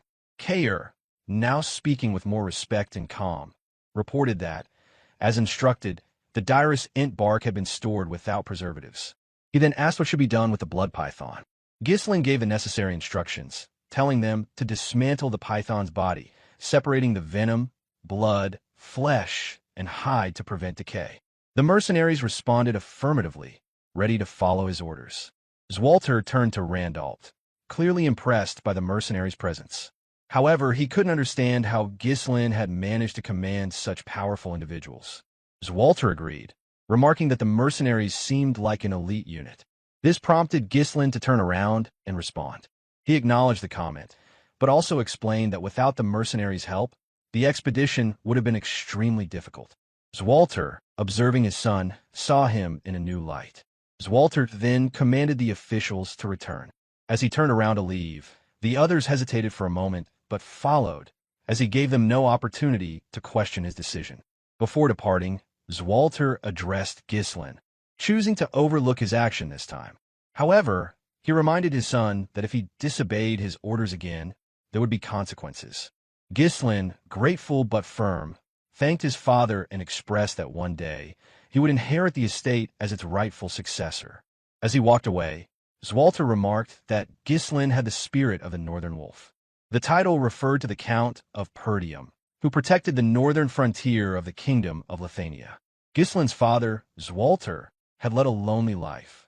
With weak military power and an estate suffering from poverty, he had been forced to defend the northernmost frontier for years. He had devoted his entire life to protecting the estate, without the company of his wife, Elena, or even his son. In the end, his reward had been a lonely and forgotten death. With the immediate tension subsiding, Kaer expressed relief, remarking that they could finally relax a little. Belinda, still concerned for Gislin, asked if he was heading straight back to the castle. Gislin replied that he wouldn't rest just yet, instructing Belinda to prepare everything so they could depart at any moment. Surprised, she asked if he wasn't going to rest. Gillian, noticing Gislin's weariness, also suggested that he take some time to recover, pointing out that it was already a miracle he had survived being inside the blood python. Belinda sternly reminded him of the effort it had taken to detoxify the poison from his body and pleaded with him to rest before moving forward. Gislin, though fatigued, tapped Belinda's shoulder and assured her that he was counting on her. Despite his exhaustion, he knew he couldn't afford to delay the mining process. Word of Perdium securing the runestone vein would spread quickly, and it would soon reach the ears of those who sought to claim the estate for themselves. Deciding to leave the rest to the trio, Gislin turned to head back, though with each step his breathing grew heavier. He knew they had to strengthen their forces as quickly as possible to a level where no one would dare challenge them. But before he could take another step, his body gave out. He collapsed to the ground, unconscious. Belinda immediately shouted his name, but even without an immediate response, a pang of pain struck the hearts of all who had witnessed the fall of the Archduke. In the dimly lit, foreboding hall, a messenger pigeon arrived, a letter securely fastened around its neck, heading toward the mysterious figure who coveted the Perdium estate. The figure, Count Desmond, Harold Desmond, loomed in the shadows, a figure who commanded everything from behind the scenes. As if performing an action long ingrained, he accepted the pigeon, his grip unwavering. With measured motion, he opened the letter. Inside, a report confirmed the partial reclamation of the Forest of Beast, suggesting a territorial war with the Dygald family and the eventual destruction of Perdium. After that, the ducal house would intervene. With sharp eyes, Count Desmond read the report. The destruction of Perdium. His voice carried a weight that left no room for doubt. Before him, those gathered under his command sat around a circular table, representatives from across the kingdom awaiting his directive. One of them, pondering aloud, wondered if they should reduce Perdium to a lordless land. Another expressed that the time had come. A third suggested that the ducal house likely intended to appoint a new ruler for Perdium. Count Desmond then asked how many of his people were still in Perdium. One of his subordinates answered that 2 retainers and 1 knight remained. He immediately ordered the 2 retainers to be sent to Dygald's territory. The fact that the missing Dygald heir had been found dead in the Perdium estate would be enough justification for war. Furthermore, Count Desmond added that Victor would take full command of the operation. This command caught the attention of the gathering. One person expressed disbelief, stating that it was surprising they were deploying Desmond's strongest card so soon. Another remarked that if Frank had done his job properly, Perdium would have fallen on its own. A third person, questioning the need for Victor's involvement, wondered if the ducal house, usually so discreet, had shifted its approach. Count Desmond explained that the Forest of Beasts had changed everything, though the others were left to wonder whether it held some unknown riches. Standing up, Count Desmond asserted that every decision followed Duke Belfine's will, instructing his subordinates not to question any orders. He then asked if anyone else knew about the situation in Perdium. The scene shifted to Rayfold Estate, where Amelia screamed in distress, her cries filling the room. Leaning her head against Bernarfa's chest, she shouted Gislin's name. Bernarf stood still, allowing her to cry, her body trembling as he did so. Amelia muttered about how Ghislain had secured a runestone mine using the 20,000 gold he had taken from her. Even after sending the wildcats, they had failed to kill him. She had even humbled herself before her father to cut off Perdium's funding. The realization burned, and it had all made her look like a fool. With a calm voice, Bernarf suggested that Amelia was not acting like herself. Taking a long breath, Amelia acknowledged it, admitting she had let her emotions take over. She quickly gathered herself and turned to her table, stating that what was done. It was clear she was already plotting her next move and started cooking, focusing on both Ghislain and Perdium. Bernarf, sensing her renewed determination, smiled and offered to follow any order she gave. Amelia explained that now that they had discovered the runestone mine, Perdium's financial troubles would soon end. Bernarf mused that a celebration might be underway there. However, Amelia pointed out that the important thing was that they hadn't sold the runestones yet. According to their latest intelligence, the runestones had only been secured 2 days ago, which wasn't enough time to establish a reliable supply chain. She decided they would exploit that weakness. Amelia concluded that the only place in the north where they could sell the runestones was the Crimson Magic Tower, ruled by the 7th Circle Archmage Delmud, known as the Tower of Advancement. Runestones were essential for magical research, and magic towers always took securing such supplies seriously. She commanded Bernarf to set up an ambush with wildcats along the main route to the northern tower. Their target wouldn't be Ghislain, but the workers transporting the runestones. They would disrupt the transportation, causing chaos, and in the confusion, they would seize the runestones. Bernarf raised a suggestion about the Scarlet Flame Tower in the Brivant territory, but Amelia reassured him, explaining that the Crimson Tower had been in decline and that Ghislain would never seek the lower-paying tower when the Crimson Magic Tower would offer more. Amelia's voice was filled with determination as she proclaimed that this time, she would take everything from Ghislain Perdium. Meanwhile, at the Perdium estate, Ghislain rested, having been worn out from the battle with the beast. Though valiant in his fight, his body had finally given in, requiring time to recover fully. When Ghislain had been swallowed whole by the blood python, survival had seemed impossible. After all, he was only human. The blood python, a predator of its level, had its own process for digesting prey. Before passing food into its esophagus, the snake secreted venom to dissolve its prey for easier digestion. However, the mana released from Ghislain's third core burned the venom upon contact, preventing it from invading his body. The toxic fumes created in the process, though, filled the air, making it a deadly environment for anyone attempting to breathe. Most prey would have lost consciousness or died during the process, but Ghislain, bearing the future of his estate on his shoulders, told himself to endure. If he lost consciousness inside the blood python's mouth, everything would be over. The expedition, his precious family, and his future would be lost. In that critical moment, knowing he could not avoid the poison, Ghislain decided to make it his own. He channeled the poison that had entered his body, attempting to absorb it into his mana core. Using the fierce rotation of mana within his core, he worked to neutralize the poison. This technique, requiring delicate mana control, could only be achieved by those who had reached superhuman levels, and Ghislain attempted it.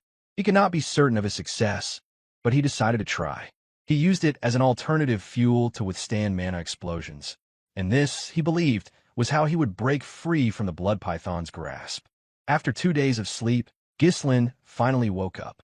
To his surprise, the usual aches in his body were gone. Instead, he felt refreshed. As his memories slowly returned, he sat up, feeling a haze in his mind. He wondered where he was. He remembered receiving forgiveness from his father, but everything after that was unclear. As he gathered his thoughts, he noticed Elena sitting by his bed, as though she had been tending to him the whole time he had been unconscious, waiting for her brother to wake up. Without warning, Elena rushed toward him and hugged him tightly, relieved to see him awake. She explained that he had woken up after 2 days, and after leaving without a word, he had suddenly collapsed upon his return. A flood of emotions overtook her, but once the initial worry faded, her voice softened, greeting him with a familiar warmth. Still trying to make sense of everything, Ghislain nervously muttered her name. But before he could process it further, Elena abruptly pushed him back onto the bed and ran out of the room, calling out to Belinda that her brother was awake. Gislin's thoughts remained focused on the situation at hand. 2 days after emerging from the blood python's body, he had received only minimal first aid from Belinda before continuing to work. He had tried to endure until the runestones were sold, but his young body had not been able to handle it, causing him to collapse. His thoughts deepened as he reflected on his recklessness. Considering how reckless he had been, Gislin realized his body was in surprisingly good condition. Sleeping for just 2 days shouldn't have been enough to recover from such damage. He assessed his body and noted something strange. His recovery rate had drastically improved, and his mana capacity had increased. When he tried to gather his mana, he noticed that its nature had changed. Gislin wondered if his mana had fused with the blood python's energy during the process of neutralizing the poison in his core. He murmured to himself that he never knew in his past life that he could grow stronger in such a way. The risk he had taken had certainly paid off. He would need to run some tests after dealing with more pressing matters. One thing was certain, which if this method worked, he could become dozens of times stronger in no time. A content smile crossed his face, but his focus quickly shifted to the matter at hand. Selling the runestones was now the priority. 2 days had passed, and by now, everyone who needed to know about the runestone mine was already aware. Gislin quickly got dressed, intending to gather the mercenaries immediately. Just then, someone knocked on his door. He assumed it was Belinda and called out to her, telling her there was no need to knock. However, to his surprise, his father entered the room, followed by Belinda, who wore a cheerful expression upon seeing him standing, and Elena, who had a sheepish grin on her face. Zwalter, his father, exclaimed his relief that Gislin was awake. Gislin responded, startled by his father's words, and confirmed that he was fine. Visibly relieved, Zwalter expressed his satisfaction that Gislin was okay. Coming to his side abruptly, Belinda ran her hand along his face, nagging him like a child. She scolded him for suddenly collapsing and expressed how worried they had been. Gislin reassured her nonchalantly that he was fine. Zwalter stepped closer to Gislin, asking if they could talk. Standing before his son, Zwalter then said that he had a request. Gislin, confused, listened intently, for his father had never spoken to him this way before, as he had always viewed him as the failure of the Perdium estate's heir. Later, the two men, father and son, made their way to the training ground. The eerie silence was only broken by the sound of their combined footsteps, each carrying their own sword in hand. Gislin couldn't help but observe the Duke closely, realizing it was the first time they had been alone together. He thought about how, in his past life, he had always been too busy avoiding his father, fearful of the scolding he would receive. The tension of the present moment stirred memories of the past, though Gislin remained focused on the now. Once they reached the center of the arena, Zwalter spoke, apologizing for having called his son out so soon after his rest. Gislin reassured him, mentioning how well he had slept for 2 days and feeling great as a result. However, Gislin quickly shifted the conversation, bringing up the request his father had mentioned earlier. He is growing nervous, wondered whether he would be scolded. Zwalter maintained his stern gaze on his son for a moment before shifting his eyes away, as if deliberately avoiding them. Gislin's suspicions grew at his father's odd behavior, and an uncomfortable silence filled the space between them. As the silence stretched on, Gislin reflected on the words his mother had once shared with him as a child. He recalled a hazy evening when he, his mother, and Elena had been perched atop a hill, gazing out at the distant Perdium estate. His mother had spoken of his father, revealing that he was not an honest man, explaining how he always prioritized others before himself and never showed his true feelings. But, she had added, he was different when it came to her, a small chuckle escaping her lips as she recalled his confession of love. His mother had told him then to try to understand his father, even if he seemed rough around the edges, as he was simply bad at expressing himself. Gislin had not understood the depth of her words back then, but standing before his father now, the meaning seemed clearer. Zwalter suddenly assumed a stance, holding his sword vertically and instructing Gislin to raise his sword. Nervous, Gislin followed the command, beads of sweat forming on his cheek. Despite the nerves, he steeled himself, locking eyes with his father. They prepared for the sparring session, each taking their own stance, swords ready. In the blink of an eye, Zwalter lunged forward, thrusting his sword toward Gislen. He responded quickly, deflecting the attack by turning his sword and positioning it in front of him. Zwalter withdrew, spinning his blade upward before bringing it crashing down with all his weight. Gislen planted his feet firmly and received the blow near the hilt of his sword. Determined, Gislen swung his sword from behind, aiming for his father. Zwalter brought his sword down to block, then quickly counterattacked with the precision of a striking snake. Gislen barely managed to raise his sword in time to defend. The battle continued, each maneuver coming faster and sharper than the last. Zwalter's movements were fluid, but Gislen kept pace, thrusting his sword with deadly precision. Zwalter dodged and retaliated, pushing his weight behind every strike. With each exchange, Gislen began to understand what kind of sword his father wielded. The heavy blade that could easily overpower the northern barbarians was also capable of gentleness, capable of protecting those most precious. As the sparring continued, Gislen felt the weight of the blade in a way he never had before. He now understood the balance his father struck between strength and tenderness. After several more exchanges, Zwalter lunged again, bringing his sword down with great force. Gislen blocked with the hilt of his sword, redirecting the strike before swiftly swinging from his side in an attempt to land a blow. Just as quick, Zwalter raised his sword behind him to defend. In the next instant, both father and son recognized an opening in each other's defense. Then they struck. They locked swords, each pointing their blades to the other's neck.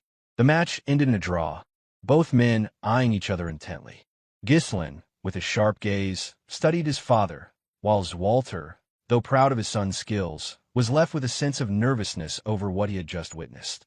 Zwalter broke the silence, praising Gislen for his growth, and with a nervous smile, Gislen muttered a brief thanks. But his surprise deepened when Zwalter offered him some advice. He suggested that Gislen ease up on the pressure during their encounters. While Gislen certainly had the strength and reflexes capable of taking down monsters in the forest, Zwalter noted that his intentions might be too easy to read by an opponent. Gislen pondered his father's words, offering a low hum in acknowledgement. He was used to gauging his opponent's movements when fighting, but perhaps there was more to consider in the heat of battle. Lost in thought, he considered how to incorporate this new insight into his technique. As Gislen pondered, a realization struck him. He had never truly been formally taught by anyone before. His swordsmanship, built entirely on real combat and instinct, lacked proper instruction. Having never learned through formal teaching, there were undoubtedly things he had missed along the way. But now, with his father's guidance, those gaps were being addressed. Gislen came to a quiet epiphany. He had always believed that he could only rely on himself, and had carried the burden of solitude, never seeking guidance. But now, receiving it from his father, he saw that it wasn't such a bad thing after all. It was something he could learn from, something he could embrace. Grateful, Gislen turned to his father and thanked him for the lessons. However, Zwalter remained silent, his expression unreadable as he fixed his gaze on his son. After a moment, he spoke, admitting that he had actually intended to scold Gislen. The young man was taken aback. His father explained that, despite any merit Gislen had earned, breaking the rules was still breaking the rules. If everyone ignored the rules just because of their contributions, it would lead to chaos. Gislen listened intently, no longer the foolish child he had been during his adolescence. He was growing, evolving. His father noticed it too, expressing that Gislen had changed. Zwalter recognized that unlike others who sought trouble to gain merit, Gislen seemed to be looking beyond that, seeing something larger. Zwalter advised him to continue on his current path, to think about Perdium and those around him, and to fulfill his responsibilities as the estate's successor. The word responsibility echoed in Gislen's mind. While he couldn't express it, his resolve to protect the estate had solidified the moment he opened his eyes in the barack. Before his father left, Gislen remembered something. He asked Zwalter about the request he had mentioned earlier. Zwalter, hesitant and struggling to express himself, finally turned and asked Gislen if he had any money. It was for the repairs of the northern fortress. Later, Gislen donned his cape and made his way toward the Forest of Beasts encampment. There, his mercenary army awaited, his strongest subordinates at the forefront, ready to greet him. As Ghislain approached, the mercenaries stood in line, greeting him in unison. Ghislain smiled at the sight of them.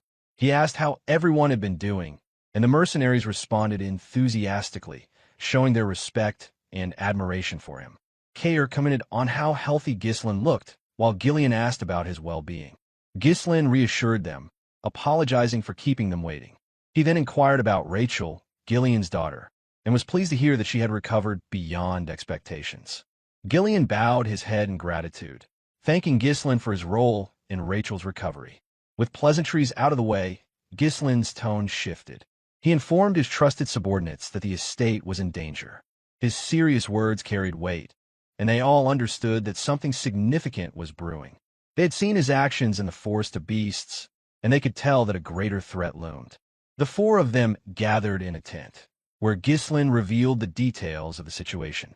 He shared everything, from the attack on Elena to the forces attempting to trigger a war by killing her, the discovery of the Daigal prince's corpse, and the growing threats targeting Perdium. Ghislain's mind raced as he speculated that spies had been operating within the estate for some time. Understanding the gravity of the situation, Belinda remarked that she now understood why Ghislain had been in such a hurry. She had thought that the discovery of the runestones would have brought some respite, but now it was clear there was no time to relax. Always eager for a fight, Kair remarked that after the Forest of Beasts, war seemed to be the next step for Perdium, a place that never seemed to have a dull moment. Gillian understood the danger as well, realizing that Perdium's recent discovery of the runestones made it a prime target for enemies seeking to take advantage. Ghislain confirmed their thoughts, emphasizing that their enemies wouldn't simply let Perdium be. He then paused as Belinda urged them to inform the retainers and Lord. But Ghislain shook his head. He cautioned against acting too quickly, pointing out that even Elena's knights had betrayed her, and there could be spies among the retainers as well. They couldn't afford to trust anyone until they knew who their true allies were. He explained that, while they had bought some time by saving Elena, the discovery of the runestones had likely accelerated the plans of their enemies. A fierce battle awaited them. The words "thought battle" hung heavily in the air, as Ghislain prepared himself and his forces for what was to come. Silence filled the room as the gravity of the situation settled in. Ghislain felt a deep trust for the three subordinates before him, certain that their loyalty was unwavering. Kair spoke first. He told Ghislain that he was ready to follow any order. His fierce personality seemed disappeared before the young lord.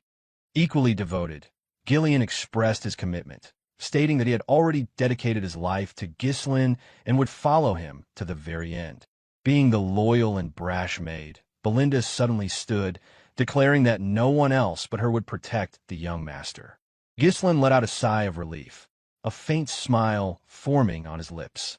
He then turned to the matter at hand, his voice firm as he addressed the imminent danger to the estate. He explained that the greatest enemy to Perdium was the Duke of Delphini, the shadowy figure who coveted the estate. He named Count Desmond and Amelia, two deceptive figures who worked under the Duke's orders, and vowed not to let them succeed.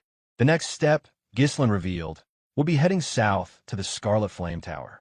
Sensing an opportunity, Kair expressed excitement about finally selling the runestones, eager for the wealth it would bring. Belinda questioned Ghislain's decision, suggesting that the Crimson Magic Tower, being closer, would offer a better price. But Ghislain explained that the Scarlet Flame Tower was the better choice, as it would generate less friction.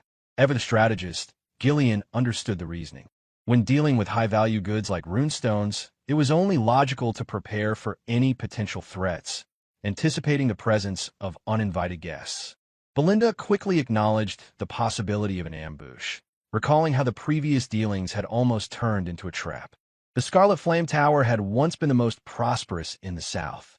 However, when Delmut of the Crimson Magic Tower reached the level of a Seventh Circle Mage, the balance of power shifted. Now, the Scarlet Flame Tower struggled to regain its former glory, still unable to rival the power of the Crimson Magic Tower. Ghislain's interest in the Scarlet Flame Tower was more personal. He had someone in mind, someone from his past life whom he needed to recruit into his plans. The scene shifted to the Scarlet Flame Tower complex. The structure rose high above its surroundings, seemingly ahead of its time. Inside, in a library, a woman sat amidst piles of books, trembling as she clutched a staff in her hand. She muttered the name of her teacher, Lanato, and wondered when the light, her teacher, had spoken of would finally arrive. The party made their way toward the Scarlet Flame Tower, which loomed ahead as they arrived. Belinda and Kair's faces showed clear astonishment. Ghislain led the group personally, ensuring he would not need to pay the merchant's share. In awe, the man, the legend, and the myth, Gordon marveled at the tower's height. He had heard of it for years, but never expected to see it in person.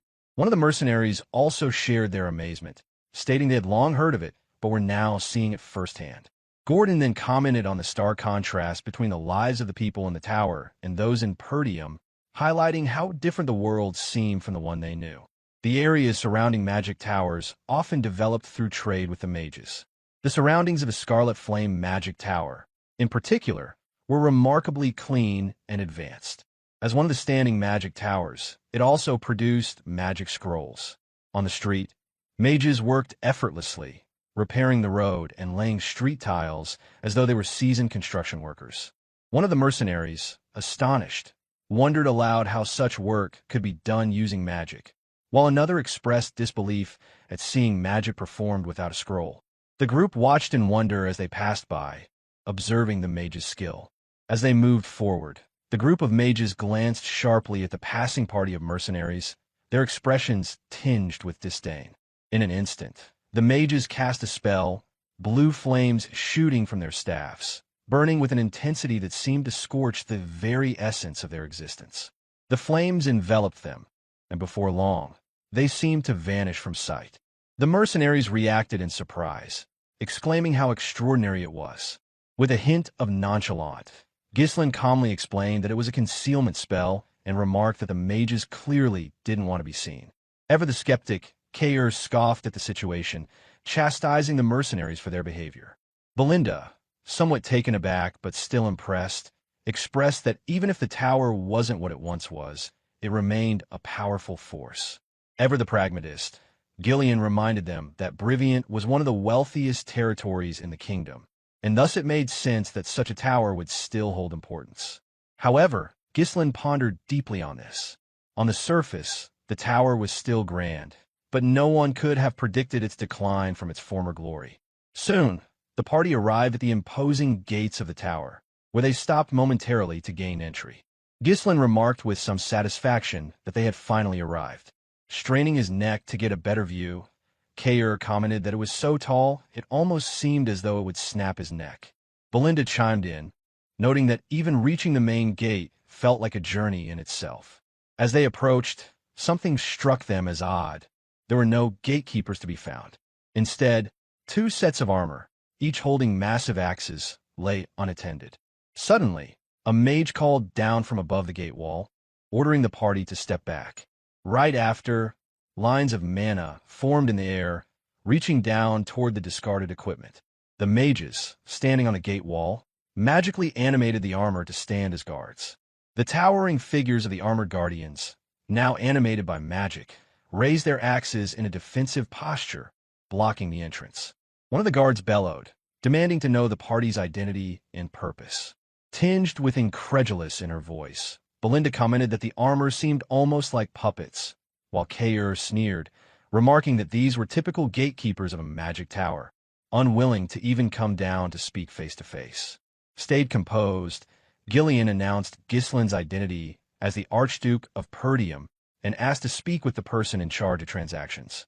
However, the mages immediately rejected their request. One mage scoffed, dismissing anything from Perdium as low-quality materials or cheap potions, calling it a waste of time to deal with people from such a place. He ordered them to leave. Angered, Belinda screamed at the mages, demanding they come down and face them. The mage simply told them to get lost, as they moved the two puppets into an offensive stance. Still calm, Gillian turned to Ghislain and asked how they should proceed. Taking a moment to consider, Ghislain then spoke, asking if the mages were truly comfortable with their decision. The mages halted their taunting and looked at him curiously. Without hesitation, Ghislain pulled out a piece of runestone and held it up for the mages to see. Initially, the mages seemed puzzled, their gaze distant as they tried to understand. But soon, one mage's eyes widened as he realized what the group had brought, an entire carriage full of runestones. The mages began to register what was happening. Could it be that everything they brought was runestones? With a smug grin, Gislin asked if they were truly going to pass up such an opportunity. At this, the gate was opened, and the party was granted entry. Gislin and Belinda were escorted to meet the person in charge of transactions. Two men greeted them warmly, bowing in recognition of their esteemed guest. The man who introduced himself as Sylvain, the trading manager of the tower, promised to assist them with whatever they needed. Unfazed, Gislin requested someone capable of handling such a large transaction, indicating his desire to meet directly with the tower master. Sylvain was taken aback by this request, but quickly assured them he would notify the tower master and have someone escort them to the reception room. Belinda, still seething from the earlier disrespect, muttered under her breath about how they should have been treated with more respect from the start, directing her words toward the mage guard earlier. Just then, an explosion rattled the tower, drawing Gislin's attention. He wondered aloud if something was wrong, but the mage quickly dismissed his concern, explaining it was a common occurrence during magic research. Still, Gislin's thoughts drifted elsewhere, and a certain figure lingered in his mind. At the research lab, the door opened, and three seemingly high-ranking disciples stepped into the room. One was already lying on the floor, the air thick with dissipating mana. A blonde-haired mage spoke sternly, telling the girl that she had been warned about entering the research lab. Alfoy, blonde-haired man who sneered at the black-haired girl, his tone dripping with mockery as he spoke. He couldn't believe that someone without the ability to use magic would dare occupy a spot in the research lab. He taunted the girl, asking if she was ignoring the words of Alfoy, the heir to the magic tower and a third circle master. Another mage, a black-haired man, joined in, also mocking the girl and her teacher for accepting such a disciple. A third mage, a blonde-haired man, chimed in, arrogantly stating that the black-haired girl should be grateful for even being allowed a spot in the prestigious Scarlet Flame Magic Tower. The black-haired girl, lying weak and disheveled on the floor, gasped for air but still found the strength to respond. She weakly asserted that as a mage, she had the right to use the research lab just as much as anyone else. With a cruel smirk, Alfoy responded dismissively, calling her a mage before casting a spell. With a swift motion, Alfoy summoned crimson flames to his staff, preparing to challenge the girl with a fiery attack. Alfoy's tone was smug as he told the girl to try blocking the fire with her own magic.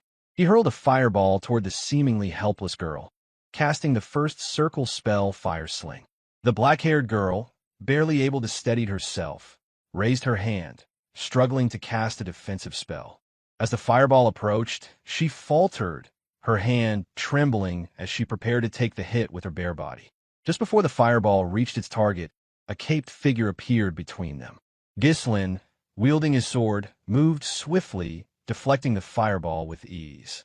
His actions freed the girl from the torment she had been enduring at the hands of her fellow mages.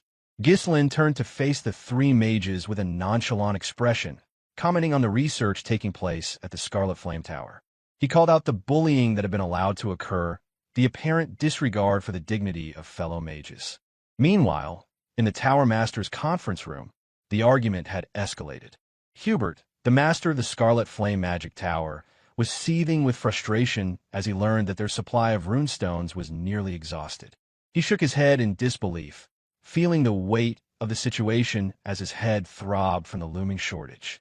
The situation was dire, and Hubert could see that if things continued this way, the gap between their tower and the Crimson Magic Tower would only grow wider. With growing frustration, Hubert demanded answers. He had ordered the elders to stock up on runestones in advance, but now it seemed they had failed to act. His voice rose as he accused them of wasting time and resources, his patience slipping further. One elder, wearing a yellow hat, internally scoffed at Hubert's outburst, reflecting on how the Tower Master had spent more time socializing with nobles and indulging in luxuries instead of focusing on the tower's needs. Another elder, wearing a red hat, shared similar thoughts, growing increasingly frustrated with Hubert's lack of foresight. A third elder, with a green hat, brought up another pressing concern. While the shortage of runestones was one issue, the real problem was that their master was only a 6th circle mage, while the master of the Crimson Magic Tower was a 7th circle mage. Hubert, furious at the mention of Delmud, the Crimson Magic Tower's master, lashed out. If only he had more runestones, he believed he could easily reach the 7th circle himself. He vented his frustrations, accusing Delmud of hoarding all the runestones and claiming there was nothing special about the stones that should give the Crimson Magic Tower such an advantage. The green-hatted elder pressed on, asking what their plan was if they ran out of runestones, as the lack of them would prevent them from training properly. Hubert's anger flared again as he cursed Delmud, who had surpassed him and reached the 7th circle. He wondered aloud why Delmud, a low-born mage, was able to achieve such progress while Hubert struggled.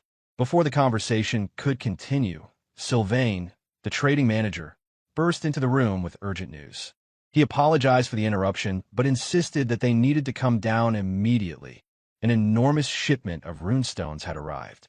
At the mention of the runestones, the elders were left stunned, their confusion quickly turning to cautious hope. Meanwhile, in the research lab, Alfoy was continuing his attack on Gislin, launching fireballs toward him. However, Gislin stood unwavering, his sword in hand, effortlessly deflecting each attack as if they were little more than annoyances. His calm demeanor contrasted sharply with Alfoy's growing frustration. Determined to end the confrontation, Alfoy gathered all his mana, conjuring a massive fireball with every ounce of his power. He hurled it at Gislin with the intent to overwhelm him. But Gislin stood his ground. With a swift movement, he raised his sword and swung it downward. The blade cleaved through the fireball, splitting in half, leaving both Gislin and the black-haired girl untouched. The other mages watched in stunned silence, unable to comprehend what they had just witnessed. Gislin's swordsmanship had completely disarmed Alfoy's magic in a way none of them had expected. Bewildered and furious, Alfoy demanded to know who Gislin was. He had assumed he was just another noble taking a casual stroll through the tower, but this display of skill shattered his assumptions. Before he could react further, a line appeared around him, swiftly tightening and binding him. He gasped in shock as Belinda, with the precision of an assassin, immobilized him. The scene now looked grotesque, with Alfoy helplessly bound, his previous arrogance stripped away. Belinda's voice was cold as she threatened the restrained mage for daring to attack her young master. Thus, Belinda, tightening the line around him, struggling against the bindings, Alfoy muttered in disbelief, asking just who these people were. Before she could respond further, a voice rang out, demanding that the commotion cease. Hubert's voice echoed through the lab, his frustration reaching its peak as he screamed at the chaos unfolding before him. He was accompanied by the 4 elders, who had arrived to witness the turmoil. Alfoy, still bound, Gislin with his sword drawn, and the tension in the room was palpable. The tower master had arrived, and Vanessa gasped in surprise as she tried to gather her thoughts. Standing beside her, Gislin remained unfazed, showing no reaction to the appearance of the highest-ranking mage in the tower. At his command, Belinda untied the rope she had used to bind Alfoy, causing him to fall to the floor in distress. Alfoy quickly scrambled to his feet, calling for his master in panic. Watching the scene unfold, Hubert couldn't hide his shock, wondering what had happened. Alfoy rushed to his master, clinging to him while explaining that intruders had appeared. He claimed that he had been trying to stop Vanessa from entering the lab when a young man suddenly attacked him. His voice trembled as he insisted that he had only been trying to prevent the helpless Vanessa from getting hurt. Belinda sneered at the scene, mocking Alfoy for acting like a little girl, which caused him to quickly turn around and protest, asserting that he was a man, not a girl. Still seated on the floor, Vanessa weakly explained that she had only wanted to use the lab, but her words seemed to trigger a memory in Gislin's mind. He recalled a figure from his past life, someone he had heard about during a turbulent period through one of his subordinates who loved to spread rumors and news. The Red Nightmare, a 7th circle mage, known for her unpredictability and madness. Gislin thought to himself that even someone like her, the embodiment of nightmare itself, could have moments like this. Hubert's anger flared. He shouted that not only had the young man broken into the tower, but he had also tried to harm his disciple. He conjured a fire-based spell with his wand, preparing to burn him to ashes without a trace.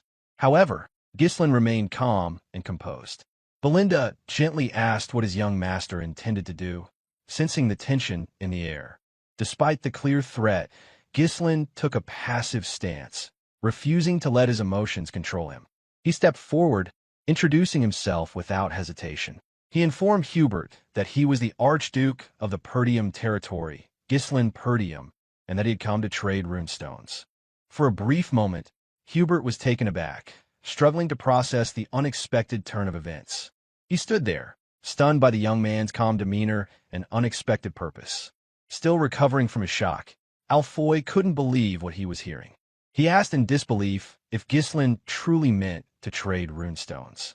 With a warm smile, Ghislain offered to show Hubert the workers waiting outside the castle with the cargo. The group made their way outside, where they found 10 wagons filled to the brim with runestones. Even Vanessa, whom the elders had deemed worthless, was part of this extraordinary revelation. The sight before the elders left them speechless, unable to comprehend the sudden turn of events. Only moments before, they had been arguing about resources, and now, the answer had arrived at their doorstep. The Blue Hat Elder was the first to speak, exclaiming in disbelief that such a situation couldn't be real. The Red Hat Elder followed, unable to fathom where such a young man could have acquired so many runestones. The Yellow Hat Elder asked Hubert what they should do, noting the sheer amount of the precious stones before them. Meanwhile, Hubert stood frozen, his face darkening, though his mind raced with excitement. A maniacal laugh bubbled up within him as he realized the opportunity that had just appeared.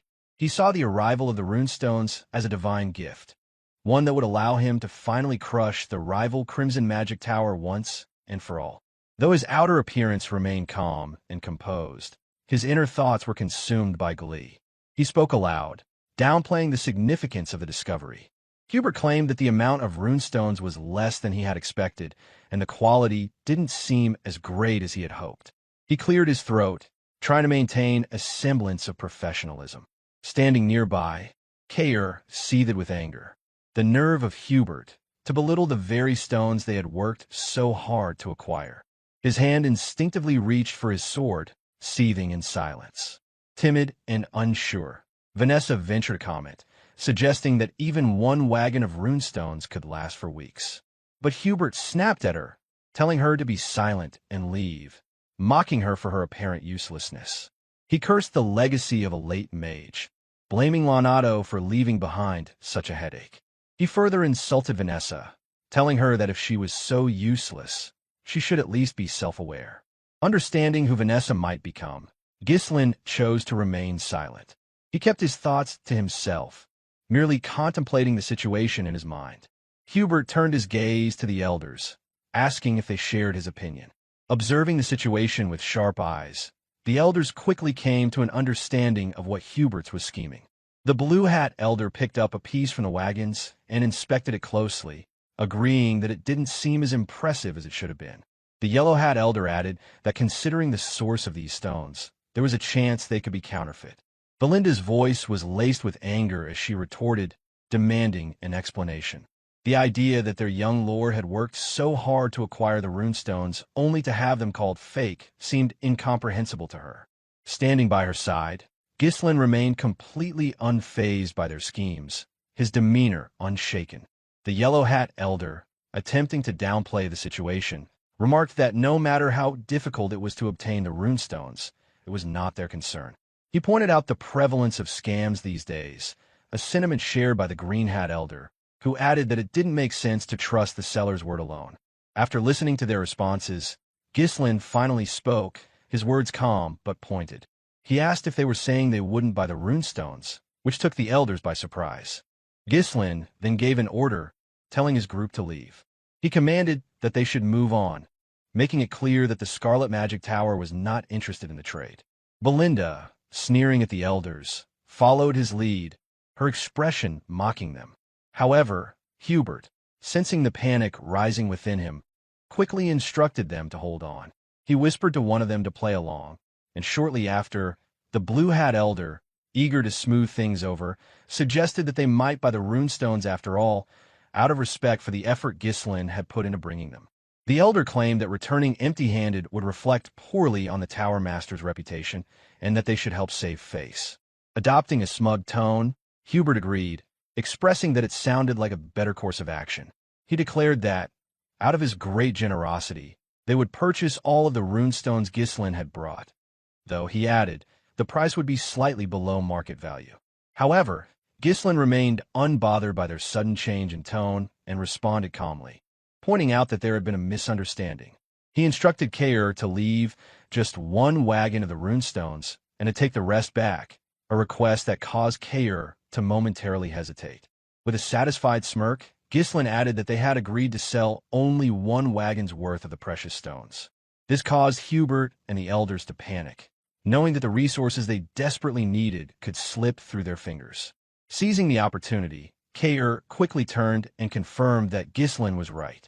He had indeed forgotten about the terms of the agreement. He then issued a command to the mercenaries to move the wagons, and they immediately obeyed, swiftly following through with the instructions. Now flustered and struggling to comprehend what was happening, Hubert demanded an explanation. Ghislain apologized, explaining that it had been a misunderstanding regarding the quality of the runestones, which had been caused by his subordinate's error. He further explained that their destination was the Crimson Magic Tower, and that they simply needed cash to cover their travel expenses. This statement made Hubert's heart sink. The prospect of those runestones going to the Crimson Magic Tower instead of his own was a crushing blow, one that could potentially ruin his chances of regaining the top position. Attempting to salvage the situation, Hubert feigned lightheartedness and suggested that he had been joking earlier to break the ice. He invited Ghislain to come up and talk for a bit, his tone suddenly shifting to one of friendliness. Ghislain smiled, content with how things were progressing. He knew that the minds of these old mages were well within his grasp, and with that, he accepted Hubert's offer. The group moved to the master's office where Hubert, the four elders, and Ghislain sat down. The big three remained nearby, standing watch over their young leader.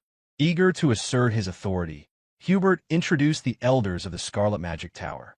He explained that these mages had all reached the fifth circle, making them the most powerful figures in the tower aside from the master. Brimming with confidence, Ghislain responded that such a level of power was impressive. He remarked that the Scarlet Magic Tower was indeed powerful, calling it the second strongest magic tower in the north, though the mention of the Crimson Magic Tower as the second strongest carried a mocking tone.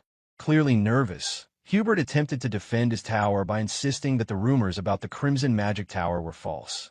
He maintained that the Scarlet Magic Tower still held the top position in the north. With a casual shrug, Ghislain agreed, but added that it didn't really matter. Whispering to Gillian, Belinda expressed her concern about Ghislain's provocation, but Gillian remained calm, confident that Ghislain knew exactly what he was doing. On the other hand, Kaer was practically brimming with excitement. He watched the elders, sensing how they were being played by Ghislain. Eager to move things along, Hubert waved his hand dismissively, asking how much Ghislain intended to sell the runestones for. He assured him that if they took the goods elsewhere, they wouldn't even get their money's worth. Ghislain raised his hand, silencing the conversation, and announced that the price would be double the market value. This statement left Hubert stunned, momentarily speechless. Double? Hubert exclaimed in disbelief, his face contorting with frustration. He couldn't comprehend how anyone could conduct business in such a manner. He rebuked Ghislain, claiming that he had no understanding of how the world worked, and that this was not how negotiations were done. Hubert accused him of being taught all wrong, and of making up terms without any regard for the process of negotiation. Ghislain spoke plainly, expressing his belief that the Scarlet Magic Tower deserved to pay double for the runestones. This remark immediately caused the Blue Hat Elder to exclaim in disbelief, while another elder shouted, questioning whether Ghislain thought the Scarlet Magic Tower was some kind of joke. Visibly annoyed, Hubert called out to Ghislain, his tone shifting dramatically. He expressed how much it irked him to see someone so young speak so boldly without understanding the consequences of his actions. Hubert locked eyes with Ghislain, his gaze filled with rage.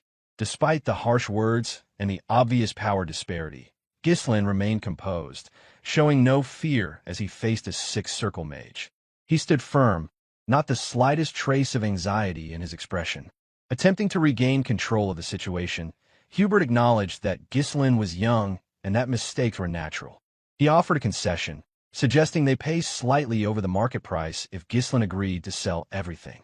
However, Gislin remained silent and stood up, prompting Hubert to ask why he was getting up. Without missing a beat, Gislin casually responded that Hubert didn't seem interested in the deal. He mentioned that he had offered the runestones at double the price, but if that was not satisfactory, he would simply head to the Crimson Magic Tower instead. He began to walk away, leaving Hubert flustered. However, Hubert quickly told him to stop, his tone shifting once again to a more agreeable one. He urged Gislin to stay, stating that he hadn't meant to turn down the offer and that he had just gotten a bit worked up. Hubert asked him to sit back down. Gislin smiled, turning back to face the group. The big three, who had been observing closely, finally realized that the Tower Master and the Elders were being played by Gislin's clever manipulation. They stood still, stunned by how the young man was outwitting the seasoned mages. Clearly frustrated but attempting to save face, Hubert acknowledged Gislin's guts and made a new offer. He said they would buy the runestones at double the market price as Gislin had initially suggested. With an air of calm confidence, Gislin agreed, prompting Hubert to let out a frustrated sigh. However, Gislin added a stipulation. He would sell only one wagon at that price, not all of them. Hubert's frustration grew as he protested, insisting that they should sell everything. With logic and calm reasoning, Gislin explained that if word got out that they sold to the Scarlet Magic Tower for double the price, the Crimson Magic Tower might offer triple, so it didn't make sense to sell everything for just double. This caused Hubert to lose his temper, screaming that Gislin was pushing too far. His patience had worn thin. Unfazed by Hubert's outburst, Gislin simply stood up and began to walk away again, prompting Hubert to shout for him to wait. Realizing he was about to lose the deal, Hubert hastily offered to buy everything for triple the market price. Gislin paused, a small smile crossing his face as he recognized that his plan had worked. Finally, Gislin sat down again, expressing his satisfaction that they were now speaking the same language.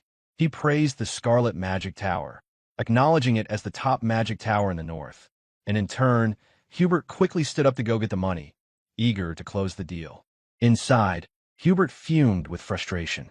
He was a sixth circle mage, yet he had been outmaneuvered by a country bumpkin. He couldn't understand why these ridiculous problems kept arising during his time as Tower Master. He resolved that if Gislin ever tried something like this again, he would burn the young man's head. Just as Hubert was about to leave, Gislin called out, halting him with a final request. Gislin revealed that he wasn't done yet and had one more condition to present. Hubert, his patience now at an end, snapped at Gislin, asking what more he wanted. Calmly, Gislin stated that he wanted Vanessa handed over to him, leaving the room in stunned silence. Without anyone proficient in negotiation, no one stepped forward to lead the deal.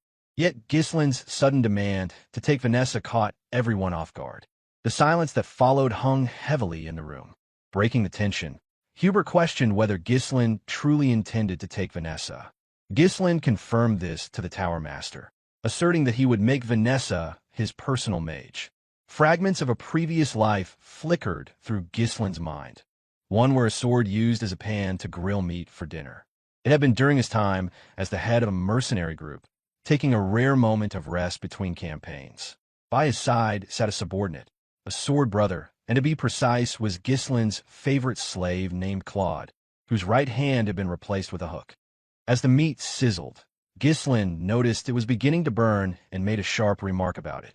In a tone laced with frustration, Claude challenged the complaint, pointing out the absurdity of making a one-armed man cook.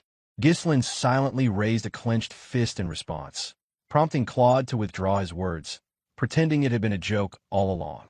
Shifting the conversation, Claude brought up something that might interest his leader, a name spoken with intrigue, the Red Nightmare, Vanessa. Gislin admitted ignorance, prompting Claude to elaborate. According to intel he recently gathered, the rumors spoke of a mage who had incinerated the northern region of Lithuania. She had reached the Seventh Circle, a woman known as Vanessa, feared and infamous as the Red Nightmare. Ghislain responded with mild curiosity, noting the title sounded extravagant, and asked for more details. Claude explained further. Allegedly, this mage had gone completely mad. Despite being a mage, she had taken the unusual route of learning mana cultivation. That oddity captured Ghislain's attention. He inquired why a mage would skip the mana circle method to pursue such a path. Claude offered a simple explanation: madness. He went on to describe Vanessa's rampage. Fires, deaths, and economic ruin followed wherever she went. The nobility had been driven to desperation. In fact, the most recent extermination request had her as the target. Ghislain paused to consider. A mage who had reached the seventh circle through mana cultivation, rather than traditional methods, intrigued him. As firelight danced in the camp and the crackle of burning would fill the silence, Ghislain smiled in amusement, evidently fascinated by the chaotic figure. It was then that he made a decision. Turning to Claude, he suggested they bring her in. Claude's reaction was one of pure disbelief. Reflecting on that moment, Ghislain knew that the plan had never come to fruition. Vanessa had already lost control of her magic, and by the time he found her, she was on the brink of death. Yet even then, her potential had not been extinguished. She still possessed the aptitude of a seventh circle mage. With guidance now, she could thrive under Perdium. Fueled by knowledge from a previous life, Ghislain had resolved to take her under his protection. At that moment, the trio began a comment. Gillian asked if he was referring to the girl from earlier. Kaer chimed in, noting she hadn't appeared particularly powerful. Belinda leaned in closer, whispering a soft request to be informed beforehand if he ever intended to bring someone in. Meanwhile, across the room, murmurs spread among the mages. The Red Hat Elder whispered that the situation worked out perfectly. Vanessa had been a burden anyway, and giving her away seemed like an easy solution. The Yellow Hat Elder whispered that caring for her up to this point should be more than enough to honor their past ties with Lonato. With this in mind, Hubert approached and began to speak, formally acknowledging Vanessa as one of Scarlet Flame Tower's prized mages. He implied she would serve the tower well. Before he could finish, Ghislain cut him off with additional demands. Combat mages of the third circle or higher must also be dispatched to Perdium. Fury surged in Hubert's heart. He wondered whether Ghislain was planning some massive construction project on the estate. Ghislain clarified that mages were needed for territorial battles. The announcement sparked alarm among the elders. Combat mages typically earned hazard pay, and now the tower was being asked to supply them without compensation. Ghislain firmly reiterated his terms. Triple the market price, deployment of third circle or higher mages to Perdium for a year, and Vanessa assigned as his personal mage. These three conditions were non-negotiable in exchange for the runestones. The trio tensed visibly. The demand for triple the market price alone was shocking, yet Ghislain had added more. On the other side, the elders glared at him with growing hostility. Hubert's mind raced. Purchasing the runestones at a high price might be justified given their urgent situation, but this felt like an overstep. Summoning his mana in a surge of rage, Hubert caused the room to tremble beneath the weight of his power. The elders joined in, unleashing their own magical presence to bear down on the young man. Yet Ghislain remained seated, unfazed, unaffected by the sheer force pressing in from all sides. Hubert locked eyes with him, voice brimming with indignation. The accusation rang clear. Ghislain Perdium must have believed him a fool. He invoked a long-standing law, declaring that mages affiliated with a magic tower were forbidden from participating in territorial warfare. To propose sending core mages of the third circle or higher into battle, while displaying ignorance of the kingdom's basic laws, was nothing short of an insult to the Scarlet Flame Tower. In Hubert's eyes, it warranted death, and he threatened to reduce Ghislain to ash. The reasoning, on paper, seemed sound. Ghislain had indeed made the first aggressive suggestion. The air grew tense as Belinda, Gillian, and Kaer prepared for confrontation. Their opponents were 5th and 6th circle mages, formidable foes. Even united, the odds remained unfavorable for them. Gillian braced himself to leap into action, prepared to shield his lord with his own body should the situation escalate. Yet, Ghislain remained composed. Calmly, he posed a question, one that gave Hubert pause. Was he truly certain he wouldn't regret this? Hubert hesitated, compelled to hear more. Gislin then revealed a critical piece of information. A massive vein of runestones had been discovered within Perdium's territory, far exceeding the modest supply brought that day. In fact, by several dozen times. The revelation stunned Hubert and the elders. Their mana ebbed away as they listened. Gislin continued, stating that news of the discovery was already spreading throughout the northern region. He posed a rhetorical question. What might that imply? Hubert understood instantly. Many would soon come seeking the runestone's vein. Gislin commended the Tower Master's quick thinking. Rising to his feet, he clarified his intentions. Perdium had no desire to wage war. The territory simply needed the tower's support while building strength. If the Scarlet Flame Tower extended its help through this crisis, Gislin promised an exclusive access to the runestones. Hubert echoed the offer. Exclusive rights? To seal the agreement, Gislin extended a hand. With such a deal in place, it would only be a matter of time before the Scarlet Flame Tower surpassed the Crimson Magic Tower and reclaimed its position at the pinnacle. The proposal was tempting, enough to make pride take a back seat. Greed began to stir in Hubert's heart, overtaking the anger that had consumed him moments earlier. A reliable runestone supply represented a dream come true. Gislin had struck a vulnerable nerve which offering both ambition and security. The storm of fury faded. With renewed optimism, Hubert grasped Gislin's hand firmly, a smile curving his face. The shift in demeanor left Gislin slightly unsettled. Following the meeting, Hubert pulled aside Alfoy. The decision was made that Alfoy would accompany the young lord to Perdium. Alfoy protested. He questioned the decision, pointing out the many other mages available. Hubert dismissed the objection. The greatest talent in Scarlet Flame Tower's history was being sent not out of obligation, but because the future depended on it. As chief officer, Alfoy would represent the tower's interests. The compliment left Alfoy glowing. Hearing those words from his master stirred pride. As the mercenaries began unloading the runestones, Hubert elaborated further. This mission would serve as preparation for his eventual ascension as Tower Master. He was to monitor the estate closely and prevent any attempts to divert the runestones. If a territorial conflict did erupt, he was to retreat without engaging. All that was required was endurance for 1 year. Within that time, the Scarlet Flame Tower would surpass Crimson and reclaim its place at the top. Alfoy accepted the mission eagerly, responding with unwavering resolve. However, the moment he arrived at Perdium, the excitement faded. His expression soured as he took in the estate's condition. Standing before the new arrivals, Gislin welcomed the mages alongside his subordinates and mercenary forces. Among the mages, opinions were mixed. One observed that the castle was constructed in a classical style. Another added that while not flamboyant, it was practical. A third noted the use of proportional harmony in the architectural layout. But Alfoy seethed internally. In his eyes, it was nothing more than a wretched backwater.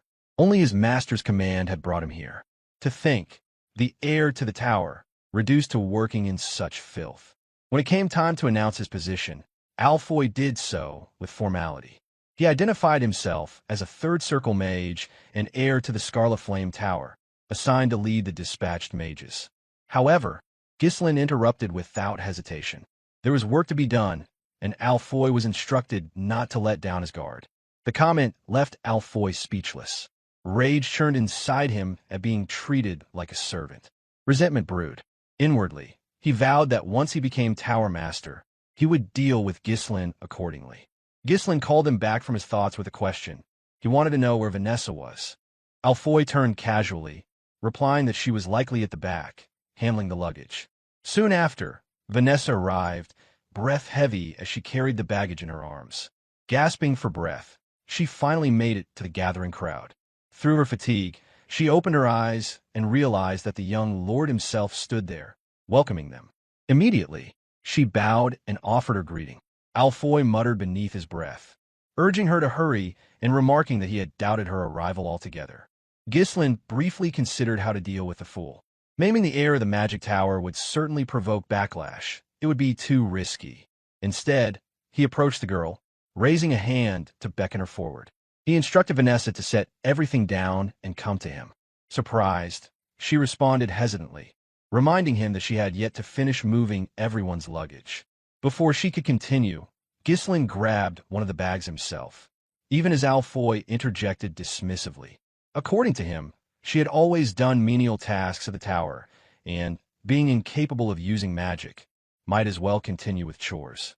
Before Alfoy could utter another word, Ghislain hurled the bag squarely at his face. Injuring the air would have gone too far, but humiliation was just the right dose of punishment. Alfoy cried out in frustration, shouting in disbelief. Ghislain remained calm, asserting that Vanessa no longer belonged to the tower. From that moment on, she was under his protection, and mistreatment would not be tolerated. He then issued a warning that this incident would be overlooked, but if it ever happened again, the consequences would be severe. Watching the scene unfold, Vanessa slowly regained her breath. A faint blush bloomed across her cheeks as she witnessed someone stand up for her for the first time after a long while. But Alfoy refused to back down. His face twisted in rage as he shouted about the absurdity of being treated in such a way. He was the heir to the Scarlet Flame Tower, a third circle mage, and this backwater noble had dared to demean him. Rallying the others, he barked out a command. Even if their host bore a noble title, the insult had gone too far. The estate could be reduced to flames in an instant if they chose to act. He urged them to rise and defend their pride as mages. With a sigh, Ghislain snapped his fingers. At once, the mercenary army, hardened by the brutal conflict within the Forest of Beasts, moved to surround the mages with mechanical precision, responding immediately to their commander's gesture. Alfoy panicked. He shouted in disbelief, outraged that these savages would dare raise weapons against mages. This wasn't how mages were meant to be treated. Ghislain silenced him with a single command, cutting off the tirade. As the mages turned their attention to the young lord, he laid out the reality. No matter how they were treated, the terms of the contract were clear. He now held the legal right to command the mages for 1 year, granted directly by the master of the tower. In exchange, exclusive access to the runestones had been secured. If any of this fell apart due to their defiance, it would be the tower master, not them, who suffered the loss. Alfoy stood speechless, fully aware that losing access to the runestones would devastate the Scarlet Flame Tower. Ghislain pressed the point. Their only role in Perdium was to serve as backup mana sources. If they wanted better treatment, they should commit to that role without complaint. Alfoy's face burned with anger. The thought of being reduced to little more than a battery for others was beyond humiliating. Still, he could neither argue nor act. Turning away, Ghislain issued a command to Kaer and Gillian that they were to ensure the mages learned their place. Lit up with unsettling glee, Kaer commented that life at the tower must have been comfortable for the scholars.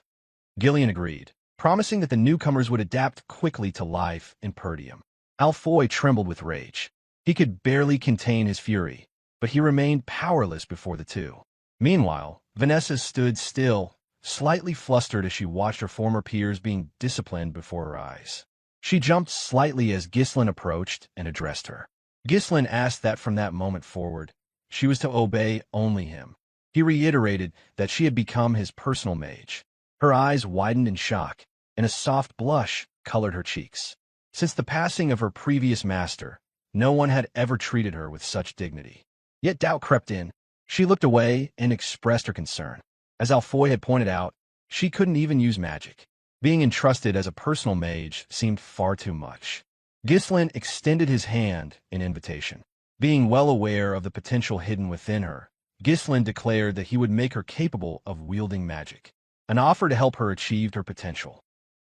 Vanessa had originally resisted the idea of leaving the tower, remaining within its walls, even if it meant enduring the degrading treatment of a servant, would have allowed her to continue her magical studies. Following Perdium's young lord meant severing that connection. Yet, circumstances had left her no choice. Forced to accompany Ghislain, she had accepted his offer to assist with her magic, though her thoughts remained clouded by doubt. Curiosity stirred within her. Could a swordsman like him truly understand anything about the magic? Ghislain's sudden call pulled her from her musings. She responded without delay. He inquired, probing gently, about the extent of her magical education. With quiet hesitation, she confessed that she had reached the 5th circle, though her understanding remained limited to theoretical formulas. A kind smile crossed Gislin's face as he silently formed his plan, which is to teach her the proper method of mana cultivation and oversee her progress personally. He commended her accomplishment, acknowledging that reaching the fifth circle was no trivial matter. Having spent her life as a mage constantly belittled and dismissed, Vanessa accepted the compliment half-heartedly, unable to read the young master's true intent. She lowered her gaze and admitted that, despite all her efforts, she still could not perform magic, rendering her studies seemingly meaningless. Although Gislin already understood the cause of her inability, he asked anyway if there was a reason she couldn't use magic. Vanessa's reply came softly, her voice fraught with uncertainty. She revealed that she had never once sensed mana since childhood. Despite this, she had clung to hope, working relentlessly in pursuit of magic. But with each step forward in knowledge, her faith in her potential diminished. Her teacher, Lonato, who had once guided her, had since passed on. She wondered aloud if that was the reason she had ultimately been cast aside. Certain of her hidden potential, Gislin resolved to begin by teaching her mana cultivation. If she could learn to apply what she already knew, her power could rival even the elders of the tower. In this state, with her knowledge of fifth circle magic intact, proper cultivation would elevate her to that level. She was exactly as he remembered from his past life, a brilliant mage, just as he had anticipated. In this era, memorization alone could not lead to mastery.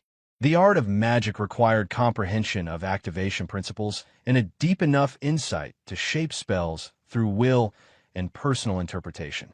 Vanessa possessed the intellectual foundation, but her physical aptitude had yet to align. True control demanded enduring hardship, trial, and persistent experimentation. Gislin believed her efforts had not been in vain. She had simply traveled a different, longer road. The voice of Claude echoed in memory, referencing a powerful mage from his former life, the woman who had raised northern Lithuania. She had reached the seventh circle, but her instability stemmed from blending magic and cultivation without proper technique. Despite her brilliance, her recklessness had made her infamous. That mistake, Gislin intended to avoid. With full conviction, Gislin announced that he would now teach Vanessa mana cultivation. Tension immediately overtook her. The idea of a mage learning such a technique made her uneasy. Her former master had introduced her to it once, but the attempt had failed. Her doubts surfaced immediately as she questioned why a mage should pursue such a path. Gislin clarified that both magic circles and cultivation were grounded in the same force, which is mana. He then asked if she had ever practiced it properly. Her expression shifted to one of disbelief. Though she had studied the technique before, it had been under rigid instruction. The thought of being taught by a nobleman with no formal magical title seemed ludicrous. She shook her head firmly, rejecting the notion outright. To her, it was madness. Using mana cultivation to access magic seemed far too risky. The consequences of failure, internal damage, or permanent disability were too severe to ignore. In that moment, Gislin offered a reassuring smile. Extending his hand to her, he called her name and invited her to begin. Gislin understood that the madness in Vanessa's past life had likely been the result of flawed technique colliding with long-standing resentment. He had seen similar signs before. Even knights occasionally succumbed to inner demons during intense training. But in this life, he believed things would unfold differently.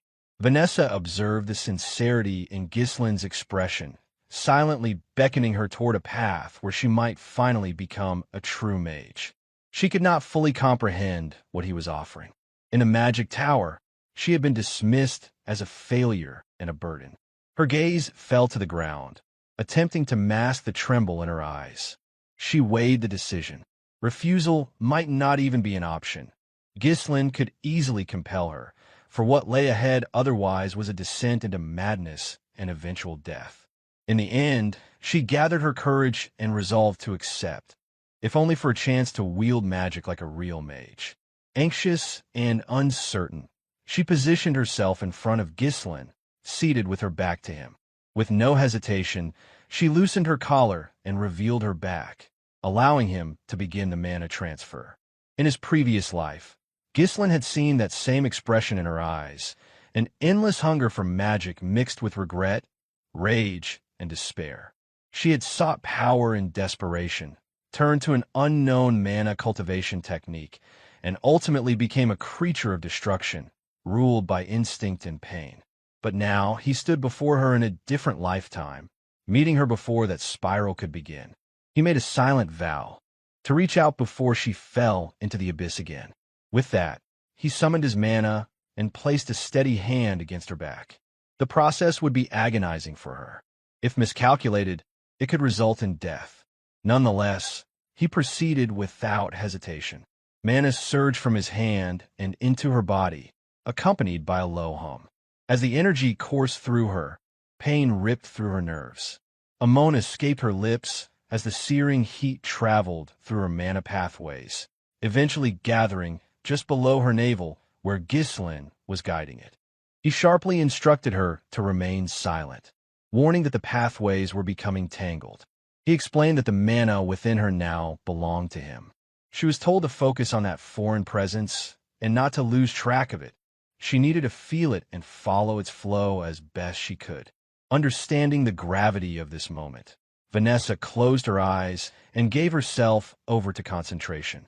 Every ounce of her attention was funneled into aligning herself with the mana inside her. Traditionally, she would be guided through the sensation first and only later create a mana core of her own. But that route carried no guarantee of success. Ghislain chose instead to prioritize sensation, helping her feel the full extent of mana flowing through her being. Her task now was to circulate the mana through her body's internal channels and condense it into a mana core. As Ghislain initiated the formation of a small, temporary core within her, Vanessa's eyes brightened. For the first time in her life, she truly felt mana, an experience she had once thought forever beyond her reach. Now, whether she could continue cultivation would depend entirely on her. The core, formed from Ghislain's mana, would eventually dissolve unless she built her own. Enraptured by the sensation, her mind drifted into the past. She remembered her origins as an orphan. Lonato, drawn by her intellect, had taken her in and lobbied for her future. Lonato had appealed to Hubert, claiming Vanessa's understanding of theory could uncover the fundamental regularity of mana particles and convert that knowledge into true spellcraft. Unconvinced, Hubert responded with a scoff. In his eyes, no amount of intelligence mattered if she could not cast even the simplest spell. He posed the question coldly. If a child could not use magic, could she be called a mage? From behind a cracked door, the young Vanessa had listened in silence as her teacher pleaded on her behalf. Hubert had delivered his verdict with finality. No matter how many resources were poured into her, he declared, nothing worthwhile would ever come out. Vanessa saw her younger self, struggling beneath a kind teacher's care, still unable to feel mana or form even a single magic circle. There had been a time when Vanessa wept openly, offering apologies to her master. Tears streamed down her face as she blamed herself, believing that if only she had possessed more talent, her master would never have been forced to leave the magic tower. Yet Lonato had left, driven by a single purpose, to search for a method that would allow Vanessa to wield magic. Before the departure, Lonato left her with parting words, urging her to lift her head and look toward the sky. Lonato spoke of a world where darkness did not last forever and promised that one day, even she would witness the arrival of light. And now, that light had come in the form of Ghislain, who extended his hand to her so she could finally glimpse the mana and magic she had long yearned for since first setting foot in a magic tower. Within her inner world, Vanessa realized that her master's words had been true. Even someone like her was not beyond the reach of light. Elsewhere, a warrior clashed with a group of soldiers. Chaos erupted as one of the soldiers cried out in alarm, exclaiming that the man had already taken down 4 of them and questioning what kind of monster he could possibly be. With taunting bravado, the wild warrior challenged them, daring the rest to come forward. He scoffed at their swords, mocking them as mere metal toys. Provoked, One of the soldiers lunged, blade poised for a precise thrust. The warrior dodged easily with a sidestep and seized the attacker in a firm grip. Using his full strength and the momentum of his body, he slammed the soldier hard onto the floor. Another assailant rushed in from behind, attempting to attack while the warrior was preoccupied. But the warrior noticed in time and, without missing a beat, swung the first soldier like a rag doll, striking the newcomer with brutal efficiency. Both were hurled through the wall of their barracks with a crash. The warrior stood over them, unbothered, and remarked that he had not even begun to warm up. Inside the barack, Victor drank alone in silence, untouched by the uproar. One observing soldier murmured in awe, declaring the man is the greatest warriors of the era. With his meal finished, Victor set down his cup. Seeking quiet in the restless life of a night, he stretched out beside a riverbank, a fishing rod planted lazily nearby. Another man approached and asked if his training had gone well. Victor, unmoved, simply asked what news he brought. The man reported a dispatch order from Count Desmond. Victor rested in silence for a moment. As the Count soared, refusal was never an option. For the sake of honor, he retrieved his helmet and donned it once more. Returning to the barracks, he found his men bloodied from the brawl, but spared them no attention. Boredom had long eaten away at him. Now, at last, there was a mission.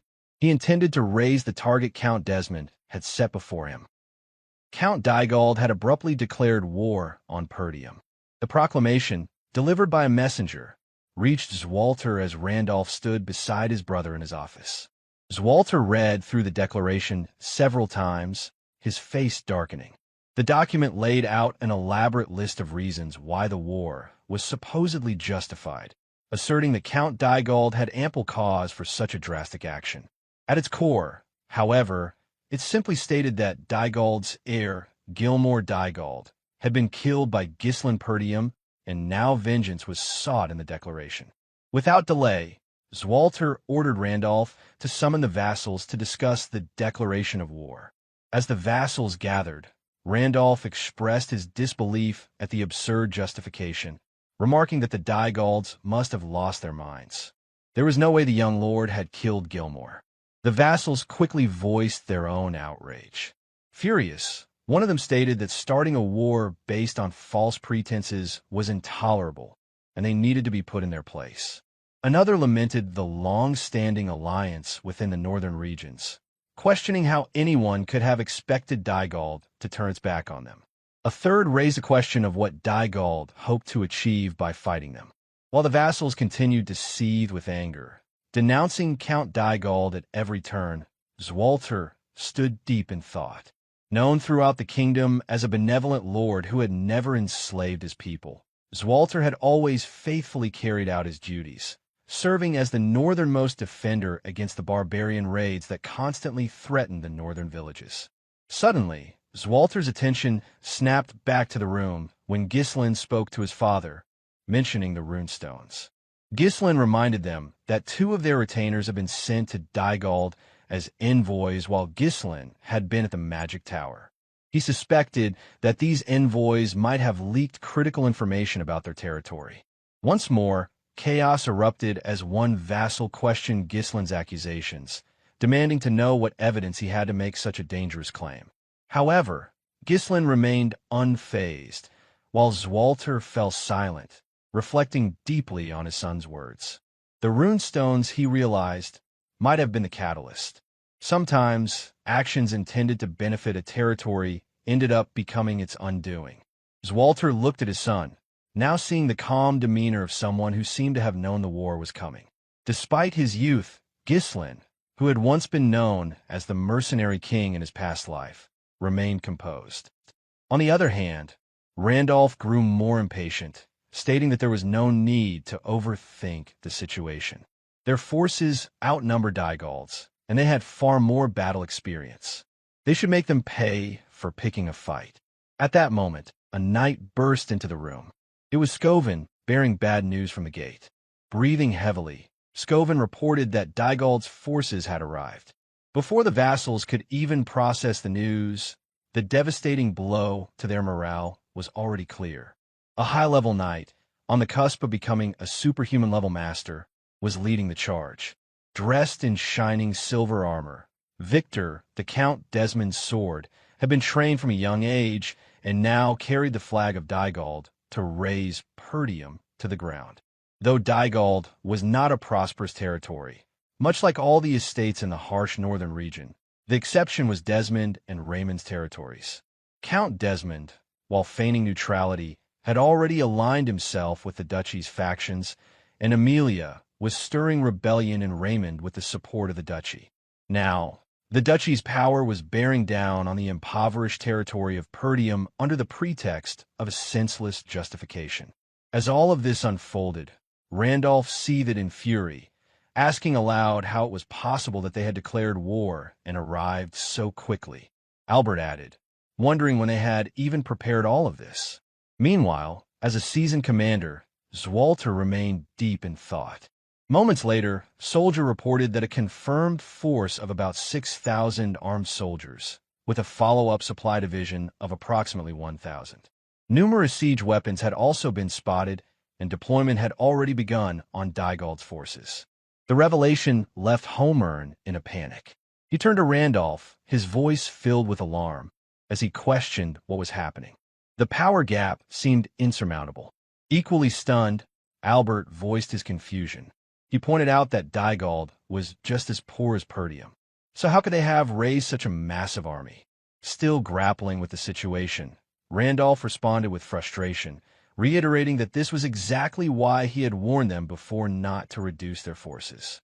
Fed up with the constant bickering, Zwalter screamed at the vassals to get a grip.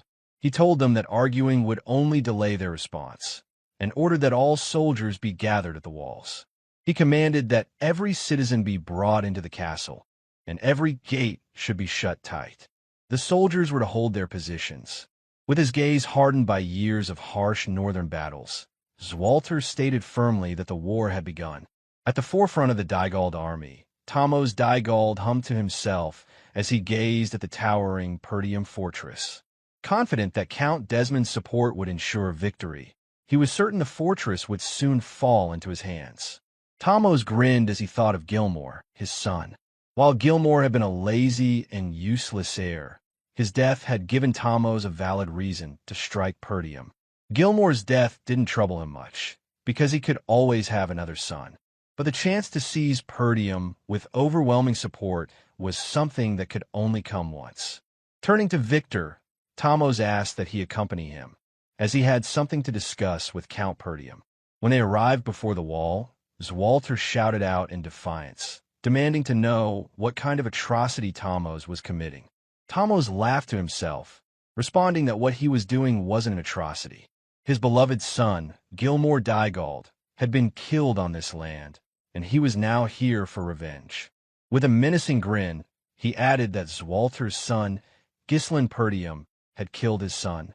What parent wouldn't be enraged by the death of their child? Thomas then offered Zwalter a chance to end the conflict without further bloodshed, suggesting that if he surrendered now, it could all stop. Ghislain, who knew that Count Desmond was backing Dygald in this war, stood silently, observing the unfolding events. Filled with rage, Randolph shouted at Thomas, denouncing his lies.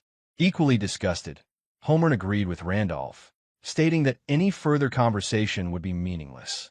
However, Ghislain was lost in thought. While saving Elena had bought him time, he knew that with Gilmore's death, this war was inevitable. The fact that Dygald had brought siege weapons confirmed his worst fears that they were intent on crushing Perdium completely. At that moment, Zwalter stepped forward, declaring that Ghislain had not killed Gilmore. With a gaze hardened by years of defending the northern fortress against barbarian raids, Zwalter stated firmly that this was his only answer. He warned Thomas that if he valued his life, he should leave now. Thomas was visibly startled by the intensity of Zwalter's gaze, but Victor remained silent, standing unwaveringly by his side. Victor observed Zwalter, thinking to himself that the Northern Wolf had truly earned his reputation. Zwalter Perdium embodied the spirit of a great general who had defended the North for so long. Sweating heavily, Thomas acknowledged Zwalter's reputation, stating that as expected of the Northern Wolf, Zwalter's choice was a foolish one. He warned Zwalter not to regret his decision and turned back to his forces with a final threat. Meanwhile, Zwalter knew that this would be a difficult battle. Perdium was a poor territory with barren land and few provisions, ill-prepared to withstand a prolonged siege. Feeling the weight of the situation, Randolph pleaded with Zwalter, asking him to entrust all the troops to him. He was confident that, as a high-level knight, he could easily defeat the poorly trained rabble Dygald had assembled. Albert interjected, warning Randolph that no matter how strong he was, the sheer gap in numbers was simply too great to overcome. Homer shared the same sentiment, stating that with only one loss, Perdium would be finished. However, Randolph could not remain silent and retorted that they couldn't just stand there and do nothing. Zwalter stood silently, his mind racing. The vassals began suggesting that they request aid from other territories and hold out until reinforcement arrived. As a last resort, they could abandon the castle and retreat to the northern fortress. Amidst the chaotic arguments between the vassals, Zwalter struggled to think clearly. A sudden declaration of war, with the enemy already fully prepared, was overwhelming. The sheer number of Dygald's forces was unimaginable. There was no way they should have been able to muster such a large army. Zwalter couldn't help but wonder who had supported them. As a lord, he knew he couldn't flee the castle, but as a father, he was certain that Gislin had not killed Gilmore, and thus he could not surrender. Just then, his thoughts were interrupted when Gislin suggested they prepare for a siege. Zwalter turned to face his son. He hadn't noticed it before, but Gislin's composure stood in stark contrast to the panic around them. Gislin continued, explaining that Dygald's forces numbered nearly 7,000, while Perdium could barely gather just over 2,000. The gap was more than 3 to 1. Dygald's forces were fully prepared, and their morale was high. Within 15 days, once their siege weapons were ready, they would launch their full assault. The calmness in Gislin's voice prompted Zwalter to listen more closely. Gislin added that, for now, requesting help and holding the castle was their best option. Still feeling the weight of the situation, Zwalter agreed. Normally, this would be the course of action he would take, but something about the situation didn't sit right with him. Just then, a slight arc formed on Gislin's lips. He moved closer to his father and whispered something into his ear. When Gislin finished, Zwalter was visibly surprised. The content of those words remained between them, excluded from the vassals of Perdium. The countdown to the inevitable clash between Dygald's forces, supported by Desmond's territory, and Perdium had begun. In 15 days, Gislin had decided to put everything he had into turning the tables. Knowing Perdium could not stand on its own, he planned to play the game differently. Donning his dark-tinted armor, Gislin gathered his future aides, Gillian, Caer, and Belinda. Gillian, who would later be known as the White Lion of Fenris, was a former mercenary who, though not yet a knight, was on par with a middle-level knight. He was the first person to swear loyalty to Gislin. Caer, the redhead, would become known throughout the Shadow Mountain as the King of Leather. He was an unruly mercenary who had fallen into obedience after Gislin's rigorous training. Then there was Belinda, a mysterious figure whom Gislin's mother had brought into Perdium. She hailed from a shadowy assassin organization and had been entrusted with the care of Gislin and Elena after their mother's death. With them gathered, the war had truly begun. In his past life as the mercenary king, Gislin had been one of the 7 strongest on the continent. Though his individual strength wasn't ranked among the highest, his tactical brilliance in battle had earned him a place among the top 3. If time had allowed, Gislin would have sought out one of the legendary figures he knew from his past life, Claude, Gislin's #1 slave. Claude had flipped kingdoms upside down alongside the mercenary king. But time was not on his side, and there was no opportunity to fetch him. With the resources he had at hand, and with the knowledge of a man who had rewound time, Gislin began to elaborate his plan. He explained to his aides what needed to be done. Before Dygald's forces advanced, they would strike at their supply unit. If they cut off the supplies, continuing the war would become incredibly difficult for Dygald. Cautiously, Belinda posed a question, wondering how they could achieve such a feat because the area in front of the castle was already occupied by Dygald's troops, and there were too many eyes watching. Any attempt to act would be noticed immediately. Ghislain turned to Kaer and Gillian, asking if their preparations were complete. Kaer reported that, as ordered, they had stationed troops in advance at the Forest of Beast outpost. If needed, the troops could hide in the forest, ensuring they wouldn't be discovered. Next, Gillian reported that the ponchos, made from Dyrus Int bark as Ghislain had requested, had been distributed to the soldiers. The dark material was perfect for night operations, making it easier for the soldiers to blend into the shadows.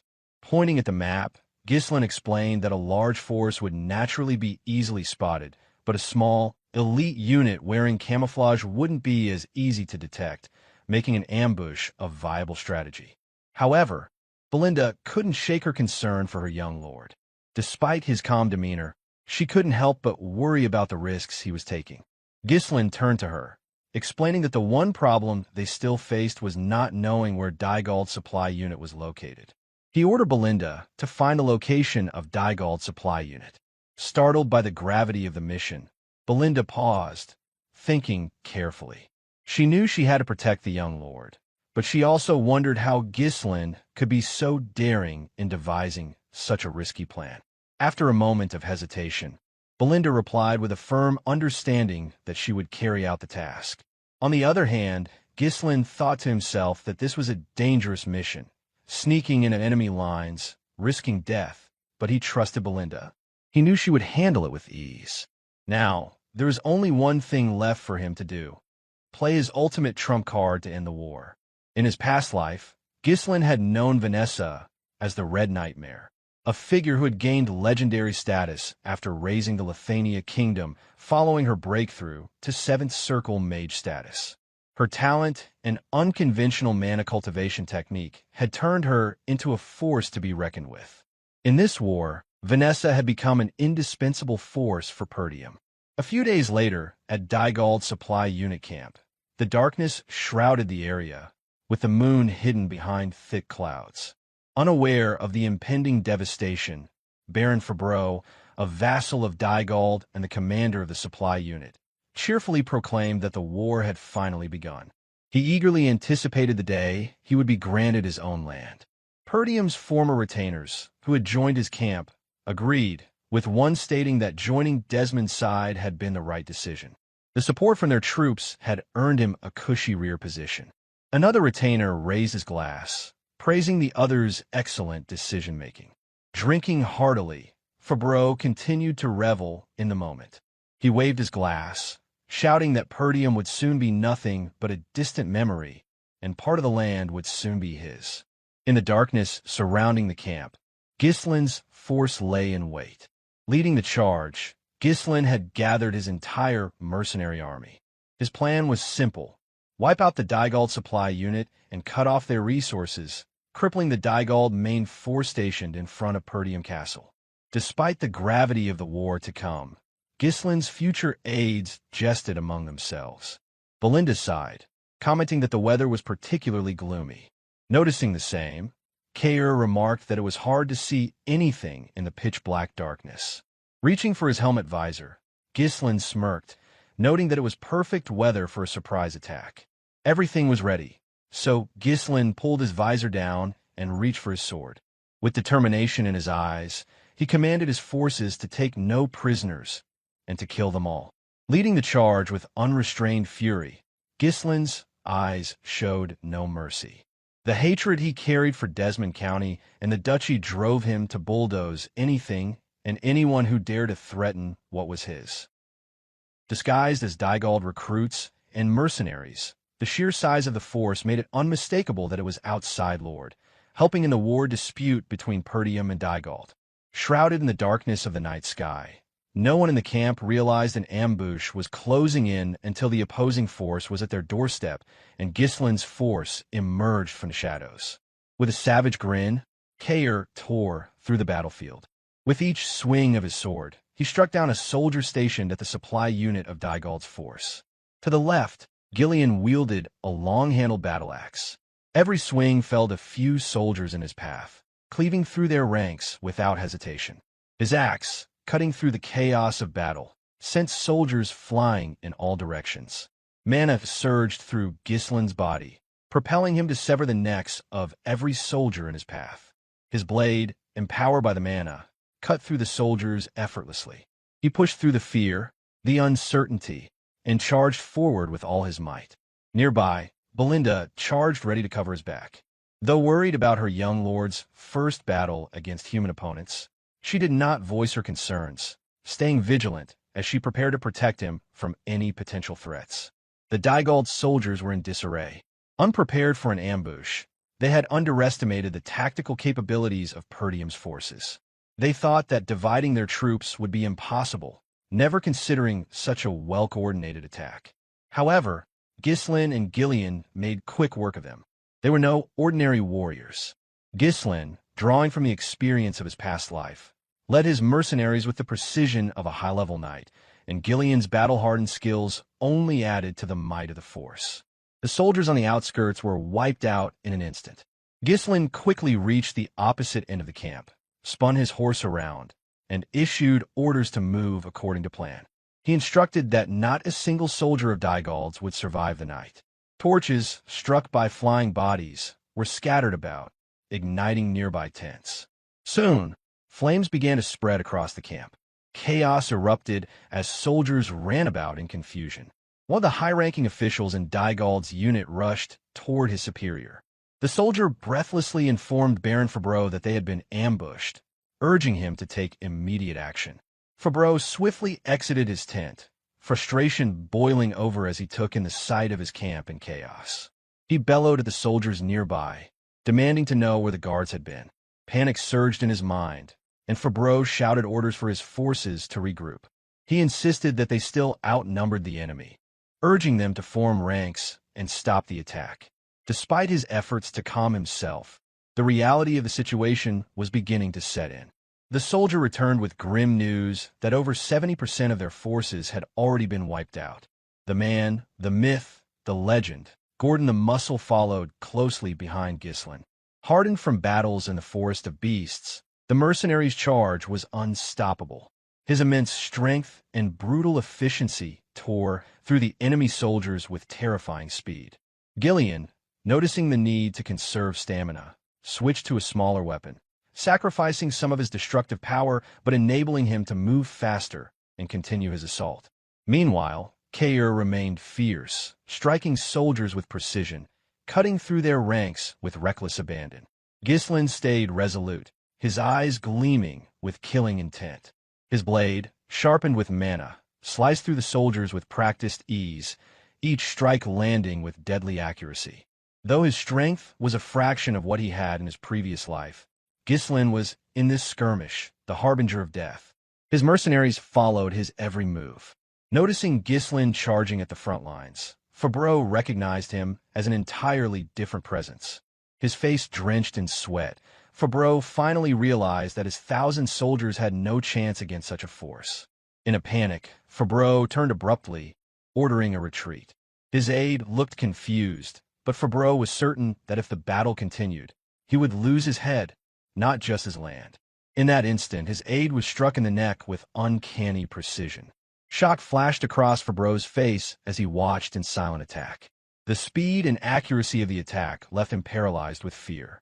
Though Fabreau himself was unharmed, he collapsed to the ground, following the sound of his aide's lifeless body hitting the earth. It was Belinda who had reached them. Sitting atop her horse, she coldly addressed him, her voice carrying a chilling calmness. She remarked on the unlikely meeting, calling him the vassal of Perdium. Fear surged through Fabreau's mind. His 1,000 soldiers had been obliterated, and he had relied too heavily on their sheer numbers, missing his opportunity to escape. His camp was burning, and the corpses of soldiers and knights lay scattered across the battlefield. In an effort to wage war against Perdium, Dygald's entire supply unit had been wiped out, leaving only Fabreau alive. Now, with his hands bound behind his back, Fabreau knelt in front of Gislin and his mercenary army. Though he bore a noble title, Fabreau had no choice but to surrender. It was common in wartime for nobles to be taken as prisoners rather than executed. Just then, Belinda stepped on him, her boot pressing Fabreau's head into the dirt. Belinda informed the others that Fabreau was one of the vassals sent as an envoy to Dygald. Not only had he been selling information, but he had also been acting as Dygald's supply commander. Panic gripped Fabreau as he pleaded with Ghislain, desperately begging for mercy. He surrendered without hesitation, throwing himself at Ghislain's mercy, hoping to survive. He had never imagined that the young Lord of Perdium, despite his reputation as the northern scoundrel, could lead such a force in battle. However, Ghislain remained calm and asked who had bribed Fabreau, seizing what he believed to be a fleeting opportunity for survival. Fabreau quickly revealed that he had been bribed by Count Desmond. He also explained that he had been threatened and had no choice but to follow through with his actions. Ghislain didn't linger on the information. His mind quickly shifted to the demons from his past life. With Fabreau's admission, Ghislain knew for certain that Desmond's county had provided troops to Dygald to wage war against Perdium. Feeling ignored, Fabreau became more desperate. He wailed loudly, insisting that, despite his actions, he had served Perdium for a long time. He argued that Count Dygald would surely pay a hefty ransom for his release, claiming that sparing him would be a profitable deal for Ghislain. Ghislain dismounted from his horse, his eyes unwavering, and told Fabreau to raise his head. The words caused a brief flicker of relief to wash over the captured noble. Fabreau thought he was being granted mercy. In his relief, Fabreau began to make grand promises. He thanked Ghislain for sparing his life and vowed that with the life he had been given, he would serve Perdium with everything he had. But before Fabreau could finish his words, Ghislain swung his sword, severing his neck in a single, smooth motion. The strike was immediate and without hesitation. Ghislain had no recollection of Fabreau from his past life's timeline, suggesting that Fabreau had never been significant. In that fleeting moment, Fabreau was left unable to understand why he had been executed. Ghislain sighed, finding the situation absurd. He stated that he would never show noble courtesy on the battlefield and that he would never make a deal with someone like Fabreau, whom he considered scum. With vengeance burning in his eyes, Ghislain vowed to hunt down every person who had turned their sword toward Perdium. He promised that death would come for them all. Once the deed was done, Ghislain led his mercenary army away from the remains of Dygald's supply camp. Despite the skirmish with 1,000 soldiers, Ghislain's forces had suffered little more than exhaustion, with no significant losses. Still concerned, Belinda watched Ghislain closely. This had been his first battle, and she couldn't help but wonder how he had killed so many soldiers with such apparent ease. He made it seem as natural as breathing, and yet the act of killing humans, as opposed to monsters, should have been far more difficult to bear. Kair approached Ghislain and asked what their next course of action would be. Ghislain, with his usual focus, replied that they would head straight back to the castle. He suspected that the enemy would likely attack immediately. With siege weapons at their disposal, Dygald's forces had been hurling massive stones at Perdium's castle walls. This was possible only because Count Desmond's county had provided them with the means to attack. As the catapults rained stones upon the walls, Dygald's infantry charged forward, attempting to overwhelm Perdium's smaller forces. Being a tactical strategist, Ghislain issued orders swiftly for Kair and Belinda to provide support on the left wall once they arrived, while he himself would move to the right wall. Right after, Ghislain called out to Gillian, putting him in charge of attacking Dygald's base. He explained that the assault was a surprise attack, and that he expected Gillian to face off against thousands of soldiers with a much smaller force. With that, Ghislain turned to Gillian and asked if he could handle the task. A faint smile crossed Gillian's lips as his eyes gleamed with excitement. He answered affirmatively, assuring his young lord that it would be no problem and that he would follow his orders without hesitation. In response, Ghislain smiled, the thought of his loyal mercenary pleasing him. After all, Gillian was like a sleeping lion, waiting to be awakened when the time was right. On the other hand, Kair scoffed, expressing his dissatisfaction that the old man always seemed to get the more exciting tasks. Meanwhile, Belinda raised a more pressing concern about who would defend the gate. Ghislain gave a definitive answer, ordering them to leave the gate alone. With the strategic mind of a seasoned commander, Ghislain did not explain further. With his experience as the mercenary king, who had once razed an entire kingdom to the ground, Will always had a plan. This left Gislin's aides slightly confused. After all, to them, Gislin was still a young lord who had gained fame as the northern scoundrel and was commanding an army for the first time. They had expected him to be uncertain, but his calm demeanor and strategic orders led them to wonder what he had in mind. Gislin did not provide further explanation. Instead, he simply stated that this war would mark the beginning of a new chapter in Perdium's history. Meanwhile, Zwalter, a valiant high-level knight, stood firm against the overwhelming number of enemies. His voice rang out clearly, ordering his soldiers to prepare for the incoming assault. On the opposite side of the wall, Randolph, also a high-level knight, commanded the archers to fire at the advancing enemy. Though their numbers had been reduced by the rain of arrows, Dygald's soldiers were still too numerous to be easily stopped. With ladders in hand, they began scaling the walls, their numbers overwhelming Perdium's defenses. As the Dygald forces swarmed the wall, Zwalter immediately ordered his soldiers to engage in close-quarter combat. His brother Randolph closely followed behind. With the two of them leading the charge, they hoped to hold off the advancing enemy. Seeing the wall begin to crumble and his forces overwhelm it, the commander of Dygald's forces laughed manically. His joy was palpable as he thought victory was finally within his reach. He clapped his hands in delight, exclaiming how exhilarating it was. Even without dispatching their strongest knight, he was sure the battle was won. However, Victor remained focused, keeping his eyes on the battlefield. As Dygald continued issuing orders for the catapults to prepare for a second volley, Victor thought inwardly that it was finally time for the Northern Wolf to meet his end. He had hoped to face Zwalter, but now, seeing the way things were unfolding, he believed he wouldn't even need to lift a finger. Inside the walls, Zwalter, the Northern Wolf, faced a relentless swarm of mercenaries disguised as Dygald soldiers.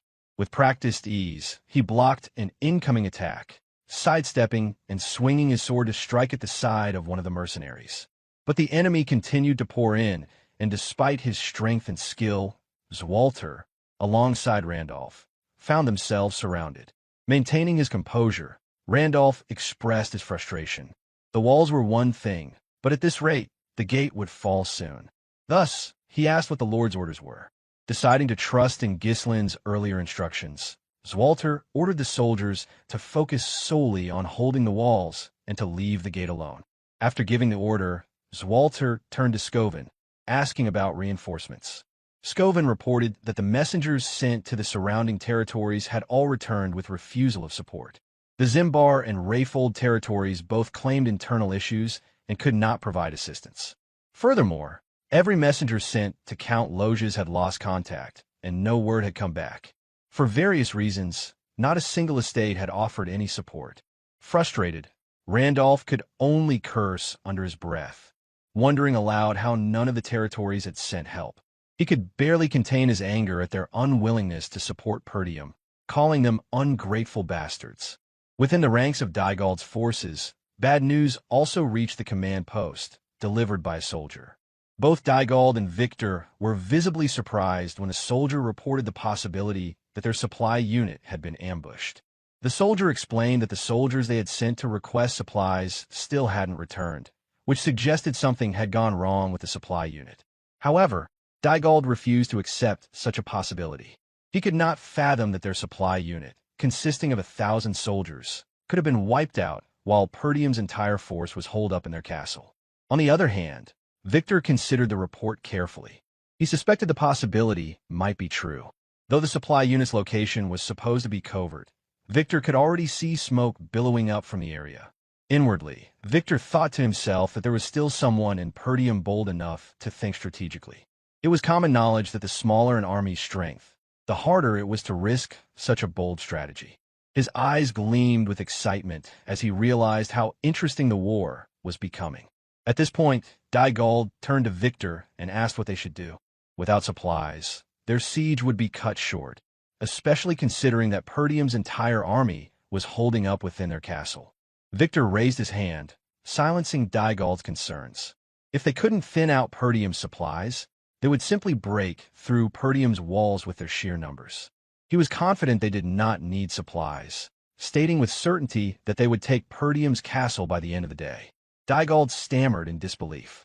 If they charged relentlessly, they would undoubtedly overwhelm Perdium's forces, but the losses they would suffer would be catastrophic. At that moment, Victor considered killing Dygald right there and then. After all, Dygald was merely Desmond's pawn, while Victor, the real commander, striving to be known as the Northern finest sword. But for now, Victor chose to spare him, deciding to deal with him later when Perdium had fallen. Victor continued his assessment of the battle. The assault on the left and right walls had begun long ago, yet they hadn't broken through. He thought of how Perdium's elite forces, including the Northern Wolf, were likely holding the line. But as he surveyed the situation, he noticed that the front gate was left undefended. It seemed clear to him that the gate lacked any defenders. With that realization, he raised his sword and ordered the rest of his army to charge forward. His voice was filled with conviction as he proclaimed that, by the end of the day, they would smash through the gate. Behind him, Desmond's forces, disguised as Dygald soldiers, advanced with their siege towers. Their sheer number dwarfed anything that Perdium could muster. Victor observed the ranks of his forces charging toward Perdium's castle, the overwhelming numbers striking with brutal force. Though striving as the finest sword of the northern region, Victor still longed to achieve greater things as a commander of an army. He hoped that through these accomplishments, he could elevate his status and perhaps even earn a noble title, something to solidify his place among the greats. With this ambition in mind, he called upon one of his subordinates, Adon, before riding into battle himself. A loud thud resounded as Adon, riding his horse, drew nearer.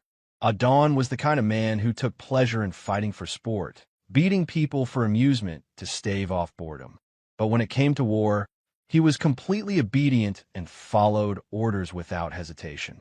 He wielded a massive, long-handled sword, a weapon so heavy that it was a clear indication of his immense physical strength. He approached Victor with military discipline, his usual chaotic demeanor vanishing entirely before his commanding officer. Victor outlined his plan to Adon.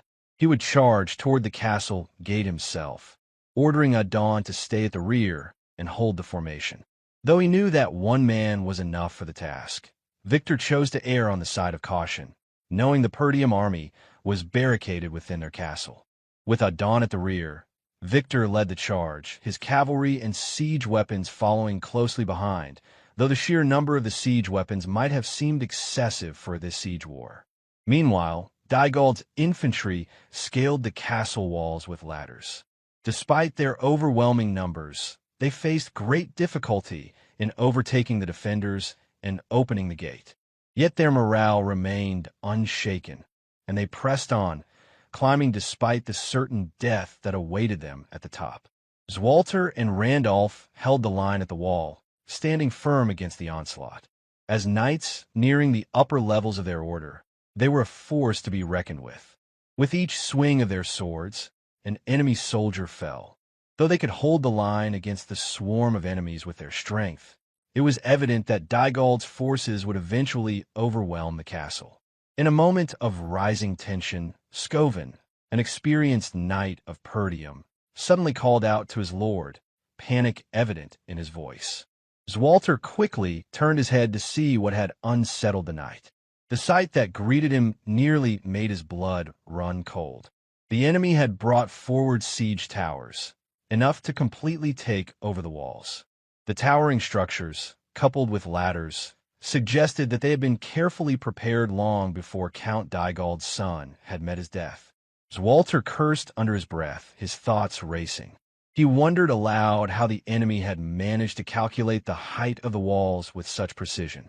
Struggling to maintain control, Randolph pointed out that they were already overwhelmed by the sheer number of infantry climbing the walls. With the arrival of the siege towers, he had little confidence that the castle would hold on. Zwalter turned back to his soldiers, his expression grim, and asked if the catapults were ready. A soldier quickly reported that one catapult had just been set up. Though constructed hastily, there was hope that the catapults could at least reduce the number of enemies charging to the walls. Within moments, The crew adjusted the catapult's aim and fired a stone toward one of the enemy's siege towers. One soldier from Dygald cursed at the sight, calling Perdium dogs, and wondered aloud when the enemy had found time to build catapults to counter their towers. The trajectory of the stone was unmistakable. It would hit the tower and destroy it. However, Victor, now nearing the front line, was not about to let that happen. He grabbed a spear, infused it with his mana, and hurled it at the incoming stone. The collision was deafening, and the stone shattered into dust, pulverized by the magical energy of the spear. The sight sent shockwaves through Dygald's forces, bolstering their morale. On the side of Perdium, however, disbelief set in. The idea that a projectile had been intercepted midair made it clear that a high-level knight was among Dygald's ranks, something they had not expected. Among the high-level knights known throughout the northern region, Zwalter realized that Dygald had no such individual among his ranks. It was only now that he fully understood the scale of the war. This was a conflict orchestrated by one of the great lords of the north. As Victor led his cavalry forward, he boldly declared that no resistance from Perdium would change the outcome of the battle. No matter how fiercely they fought, Victor was certain that he would bring Perdium to its knees. Without hesitation, he commanded the battle ram to charge toward the castle gate. The battle ram surged forward, unstoppable in its momentum. Dygald's forces were overwhelmingly superior, their siege weapons carefully crafted for this very assault. The presence of a high-level knight within their ranks only further amplified the disparity in strength between the two sides. As the siege tower docked against the castle walls, heavy infantry emerged and swarmed over the defenders. The hope that Perdium might still hold out was rapidly fading. It seemed as though their downfall was now inevitable. The battle ram continued to pound against the gate, with no forces from Perdium positioned to intercept it. If left unchecked, the once impenetrable northern wall, Perdium would soon crumble. Lost in thought, Zwalter wondered about his son, questioning whether his plan had succeeded. Given the current state of the war, he feared that Perdium would fall. He also doubted that the mercenary forces led by Gislin could make a significant difference at this point. Outside the gate, only a few soldiers remained stationed, while the rest of Perdium's remaining forces were spread thin, holding the castle walls in a desperate defense. Meanwhile, deep within the castle grounds, the mages dispatched from the Scarlet Flame Magic Tower were bound and encircling a magic circle drawn on the floor. Alfoy was furious, seething with rage as he demanded to be released, directing curses toward the knights guarding the mages. Alfoy's anger boiled over, and he shouted insults with each breath, declaring that they were mages, not soldiers, and they should never have been caught up in such a trivial estate war. Ferguson stood firm, attempting to calm him, urging him to stay composed since it was the young lord's order that they remain in their current position. Alfoy snapped back, incredulous that Ferguson could not see his frustration. He continued to rant, refusing to stay calm under the dire circumstances. Though visibly nervous, Vanessa stood her ground, faithfully following Gislin's orders. The battle ram continued its relentless assault on the castle gate. In a voice full of despair, Alfoy pointed out that allowing the ram to reach this close to the gate meant Perdium's defeat was inevitable. He was convinced that the castle's fall was imminent. Despite her belief in Gislin's plan, Vanessa struggled to calm Alfoy's spiraling anger. The reason they had been tied up was precisely because they would have bolted out of the castle the moment they got the chance. Irritated beyond measure, Alfoy glared at Vanessa, still seething. But as he observed her, he couldn't ignore the fact that she, once merely a maid at the tower, had now grown into a fifth circle mage. Though her face was pale with nervous sweat, her voice held an unwavering optimism, as she assured Alfoy that the young lord's plan would succeed and everything would be set right. Alfoy scoffed, brushing off her words. He told her not to make him laugh, his voice thick with scorn. He cursed Gislin, screaming for Vanessa not to mention his name again. It was because of Gislin that Alfoy had been dragged through hell and now found himself on the brink of death in the midst of a war. However, Vanessa was steadfast in her belief. She tried to plead with him, insisting that her trust in the young lord was unshakable. Furious, Alfoy commanded her to be silent. He questioned if she was truly willing to follow the orders of a man he considered a lunatic. Vanessa's face hardened with resolve. In the most serious tone, she retorted that Gisselin, the young lord of Perdium, was no lunatic. To her, Gisselin was brilliant in mana control. He had been the one to help her achieve her dream of becoming a mage. A few days earlier, after a harrowing experience where her mana path had been unlocked with Gisselin's help, Vanessa had been on the brink of death. She had pushed through the excruciating pain, overcoming the obstacle, and had finally succeeded in becoming a full-fledged mage. Despite being a fifth circle mage, Vanessa's attempt at conjuring magic, using the mana cultivation methods Gisselin had taught her, produced only a flicker of mana. It was hardly the display of power she had hoped for, and she felt a deep sense of embarrassment before Gisselin. Although she had finally learned how to use magic, she apologized, explaining that this was all she could manage. However, Gisselin was unfazed. He understood that mastery over magic would not come instantly and reassured her that it was fine. He emphasized that simply being able to use magic was enough for now, and that her mana would grow over time. For the upcoming war, Gisselin had buried a massive amount of runestones outside the castle. In a move that seemed unthinkable to many, he had made the prideful mages dig the earth and bury these precious runestones, objects of immense value to them, in the dirt. They had been reduced to labors, something they could hardly accept. As the two approached the site, they found the mages panting heavily from their work. These mages, once held in high regard for their power and status, now found themselves toiling as mere laborers in Perdium. Though aware of the practical necessity of the action, Vanessa could not help but feel a pang of sadness as she witnessed the mages in such a state. But it was the sight of the runestones being buried that truly tore at her heart. Suddenly, Alfoy's voice cut through the moment, filled with disdain and contempt as he called out to Gisselin. Vanessa was startled by his sudden outburst, realizing with a jolt that the man who had tormented her was now in such a disheveled state. Alfoy's face was flushed with anger as he demanded to know why Gisselin had ordered the mages to dig. Why not use soldiers for such a task, he asked. If the runestones needed to be hidden, why not move them outside the territory entirely? Before Gisselin could respond, the man, the myth, the legend, Gordon approached and reprimanded Alfoy for speaking out of turn, prompting him to spit curses in frustration. Vanessa found the situation both absurd and unsettling. Turning to Gisselin, Vanessa nervously asked about the purpose of it all. Unfazed by the question, Gisselin explained that it was all preparation for war. He had foreseen the war, which was why he had not sold the runestones to the Scarlet Flame Magic Tower entirely, but instead had stored them for this very purpose. He went on to explain that in warfare, the simplest and most effective tactic was to overwhelm the enemy with sheer numbers. He knew that no matter how hard the defenders of Perdium fought, the enemy would eventually break through the gates. However, that did not mean they were without hope. Turning to Vanessa, Gisselin told her that her role as a fifth circle mage would be crucial in their defense. With the runestones as a catalyst, and the mana of the other mages, she could unleash a devastating force that would wipe out large portions of the enemy's ranks. Vanessa understood what Gisselin was implying. She realized that this would mean taking many lives. She had always been grateful for Gisselin's help in realizing her dream of becoming a mage, but she had not yet developed the resolve to kill for the sake of the people of Perdium, people she barely knew. The weight of the realization hit her hard.